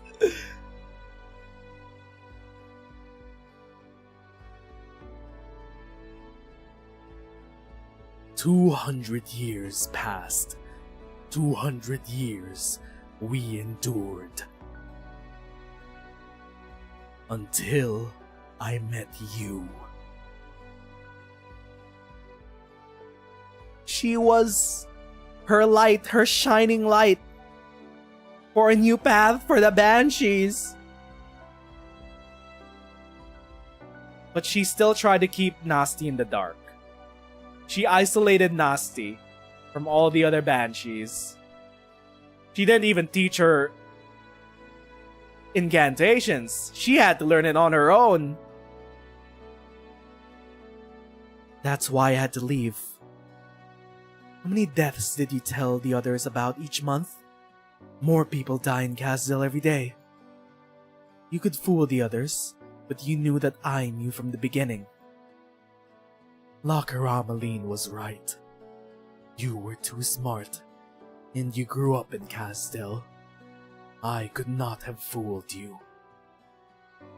Also, yeah, Nasi would have mentioned about how the daily life in Kazdelia was like to the other Banshee children. What do you mean she didn't hang around Logos? But I hoped you could live in the Convalis. Not just because your mother was one of the many thousands of souls that I turned a blind eye to. Not just because I owed you a happy childhood for failing to respond to the last wish in time, but also because I hope that the Kavalis, the sanctuary that was built in the hope of seeking a new life for the Sarkaz, would at least be able to take in a child from outside after 200 years. I took the child who was most likely to expose my lie in as my daughter. You carefully kept me away from the other banshees. Ultimately, your hopes for the Convalis fell through. I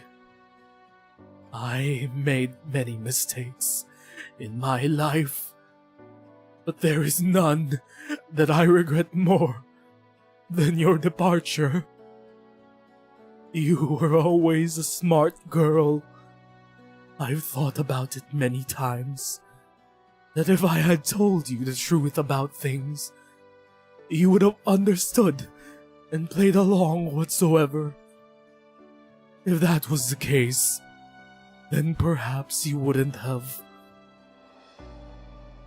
No, I would have left regardless.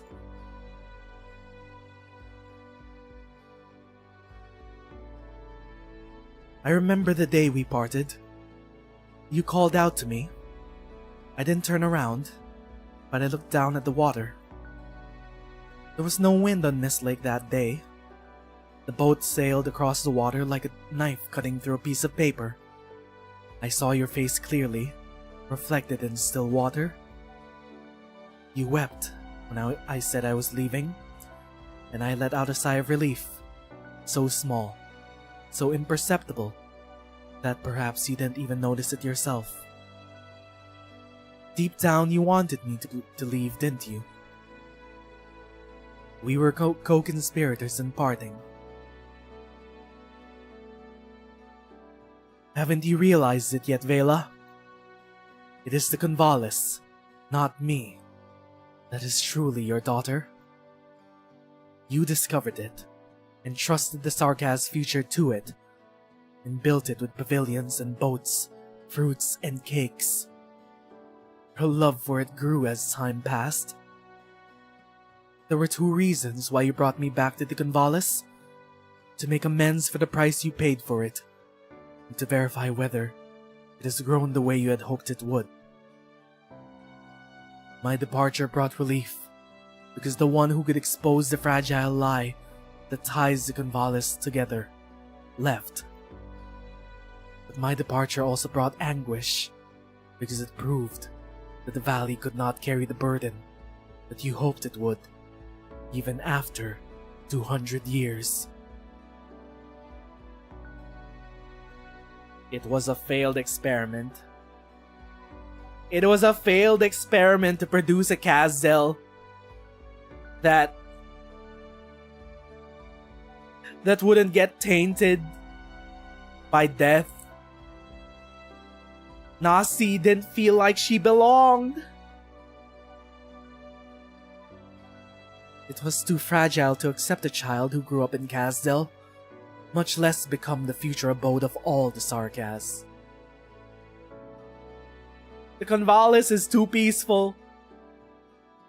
The Sarkaz of Kazdel have grown up too scarred, too tainted by suffering. It's hard to heal the wounds. Grandma didn't even heal her own wounds, so she had to drag down the memories of all the other survivors. It wasn't Nasty who revealed the lie, the facade of the Convalis. Grandma was a fool all along. She couldn't. Instead of healing, she just decided to give everyone dementia. Instead of addressing the scars and healing them, she just let them bleed until we stopped thinking about them. Nasty, don't. Do you know the answer, Vela? You left the Convalis, came here, merged with this tree, which is like the roosting tree, yet different. Did you do it for me? For yourself? Or simply out of obsession?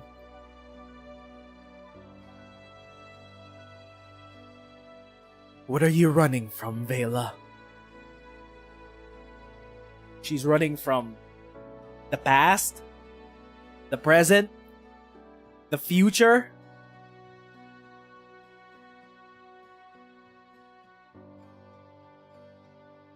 Everything. Bro, it has always been rooted back with the sarcasm. With the sarcasm plight, dog. These are generational scars, bro, that even Grandma has carried for 200 years. She's so stuck in the past that Kazdel and the Sarkaz peoples will forever be suffering. She can't imagine a world where the Sarkaz move forward and live in peace. But that's the point of this entire event. This entire event is the sequel to Lone Trail, where one woman dared to dream of the impossible.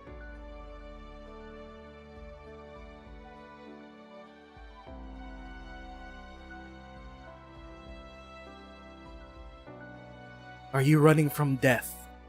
From the failure of the Convalis? Or the fact that you are dying? That there's nothing else you could do for the Convalis' failure? Tell me, help me understand, and put an end to this error. Grandma, you got a dream? The foundations for the Empyreana Kazdelia is being built. The Kazdel have a homeland in Talos too!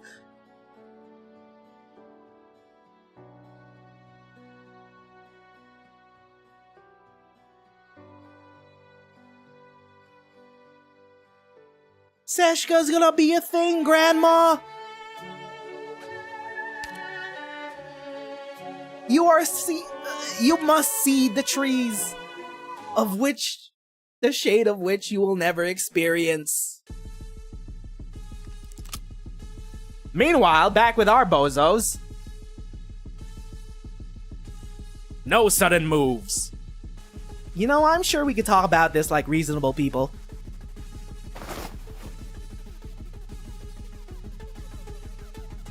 All the rioters are here. Shut them in the lower level jail. We'll hand them to the courts when we arrive in DC. It's almost time. Double check your parachutes unless you want to end up in a puddle. What do you mean you're leaving them on... What? Maylander? To be fair, we don't know if Seshka has any drawbacks. Let us dream. The archive about Seshka in Enfield says that the Sarkaz live in peace. Let us dream.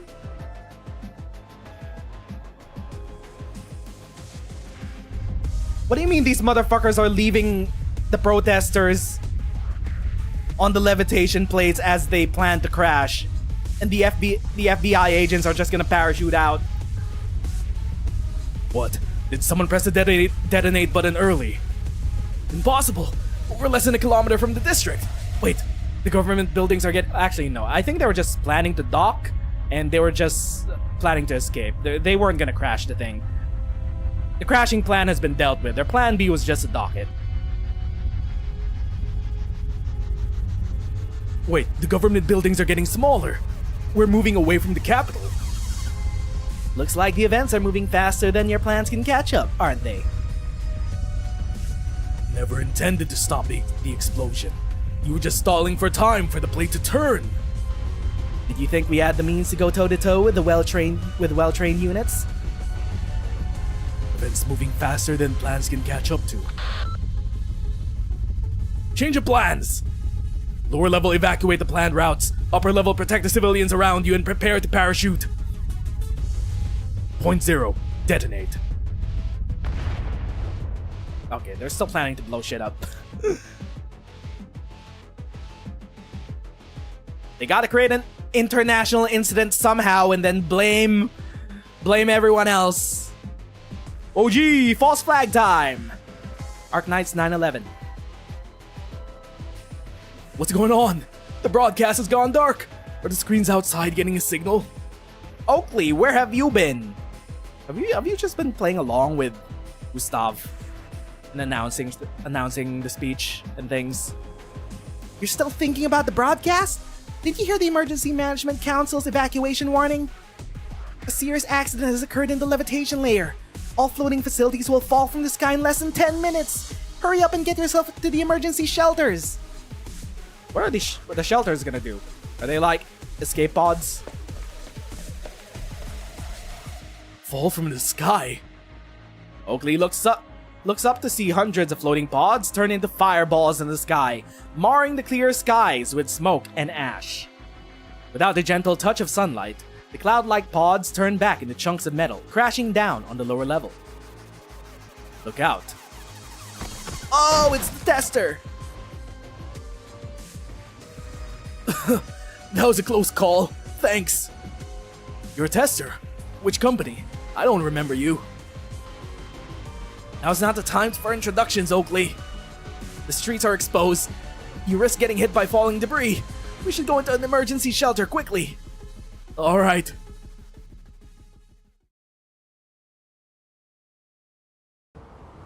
Falling. Tumbling down. Fern's heart is beating so hard she feels like it might escape her ribcage at any moment. She tries her best to control her breathing. The straps on the sides of her helmet slap her face, inflicting just enough pain to fend off the fear of falling. In an instant, the signal from the detonator travels through the connected conduits, igniting all of the floating facilities at the same time. Fern leaps from platform 7 before it loses all power. Oh shit! The falling pod streaks past Fern like a black meteor. The bright-colored paint has burned off the advertisements, and melted cables flail in the air, giving off a bitter smell of tar. The whole levitation layer sways meekly in the air like a deflated balloon. Lucky Sissies, One Boot, Beachbrella. Fern watches these company logos fall together with her. Now that is a scene that rivals Sunset in Bleach Wasteland, she thinks. Pull the parachute, Fern! Oops, almost forgot. The updraft lifts the feline's slender frame. The parachutes come together to form a massive cloud. Did we do it? The people on the ground don't know what's happening. It must be a shock for them to see their investments and products turn to ash. You mean Maylander succeeded? They still get to have their 9/11 that they could blame the other countries on?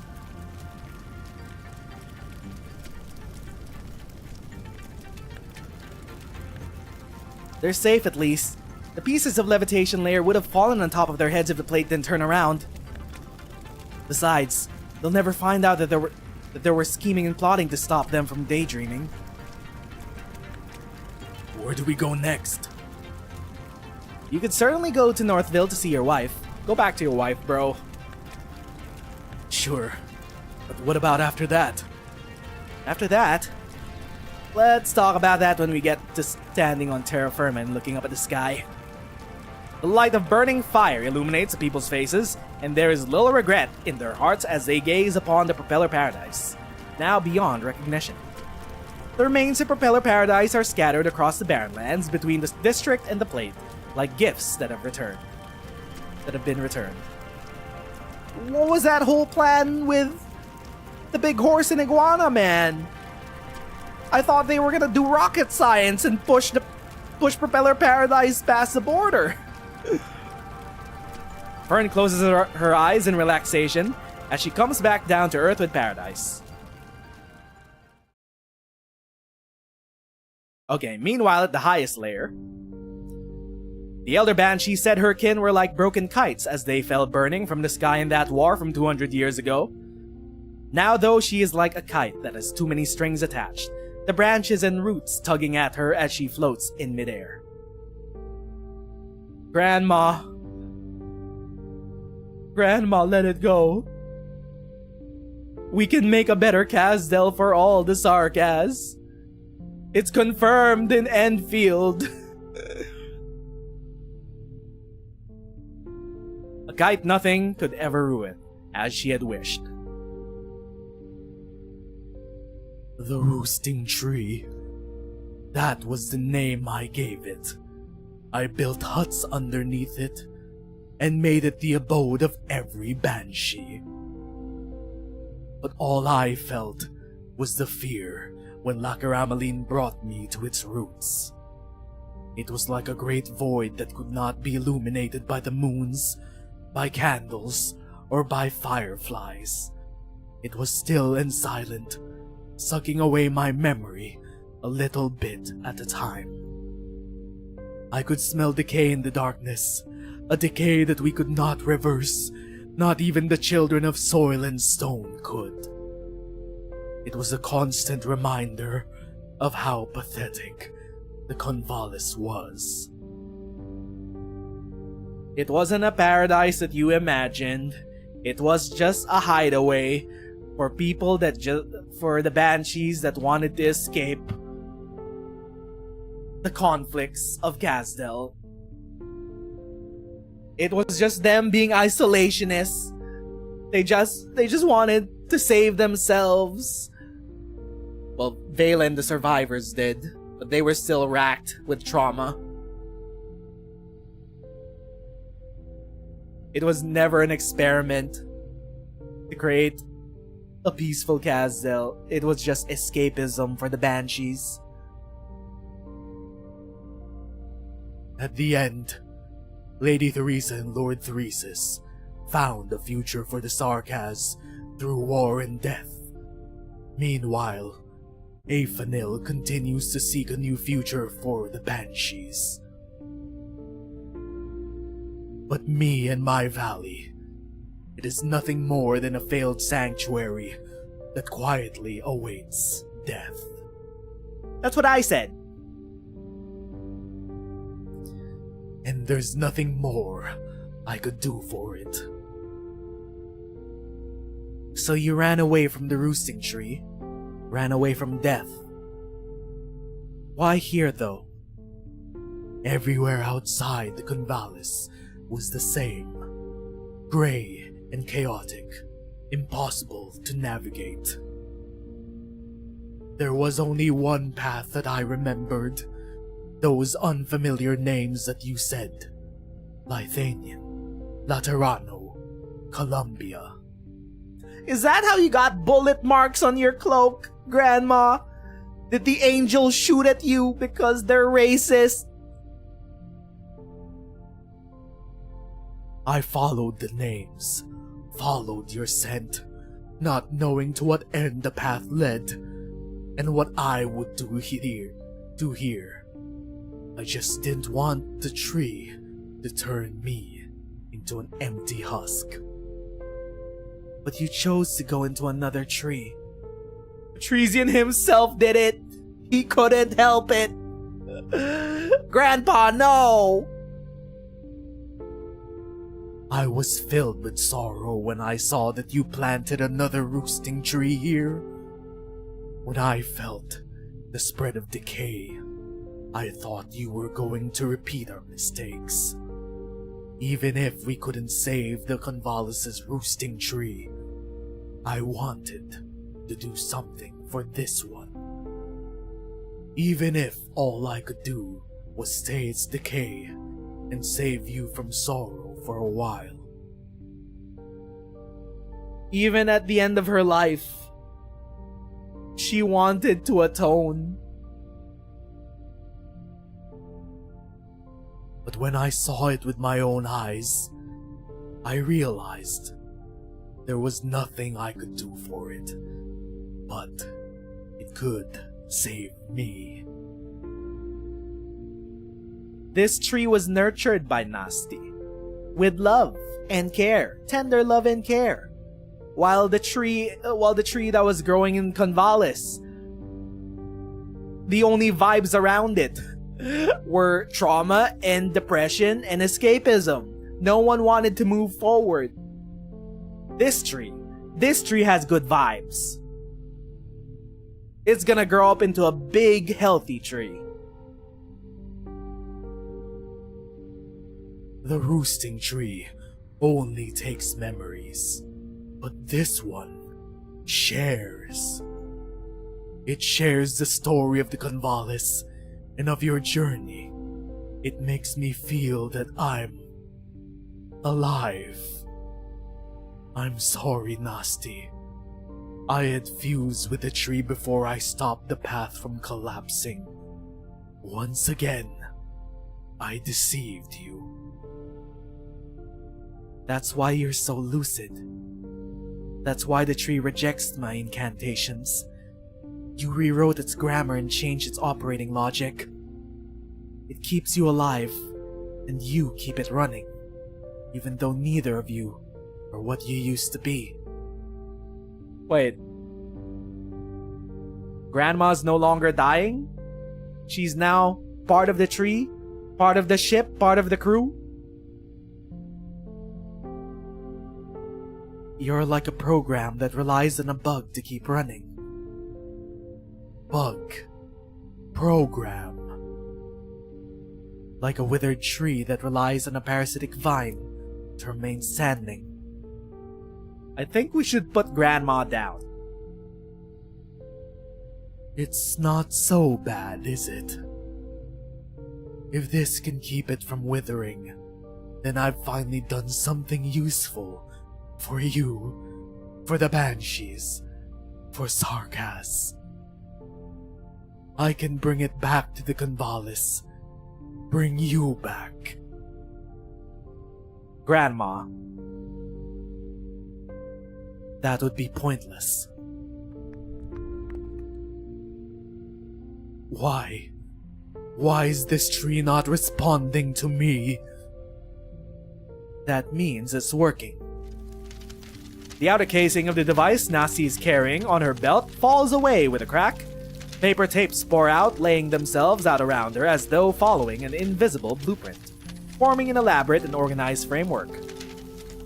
The tapes are filled with tiny holes that represent incantations, coming together to build Nasti's unique language and safeguard her unique rules, rejecting the archaic spread of the branches.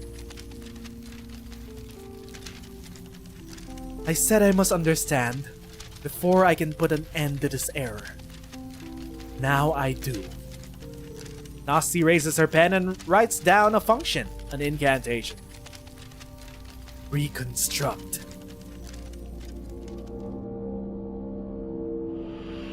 No. The memories that the tree shared with me, they're disappearing. Nasty. Nasty. What are you doing? Wiping the preloaded data in the tree. All that it shared with you was only temporary data for experimentation. I know that you don't want to forget, but what you truly want to remember and retain are not these hodgepodge data put together by experiments. Even if it's so, please, don't make the last thing I see be the sight of you destroying your life's work. You've walked such a long road and suffered so much for it. To you, the Convalis was your life's work, but I've never had one. I have a goal. The tree is the means to it. The Empyreana Kazdelia. My judgment of it is not based on how much I committed to it, only whether it can achieve my goal. Which is to say, the tree can levitate many things around it. Can levitate a heavy weight around it. Maybe even a nomadic city.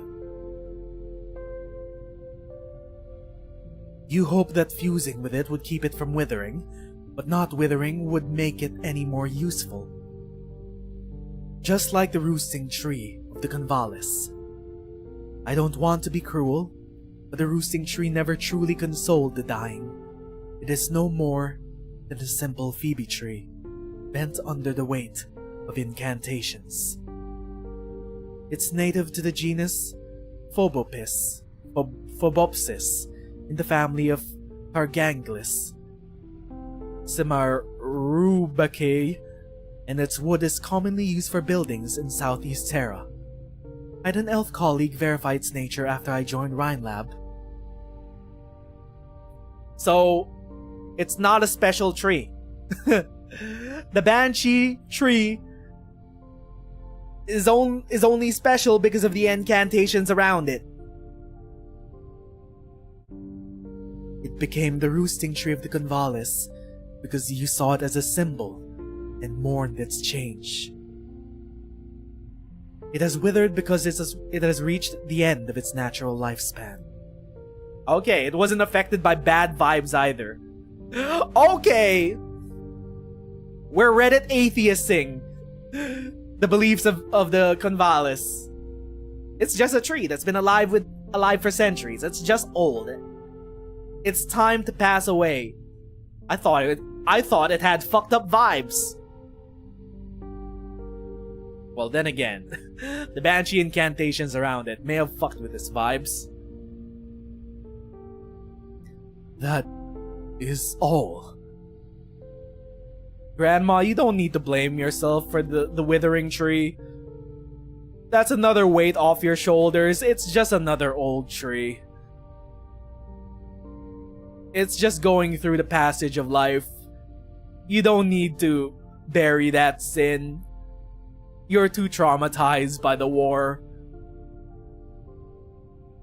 Even the colors that run through its branches are merely the result of exposure to incantations over the years. I don't remember how it used to look anymore. But Nasty, if it's truly so, why does your tree look so much like the roosting tree? I don't know, maybe she designed it that way because she's sentimental.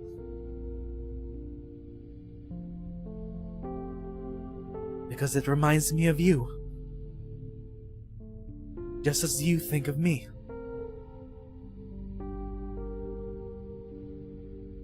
Do you know why I planted this tree?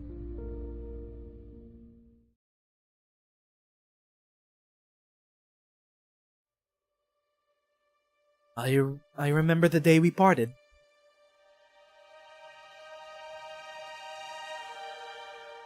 You were calling to me, but I didn't turn back. Because some words can no longer be said once you see the other person's face. I couldn't help but look at your face reflected in the water. I wanted to remember how you looked. New tears flow across the lines made by old ones, as though it was a fixture on your face. I spent more than a decade with you in the Convalis. I never saw you without tear marks on your face. Life in the valley was good. I would not have chosen the Convalis over Kazdelia every time. I would have chosen the Convalis over Kazdelia every time. 100 times over. But Vela, was there a single moment that you weren't in pain over the course of your 200 years in the Convalis? At first I thought I could wipe away your tears and make you smile with simple methods. You spent the whole day wiping my face with Miss Apple Pulp. It was only later I learned why you were in pain. The source of your pain was the decision, the lie. The kin who suffered because they defied their nature. The kindred who could not return to the myriad souls because there was not one to deliver them. They were the source of your pain. The Banshee couldn't keep up their traditions. They wanted to send off the Sarkaz into the myriad souls, but they were kept away, locked in the Convalis, for their safety, for their own good. Nah. To solve your problem, I must solve the problems of the Banshees, the problems of the Sarkaz. The answer lies outside the Convalis, outside Kazdel, in a place I don't know. Talos 2. As I indulged in such fantasies, I saw you, and I sail in the sky. The reflected sky. She's looking up. She's looking up into the sky. That's where the Sarkaz will find a home. It was a calm, windless day, but suddenly the water rippled without warning, wiping away the eternal tear marks on your face. You almost looked like you were smiling. And so I began to think about the sky whenever I thought about how to make you smile. Perhaps the sky is where we can find our sanctuary, an abode for our souls. The Sarkaz's promised land could also be in the sky. The Empyreana Kazdelia. The floating city of Seshka on Talos 2.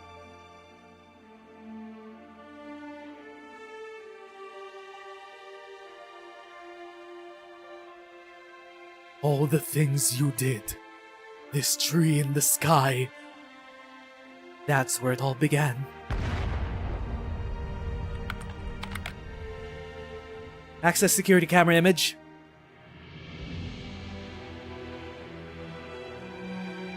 Falling like a broken kite. Looks like Maylander successfully carried out their plan. The entire capital will bear witness to the fall of Propeller Paradise. Okay. So the Barra Horse and Gordon failed. Maybe they escaped on a tiny... Maybe they escaped on the floating bar. They absconded somehow. They had iguana mans ended up on Rhodes Island somehow. But the tremors came from the ground plate. Did Gordon... Will we fall too? Not sure. I've undone the fusion and reset the tree, restoring it to an operable state. But the tree itself is not yet complete. At least, save yourself, Nasty. 3 years ago, Aphanil added a condition to my hypothesis when he delivered the myriad souls. 2 years ago, a friend split the sky and showed me the path to the future. Oh, we're getting a full timeline. I'm still one step away from the answer. What is to come will depend on whether we find it. We're in the sky, but I don't see the answer.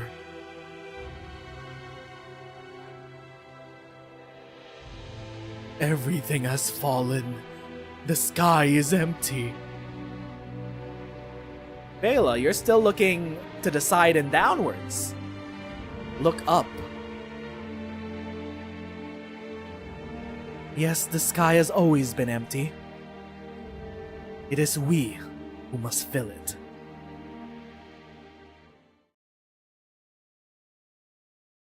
For you, Vela, I don't think the answer's in the sky. It's in you.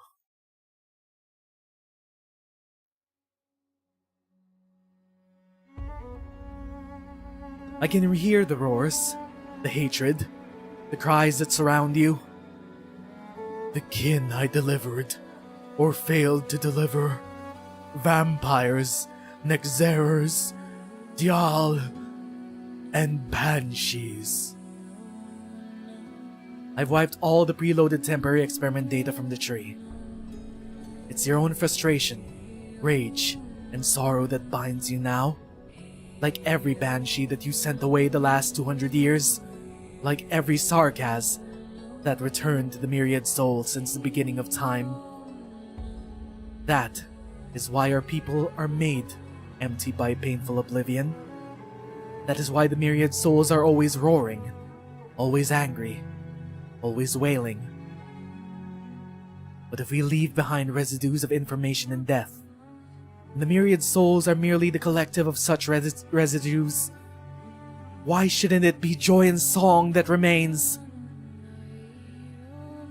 Does our nature prevent it? No. To process residues of information, build a server. If courage underground isn't enough, raise it into the sky. Not just a sanctuary for the living. The tree will become an abode for the departed as well. This time, however, we decide what we leave behind.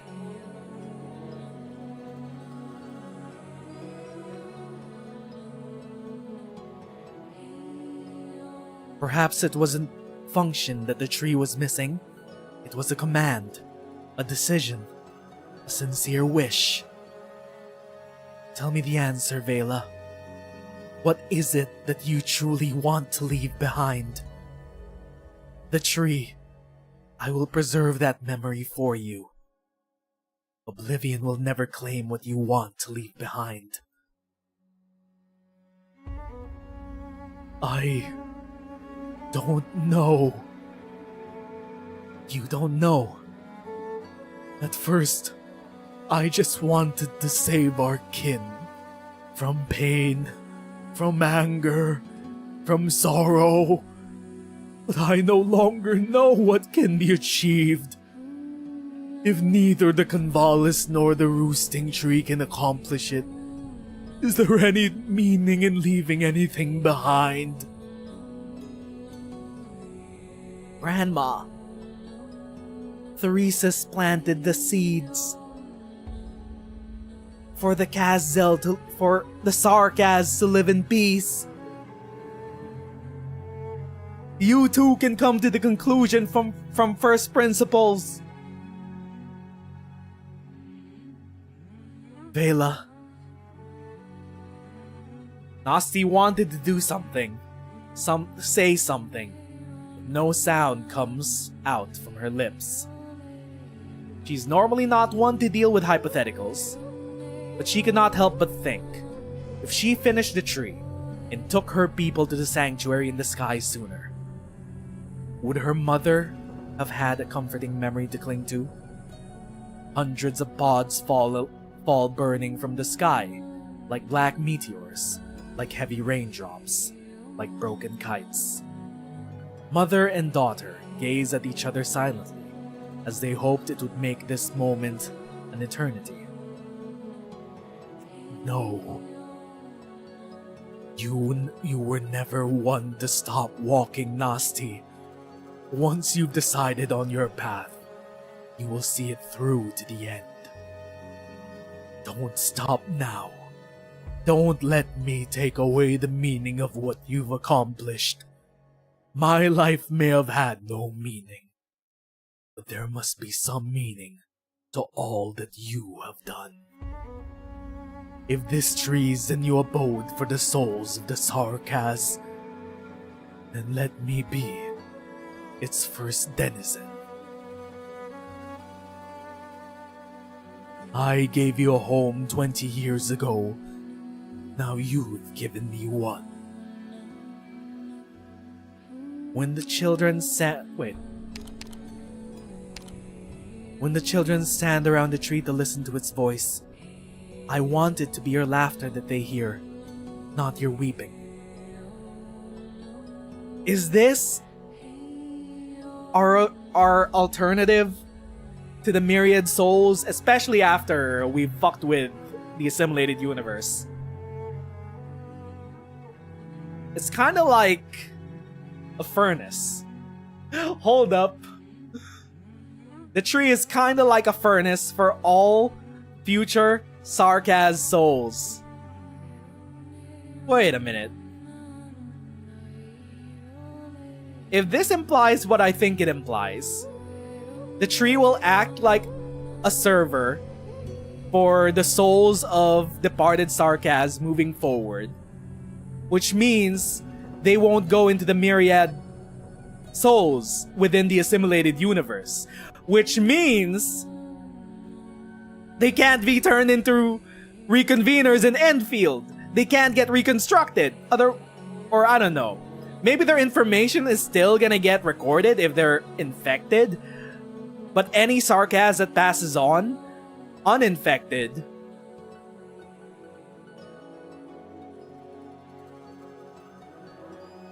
will go straight into the tree. Instead of the myriad souls. The reason why the sarcas mostly believe that all the sarcas go into the myriad souls, aka the assimilated universe, is because oripathy is integrally tied within the sarcas plight. If you're a sarcas, 9 times out of 10 you're probably infected.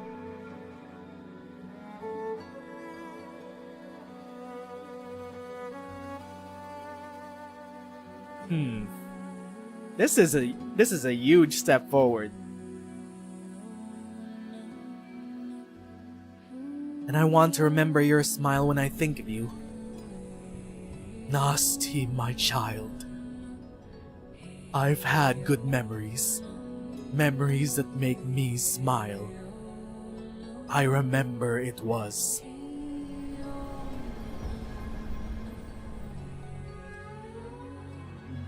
Grandma! She cannot finish the last sentence. Half a year has passed since she realized that she was beginning to forget and fled her hut under the roosting tree, following Nasti's trail all the way to Columbia. A journey far too long for a dying banshee. It was not the reunion that she had hoped for, but as the obsession that carried her to this point falls apart, death has finally caught up to her. How dare you, Hypergriff! Grandma couldn't even finish her last conversation with her daughter.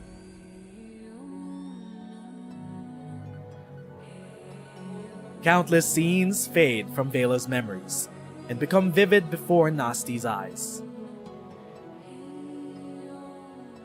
The banshee's oar lies still in her hands. She hears a lament. The king who painted the same dream with her has passed, in a faraway place that she cannot see. The banshee stands still beneath the roosting tree. She spent 3 months witnessing her kin fall victim to oblivion and become an empty husk, the price they paid for her lies, and there was nothing else she could do about it. The banshee kneels still on the floor of the dilapidated house. She promises to deliver a gargoyle who helped her in the past, but all that was left was a tip of a petrified tale. The banshee's sorrows and regrets are infinite, flowing past Nasti like a river without end. After all of these memories have faded, there is one last thing that is left, one tiny free fragment. The banshee is putting a child to bed, a girl whom she brought back to the convalesce. Her eyes are filled with fatigue as she looks at her old friend, but all she would talk about is how lovely the child is. She used to be a child once. She opens her eyes and sees this land for the first time. She does not know whether it is good or bad.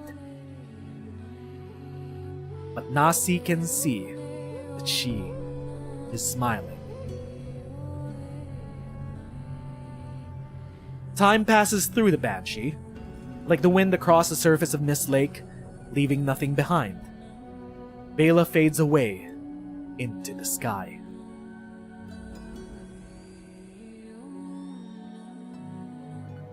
A leaf gently drifts down.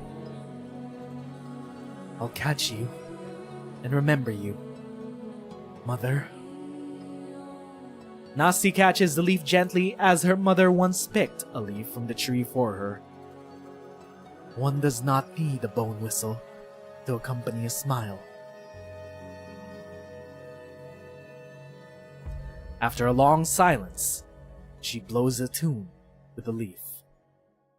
Like threads, the notes weave the gentlest incantation that she has ever weaved.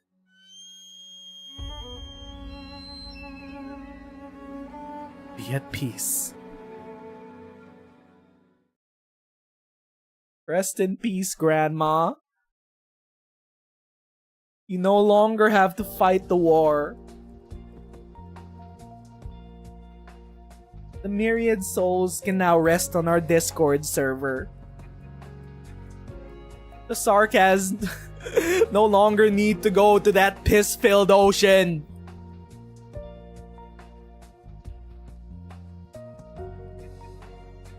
I'm guessing?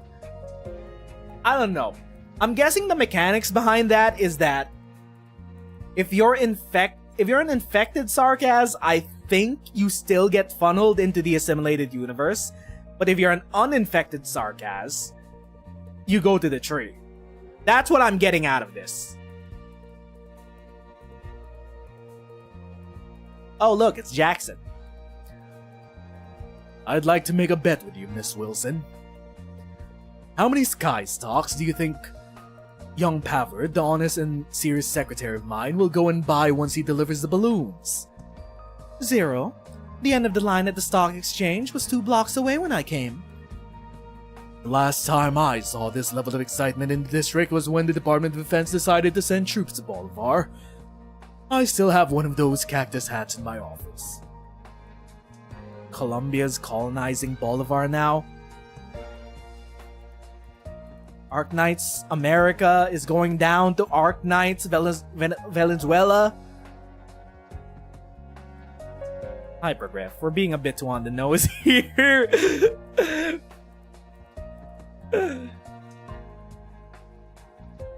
People went into the streets wearing those hats, shouting slogans and turning the veins of DC green. Their souls don't end in the AU altogether anymore since Theresa deleted the connection. AU itself still copies info as does with any race, but not really the same individuals that pass on. Okay, the connection with the Sarkaz was at least cut.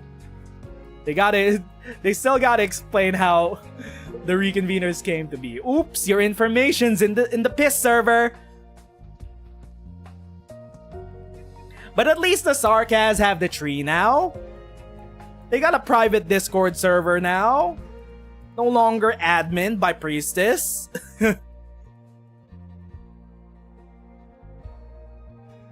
Haven't seen those hats in a long time. No one wants their taxes turned into guns, not since Robert Mackison and his feat of saving Bolivar from the Bolivarians became the butt of evening radio's jokes. Saving Bolivar from the Bolivarians. Hypergriff, you're not being slick, bro. You're not being slick, bro. What do you mean Arknights America did a color revolution in Arknights Venezuela? The fuck you mean, bro? The Bolivar Revolution is a color revolution that Colombia instigated? Holy fucking shit. This is the wildest lore drop this entire event, actually. That's what the Bolivarian Revolution was. I should have expected. Why am I so surprised? Are we gonna meet Arknights Che Guevara? Are we gonna meet Arknights Castro?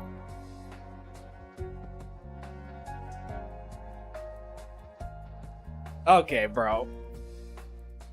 America sending troops to topple governments in LatAm? That would never happen. This event is so on the nose. Everybody wears a propeller on their heads now. With a lollipop? A blue propeller hat that spins. It's awfully noisy, to tell the truth. I hear there's a new version that automatically plays the rock song every Colombian knows when the propeller spins. I grew up listening to Terra Bless Us and Cityway 66. I once thought that the song of our time would be Goodnight Ark-01. Turns out it would be Goodnight Kristen Wright. Oh yes. The obsession that Colombians have with the future will never change, but the one they're following seems to have changed while we weren't looking. Back in the tech test of Enfield, they played Kristen Wright's Lone Trail song. They removed it on launch, but it was nice that it connected that way. They still play it in the future.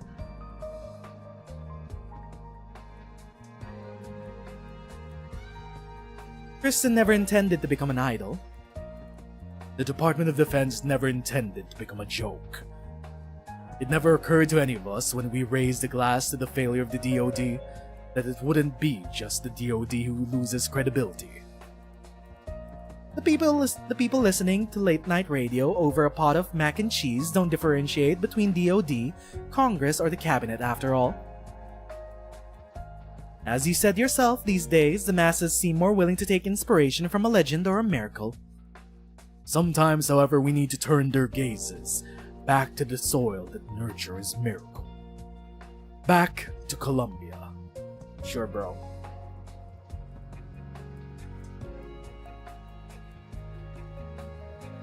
Finally, we lay our eyes on Propeller Paradise. Not a day has passed that we don't think about it, ever since that fateful night 2 years ago. Wait. Oh. Okay. I thought this was a 2-year time skip. No, 2 years since Kristen Wright. The synchronized aerial turn that we just witnessed is a testament to the skill of our test pilots, even in times of peace.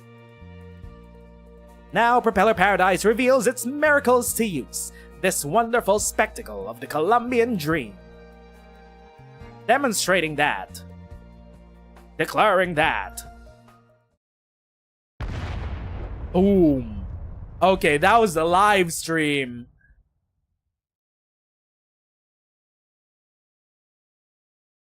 I thought this was post-event. I thought... Nope, we're still in the event proper, actually. Arknights 9/11! Except it was an inside job by the Maylander Foundation. Silence. Every media outlet, every channel, voices rich or coarse, or sharp or warm, all fall silent at the same time. The entrepreneurs and investors on the streets, along with thousands upon thousands of ordinary people, fall silent too. For a few minutes, the only sound in Max DC is the sound of their propeller hats. The rustling sound they make, like falling leaves, is the only accompaniment. This spectacular disaster, witnessed by millions in the capital.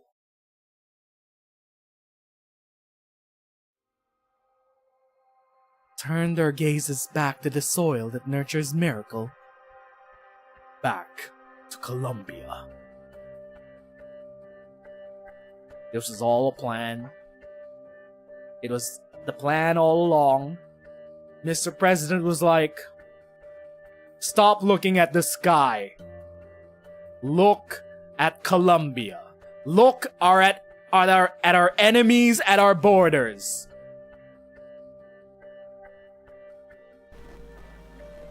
A terrorist attack? A premeditated act of terror. Investigators confirmed that the explosion was caused by a batch of arts weapons smuggled in disguised as general parts. The weapons can be traced to numerous Centrum nations, including Kazimesh, which has long since abandoned the ways of chivalry, and Lithuanian, the ancient nation of casters, who have used their despicable tricks on us. Are we watching Fox News? The voice of progress falls silent today.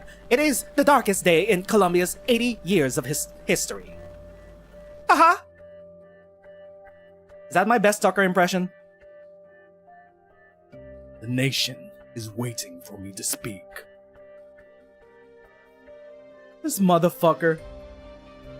Trying not to laugh over the international incident that well, not he's the vice president, that the president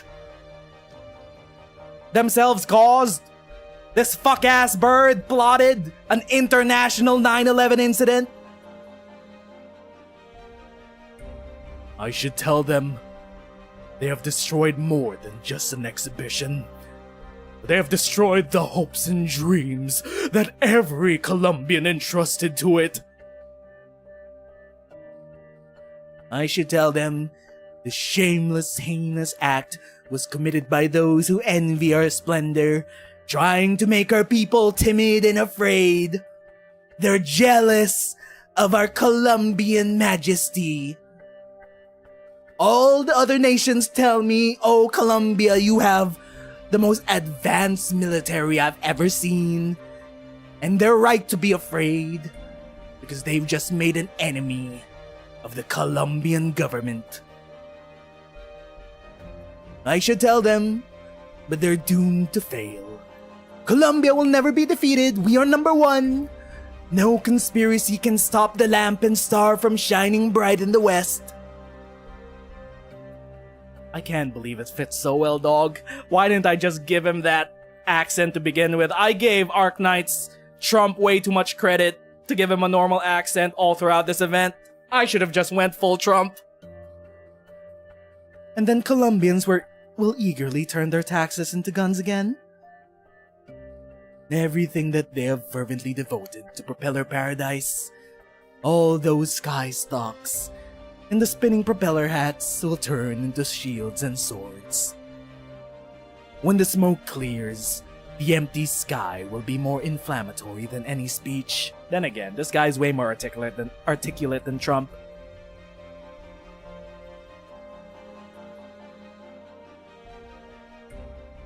Maybe I should give the bird the accent.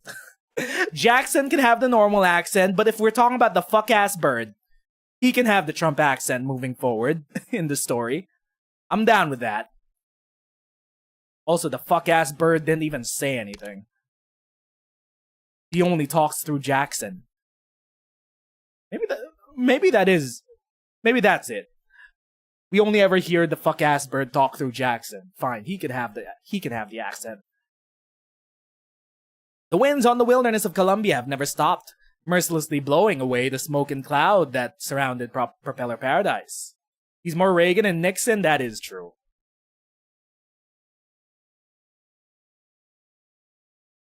The sky feels emptier than before, after all things bright and beautiful have fallen. But it's not entirely empty.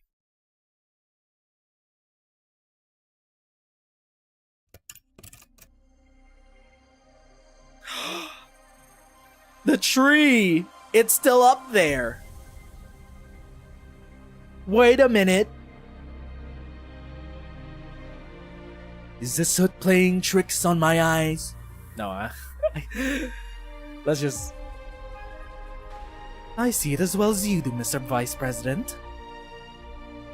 As do millions of people here in DC. Oh! Hold up, we can salvage this PR nightmare, actually. Floating platforms supported by a complicated system of massive hot air balloons and propellers have fallen. Floating labs of many shapes and sizes have fallen. The ropeway system that connected the levitation layer has fallen, along with hundreds of pods. The saucer-shaped tower that linked the ground and the sky has fallen, along with the elevator that it supports. Only one thing rises through the clouds, into the bright skies of Colombia. Good thing they have drones up here for live streaming.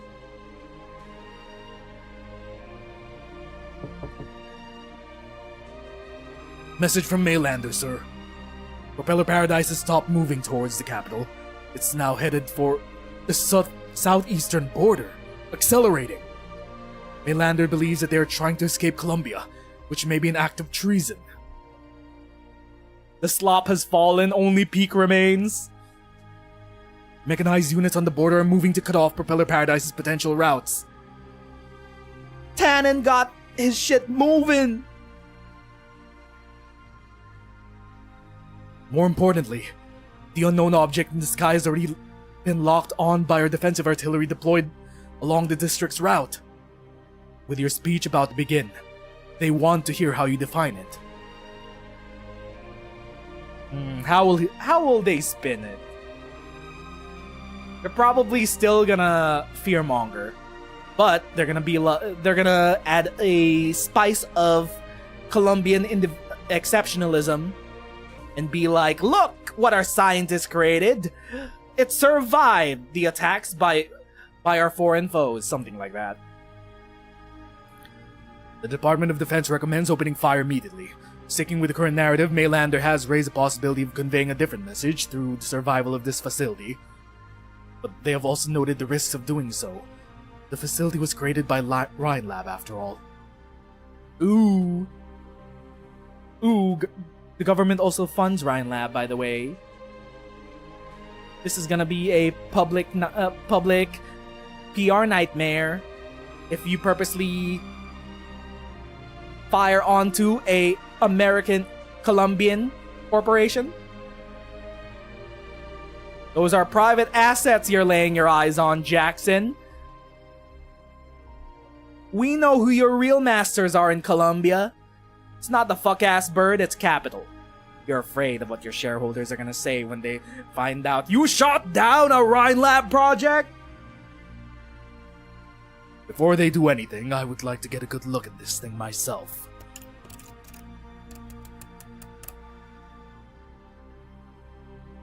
A tree. A tree. Rhine certainly has style, doesn't it? A tree-shaped facility. Do you know what it is? I have no idea. I suppose I'm just here to lighten the mood while you vent about Rhine. Huh.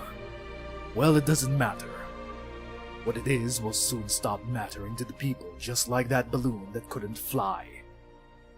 In the DoD's game, it will become an infant slaughtered by Arknights, an envoy killed by the Witch King. It will fall. Its fall will drive the rise of the people's wrath. Oh, they are planning to still shoot it down. In Maylander's proposal, it will become the next symbol of the Colombian spirit. Its silhouette printed on every hat that leaves the factories for the next decade. You're gonna appropriate sarcasm culture and slap it on a t-shirt to sell to Colombians?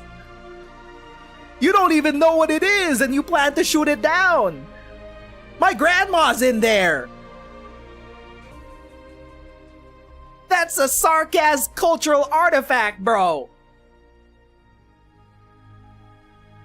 Colombians. Is that so? All I see is a tree. You see those foul beasts brushing their feathers and honing their beaks? They've accepted that it's a tree that they could roost on. A tree rising from the wounds of Colombia. How should people understand it? They don't have to. Just as you didn't need to understand the mobile mining platform on the wilderness that you skipped classes to watch when you were young. Did you know if it was carrying a group of ambitious pioneers or desperate debtors? Did it return with a full load of riches, or was it simply drifting aimlessly? Ha! All I know is that I really didn't want to take that test that day. The mining platform happened to be chasing the setting sun. A mining platform chasing the setting sun and a flying tree. They're not so different, are they? What is your position, Mr. Vice President? I'm the Vice President of the Colombian Union. With this position comes responsibility. I can't skip classes to watch a mining platform chase the setting sun like I used to. Still, that was indeed what made me feel something about the soil of Colombia for the first time. If the sky is the soil that nurtures the future of Colombia, I'm sure there's enough room in it for a flying tree. Okay. At least we found a silver lining to this. Colombia can have its propaganda. Meanwhile, Nasty, Rhine Lab, and the Sarkaz can have the foundation for the future. Fair trade? Fair trade.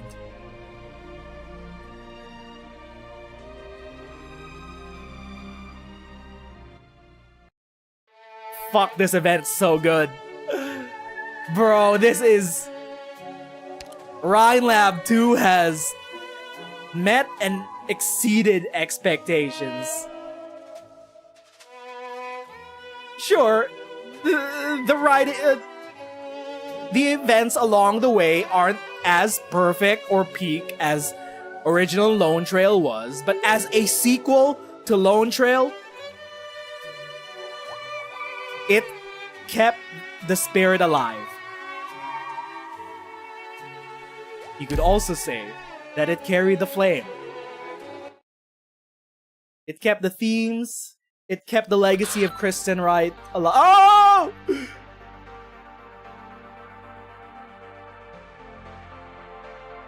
That's one of my wives? That's one of my waifus? Saria? A most remarkable speech, Mr. Vice President. People were moved to tears, even in the Rhine Lounge.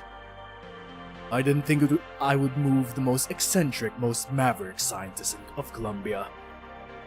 But I've received enough flowers, banners, and strongly worded letters of support, and soldier figures painted in my likeness over the last few hours.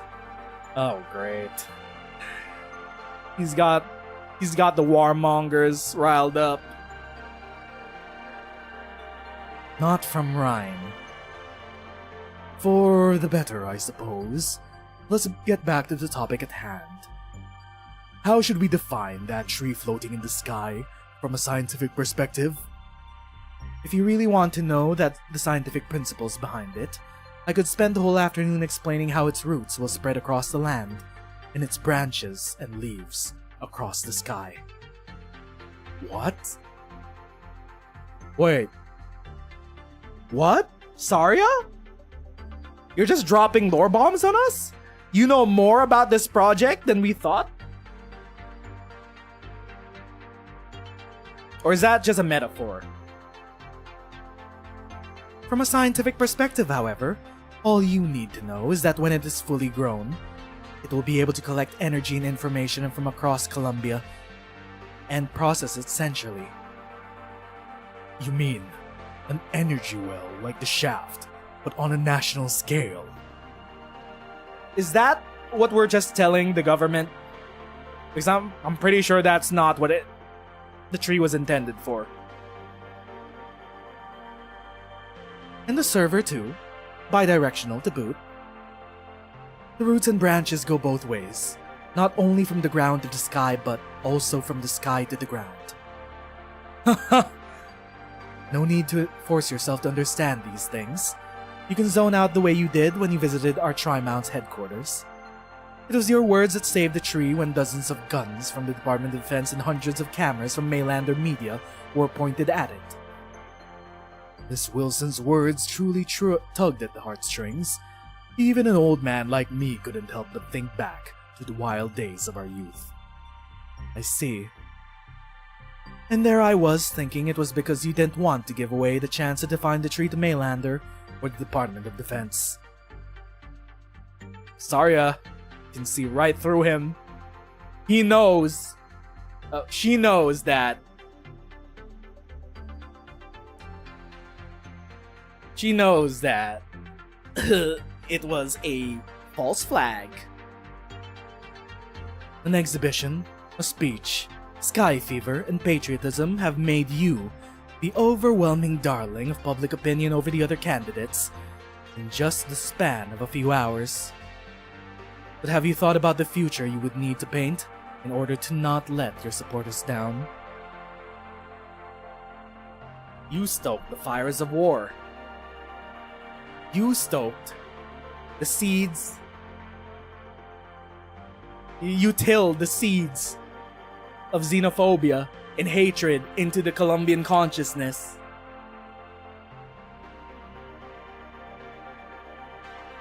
Or was it always your plan to improvise your speech? You know about the understanding between Kristen and the Department of Defense. Kristen would build the Ark-01, and it was none of Ryan's business who the DoD used it against. You gotta be shitting me, bro. Kristen! She left another gift aside from inspiring countless of people. Of course she got government approval to make Ark-01. So what? Columbia's gonna build an air force now? Ay ay ay. Here we go. Aerial warfare has now... Well, considering that the Sarkaz had their airship, sure, the arms race is on amidst a global energy crisis because of fuck-ass Priestess. Since I already have the authority to define this tree, I don't suppose it would have broken through the star pod before everyone's eyes if I didn't discuss with Ryan when defining it. Of course, you don't have to discuss it with anyone, be it Nasty, myself, the generals, the lawmakers, or that plushie on your shoulder. Saria? I take back what I said about you when I was chatting with my secretary. What do you mean? You're easier to deal with than Kristen. There are a few layers to that exchange. I feel like Saria hasn't... I feel like with that exchange, it's implied that Kristen Wright obviously made the deal knowing that the president was the fuck-ass bird. And somehow Saria here thinks it's a plushie. State your demands. But also it's like... Saria is more amenable to making deals with. Kristen is like, I write the contract, you sign it. Saria is more of a compromise type of person. Comes with the territory, dealing with dealing with a divorced wife and an unadopted problem child. Lift the lockdown in Propeller Paradise and allow the escape plate to return to the capital's route for repairs. As to those involved in the incident, escaped. That's not how DC will define what happened. Researchers who stand on the front lines of Colombian science would never flee in the face of foreign sabotage, would they? What else? Lift the lockdown on Rhine Lab. You know what I'm talking about. You and I should hold an official meeting as soon as possible. You can't ask the government to undo something we haven't done. We've only ever been curious. What can Rhine Lab do?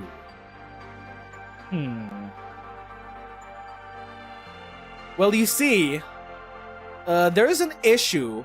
Also, there is the issue in Karag about the Victorian spy that the Maylander Foundation absconded with. What happened to her? She was nowhere to be found in this event. She left with crucial research that Rhine Lab had. Also, the space elf that just crash landed and is currently having a conversation, well, less of a conversation, more of a warning with Mulesies. I like to think in my headcanon that somewhere in space, the space elves found Kristen Wright, and she's, I don't know, happily sipping on elf nectar on a different planet. That's my headcanon. She encountered another space elf, and she's like, why do you sound like Mulesies? Why do you act like her? Seriously, is no one sleeping tonight? I should have held some night wilderness tours. You just wouldn't stay still, would you? Even when the plate's broken down. I could say the same thing about you. You look like a clerk gazing blankly at the sky outside after coming back from a vacation. Well, I was scared, but also excited when we started fighting the Maylander people. You almost scared me when you tried to bite that agent's finger off. I'm not really an emotional guy. The last time I was so excited when I got approved for that Sky loan. The loan shark was showing off levitating devices at the entrance of the local bar. There were so many people watching that they broke the fence. In the end, it wasn't education or economic circumstances that decided who got the loan, but who could fly a drone the highest and farthest. Which was how you ended up being the sucker who got scammed into it. That night, I stupidly bragged to my wife, showing off the finger I used to move the control stick and win a chance for the future. It was only a few days later you realized that there was no battery in the controller at all. It was all a ploy. Someone else was piloting the drone. Yeah, I never should have trusted myself when blood gets humped into my head. But you still charged the blockade with us without a second thought, didn't you? Yeah, now we're like sissy beasts to the slaughter in the wilderness, waiting for the government to decide our future. I feel like an onion thrown into a washing machine, getting layers after layers peeled off in these tides of fevers.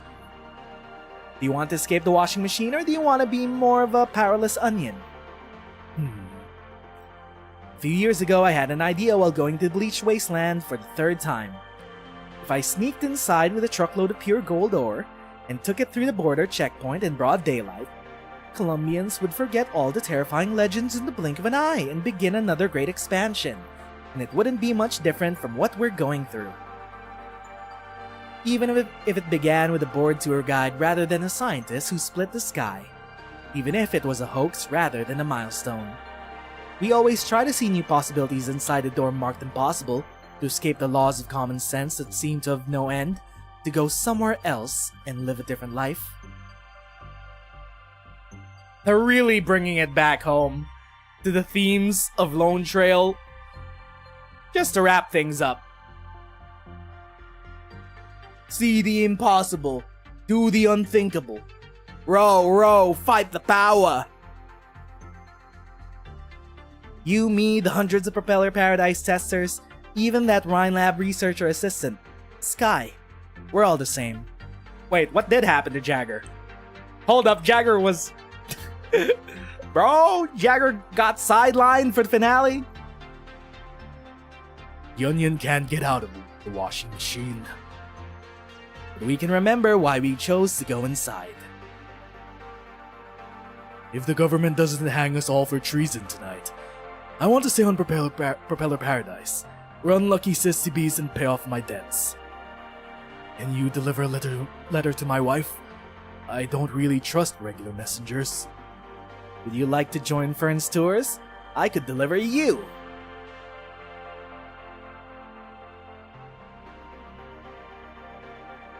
Meanwhile, these two...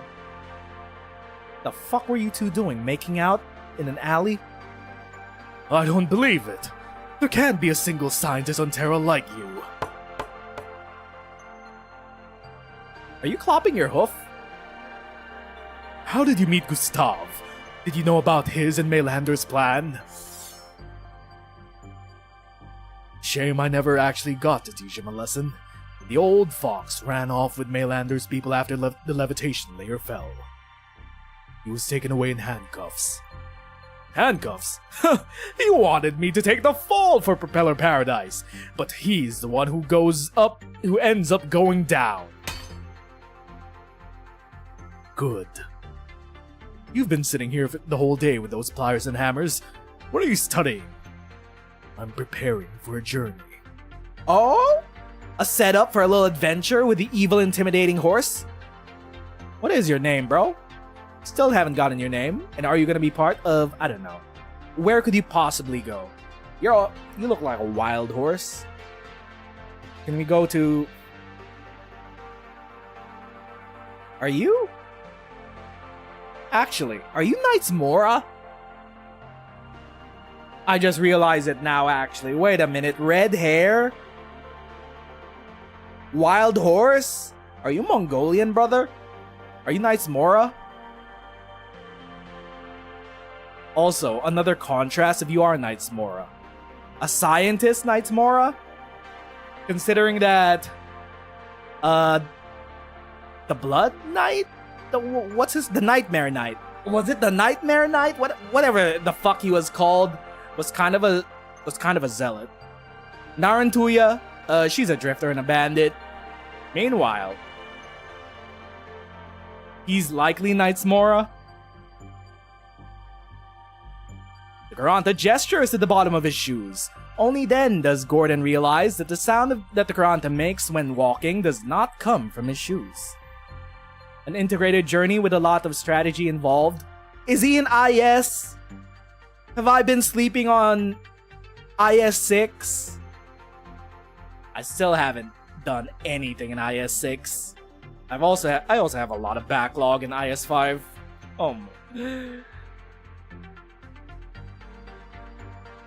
A piece of crescent-shaped metal nailed to your feet. Doesn't it hurt? Oh, he actually has hooves. No. Feet are more trustworthy than shoes in treacherous terrain, such as the swamps of Sargon or the ice fields of Sami and the barren lands of Colombia. So you don't plan on hiding your identity from me? Identity? My role is insignificant in this entire event. I simply came to help a friend, and made a new friend along the way. Friend? Which friend? Not Gustav. I do so hate free spirits. You have enough experience to be my travel companion, but you won't do it. Oh, he got shot down? What? Tail not big enough, thick enough?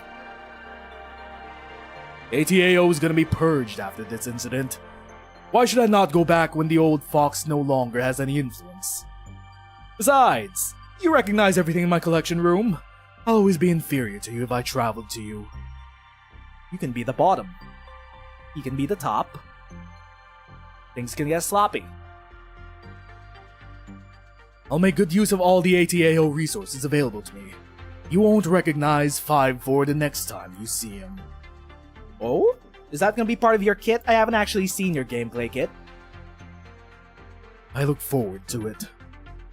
Is there any place you haven't been? Like beyond the star pod, I guess?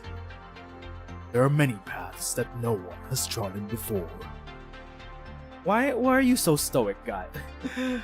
What? Vague Boast King. If there indeed comes a day when humanity stands among the clouds, I will continue to cast my gaze to the land. Brother. That's my Vague Boast King. He's just... Alright, didn't even get a name out of him! New potential, mans! New potential NPC has been unlocked.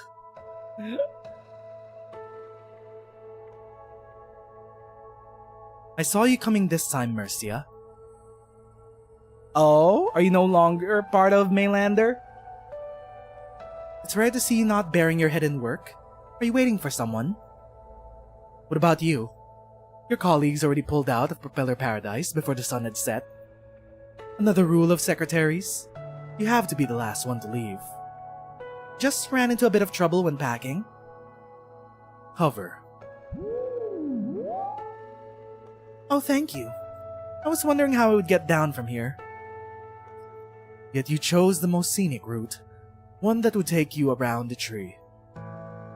I wanted to see the final resting place of Vela, your mother. Her epitaph is the leaves that grow upon it. Look up on your way out. She might have the wind carry one to you, if she still remembers you. You're not angry I used Vela to complete Mainlander's mission. You also defied Mainlander's orders in order to help her.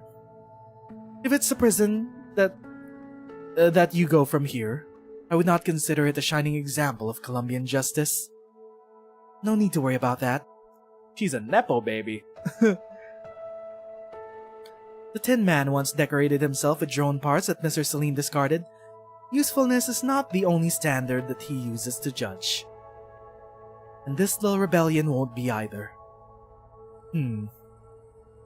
I think that's the one you were waiting for. I'll take my leave then. A guest? Give me the parameters, Sky. Oh, Mr. Jagger! Where have you been? Transmission complete. Nothing out of the ordinary. The tree's in great shape. But you already know that, don't you? Just making sure the battle didn't wreck your brain. The first thing I learned on the streets of Trimonts was how to fight. I wouldn't be here at Rhine if a fight or two could wreck my brain. Until I come back, you're in charge of the tree's regular maintenance, any derivative projects, and all our staff, workers, and testers in Propeller Paradise. I need you on the top of your game. I got the projects, but the workers and testers, they've been asking what you liked. They wanted to give you a token of their appreciation before you leave. To where? To go back to the valley. They stayed because of you, Director Lunare. What did you tell them? I don't know. I have no idea what you like, other than work. Take a Starpod War stamp to Pit tomorrow. He'll tell you everyone's personality and interests. Starpod Wars! Rankwood is making space films, sci-fi space films now. The true legacy of Kristen Wright. Director. The first thing I learned on the Barren Lands was how to deal with people. What do you like then? It's not hard to find out. It's time to go. I'll leave the tree in your hands. Uh-huh. What about the one you were waiting for? Oh, that wasn't you. He's used to traveling alone. He's probably already left. Who are we meeting up with? Logos? Left. But we're in the Barren Lands. He'll find a way. Logos? Tin Man?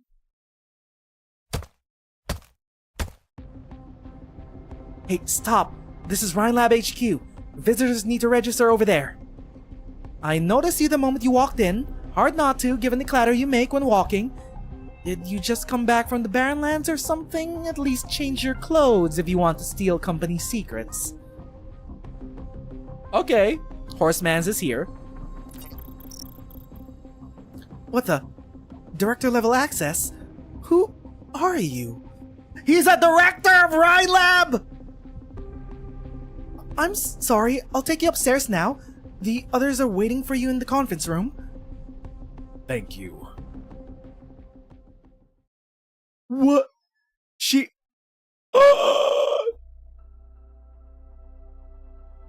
Yo! Also, a burp came out there. All the directors!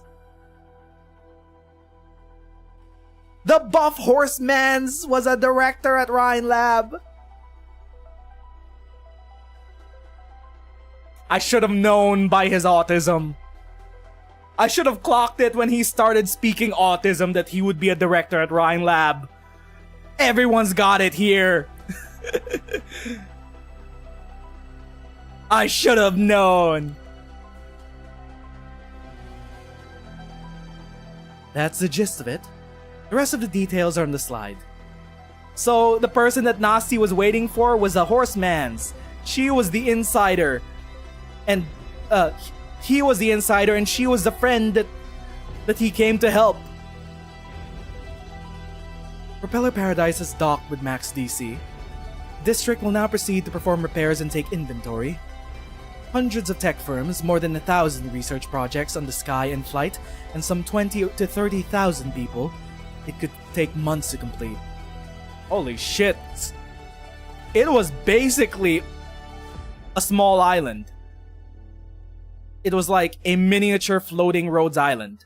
Not quite as big as a real nomadic city, but 30,000 people. Fortunately, Saria's negotiation with Jackson was a success, and the Rhine Engineering section will be able to focus on their work at Propeller Paradise. Skyjagger's in charge until I get back. He's matured a lot. Wow, you're actually developing the new guys! Good work, Nasty. Thanks for your help. I would thank you even more if you deleted the photos you make faces with my appearance. Oh. Right. She takes selfies as Nasty. Nah, don't think so. Say, aren't you gonna tell me about your mom? Also, is she back from talking with the presents? What's going on in Karag? Or is this another water clone? No. Something's different about you. Not sure what exactly, but in a good way. Nasty. Alright, I cried. I came to terms with a few things and strengthened my resolve with a few things. That's all. I didn't leave my lab to watch your little tete-a-tete. Tete-a-tete? Tete-a-tete. You've been a little too committed to science lately, Ferdinand. I'm almost starting to miss the days when you were scheming left and right to take over the company. Why do you think I'm not doing that? I'll ask you to recall that it was my breakthroughs in high-energy physics that have kept all our sections afloat these past 2 years, ladies. Yes, sure, thank you for your help. I'm guessing Dorothy didn't come to the meeting because she didn't want to hear you gloat? She went back to Site 359 right after the inquiry. She said she had a few dreams. Girl never looks forward. Sorry, Nasti's already sent the experiment results concerning the tree to my mailbox.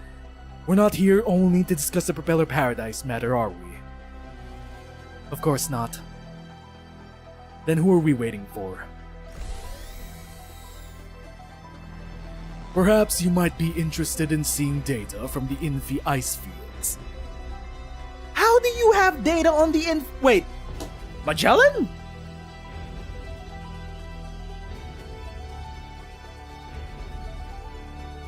You're back, Miriam. Finally. Miriam?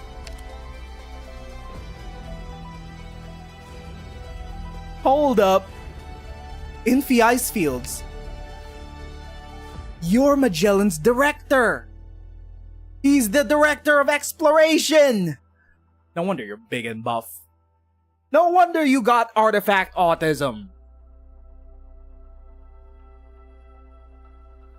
Sorry. It's been a long time since I've been to Columbia. Took me some time to fit my hoof irons. Broke them in on the walk from DC to Trimounts. I'm glad I didn't wait for you on Propeller Paradise.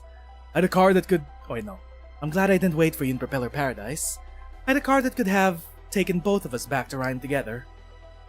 Imagine finding Magellan wanted to go save him. He eats collapsals for breakfast.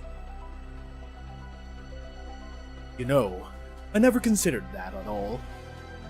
Someone obsessed with searching for death in every corner of Tarot would be used to working alone, I figured. Oh. Okay, in a way, you are Knights Mora. You're just a little autistic about it.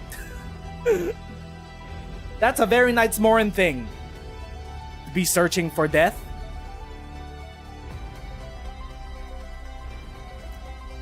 It takes 2 people with director-level access to activate the core unit of that tree. I'd wondered who Saria sent to help Nasty. The legend is already a pile of bones in the wilderness. The meaty questions if the director of Rhine Scientific Investigations section even exists. There's definitely no better choice, but... You want to know who arranged it? Justin Jr. Justin? Really? He's still at it? He had some investments in... How do you pronounce that? Kapat? And no sooner had I left the Infi ice field than he got in touch. He told me to go to Columbia and straight to DC. I got Gustav's invitation soon after. Justin Jr. had obviously let's just say pulled a few strings. Then why did I come back to Ryan? I found a fragment of that spherical superstructure in the depths of the Infi ice field, where the rootless flowers bloomed the brightest. Oh! Everything is coming to a head! Reports on the Northern Stargate has finally reached back to Rhine Lab. Muses is here with reports on Kierag from our extraterrestrial friend, the Presence. What has Saria been up to? You guessed it. Yes, it's the structure that Kristen's files mentioned. She said people in the old times called it the Stargate. I'm sure Saria will share the information with you soon. Any more questions, Ferdinand? I thought not. Got him gagged. He came back with the goods. Oh, wait. Nothing's changed about how you ask and answer your questions, Mariam. You've left Ferdinand with nothing left to say. Alright, let's look. Looks like everyone's here. This meeting is rather overdue. For the past 2 years, all the mainstream Colombian media and tech tabloids have made the same judgment. The gap where Galleria Stellaria disappeared is a scar upon the Starpod, and a scar upon Rhine. They've even come up with a whole narrative on the cancellation of Rhine's end-of-year cocktail party. The public thinks that Rhine Lab is washed. Meanwhile, every director has come back with groundbreaking research.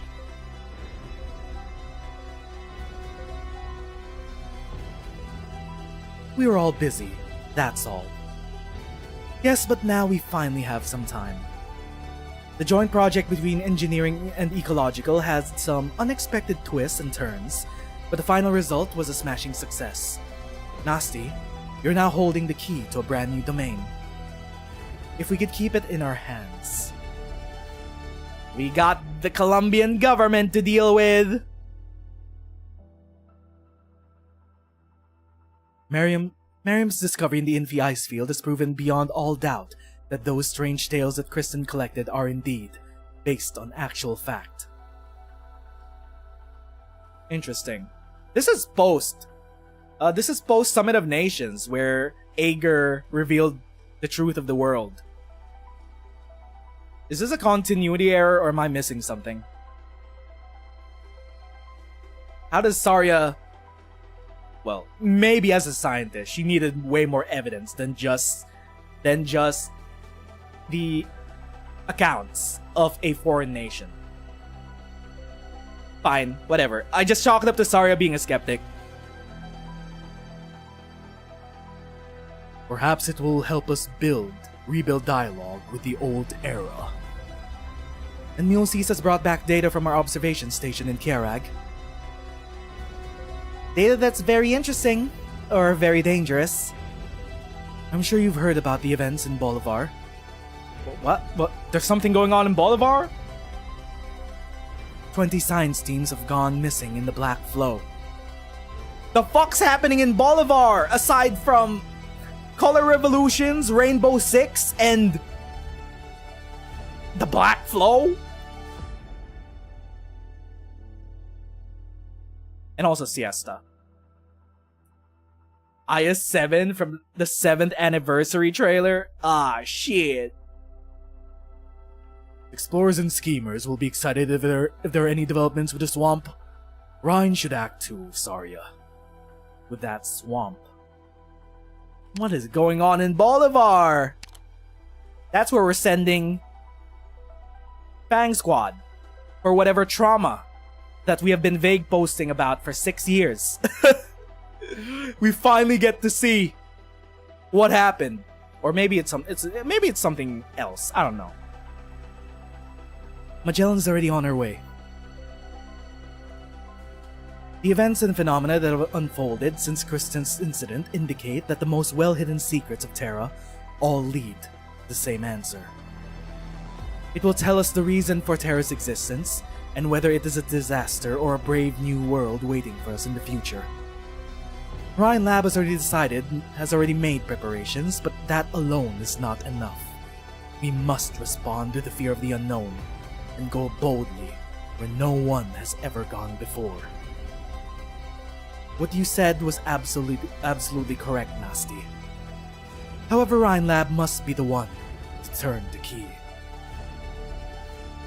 This is Low Trail 2! Whoa. Of course, we'll have a makeup cocktail party.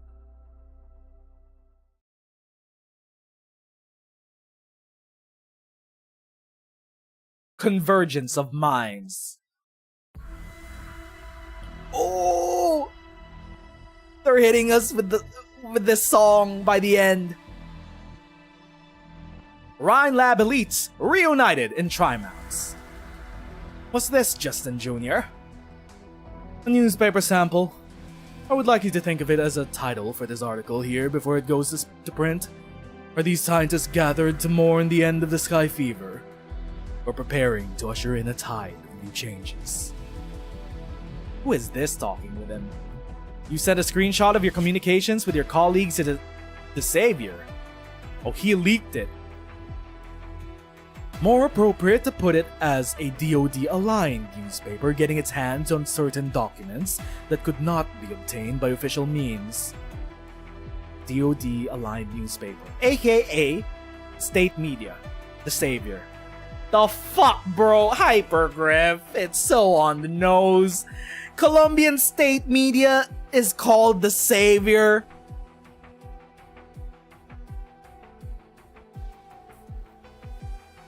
But I heard your control has already reached an understanding with Jackson concerning Propeller Paradise. Saria's no longer Director of Defense, right? She's Control now?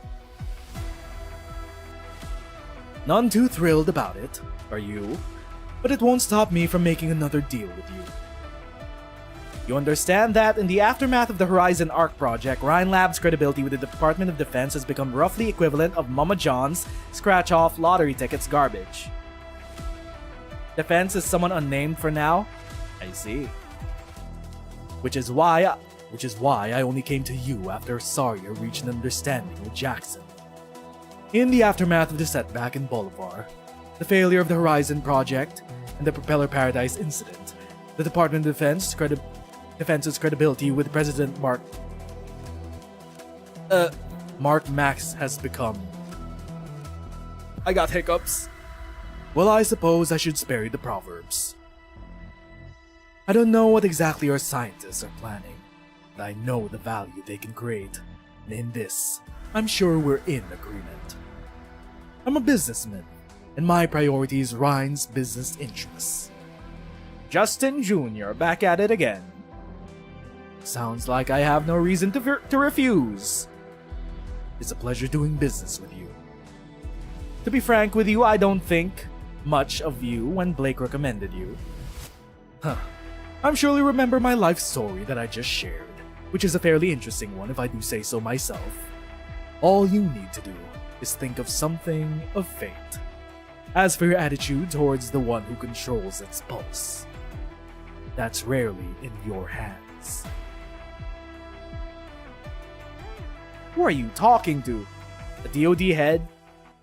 Guess that's... They're talking about the newspaper. Hold up, let me just get a summary of all that.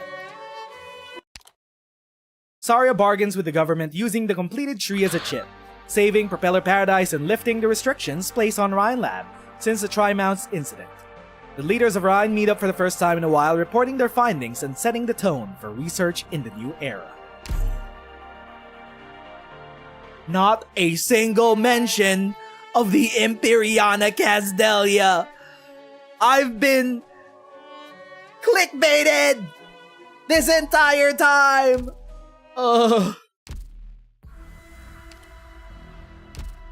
I got tricked. Anyway, as a sequel to Lone Trail, I'm actually glad that in the middle of things, it pivoted towards a completely different but parallel direction. It still kept the themes of reaching and grasping for the impossible, and related it to the Sarkaz plight, the Banshee's escapism, the pioneering ventures of normal Colombians, and sinisterly, the warmongering machinations of the Colombian government. I cannot believe that we literally had Arknights 9/11. It is a canon event also. Casually dropping that Colombia did some color revolutions in Bolivar, wild. This entire event was peak. The events themselves, it stumbled a bit to get to the ending, but I think it is overall more than the sum of its parts, and it is a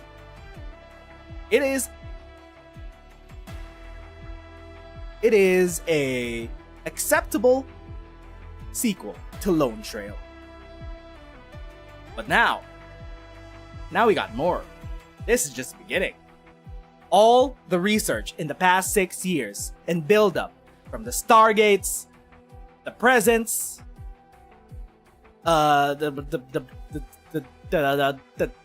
the assimilated universe, the tree server. These are seeds to be planted for storytelling moving forward with Rhinelab at the helm. I won't even be surprised if Rhinelab, well, obviously they were the ones that discovered the Stargate, but I won't be surprised if they were the ones that eventually get the Stargate back up and running. And we never saw that CG. We never saw that CG back in PV4 of the outdoor Rhinelab facility with the domes, the clear glass domes. That wasn't in the Kierag event. That wasn't in this event. Where the... It's not over. It's not over. There was a CG of a Rhinelab's facility in the outdoors that we have not seen yet in any story on Global so far. And the Empyreana Kazdelia still evades me. I need my setup and connections to Enfield because I love me world building. This is kind of the base for Rhinelab Act 2. Saria Altar isn't too far, maybe next year. Soon, every single Year 1 operator will get an altar, except Shining, because... I don't know, they hate Shining. Maybe when we have the sequel to the Kazimesh arc involving campaign knights in power suits made of blood and flesh, maybe we will finally have Shining Altar. But yeah, 6 hours to finish the latter half of Unrealized Realities. Thank you to everyone that stopped by, chilled out in chat, and watched us read and react through Unrealized Realities. Next weekend will be 1.3 for Enfield, and we will be pulling... No, I won't be pulling. I'm saving for Camille. I'm not pulling for Mifu. But we will be playing through the 1.3 story next weekend in Enfield. But that'll be that. Once again, my name is Nez, and thanks for watching. I'm gonna see friendos next time. Bye-bye.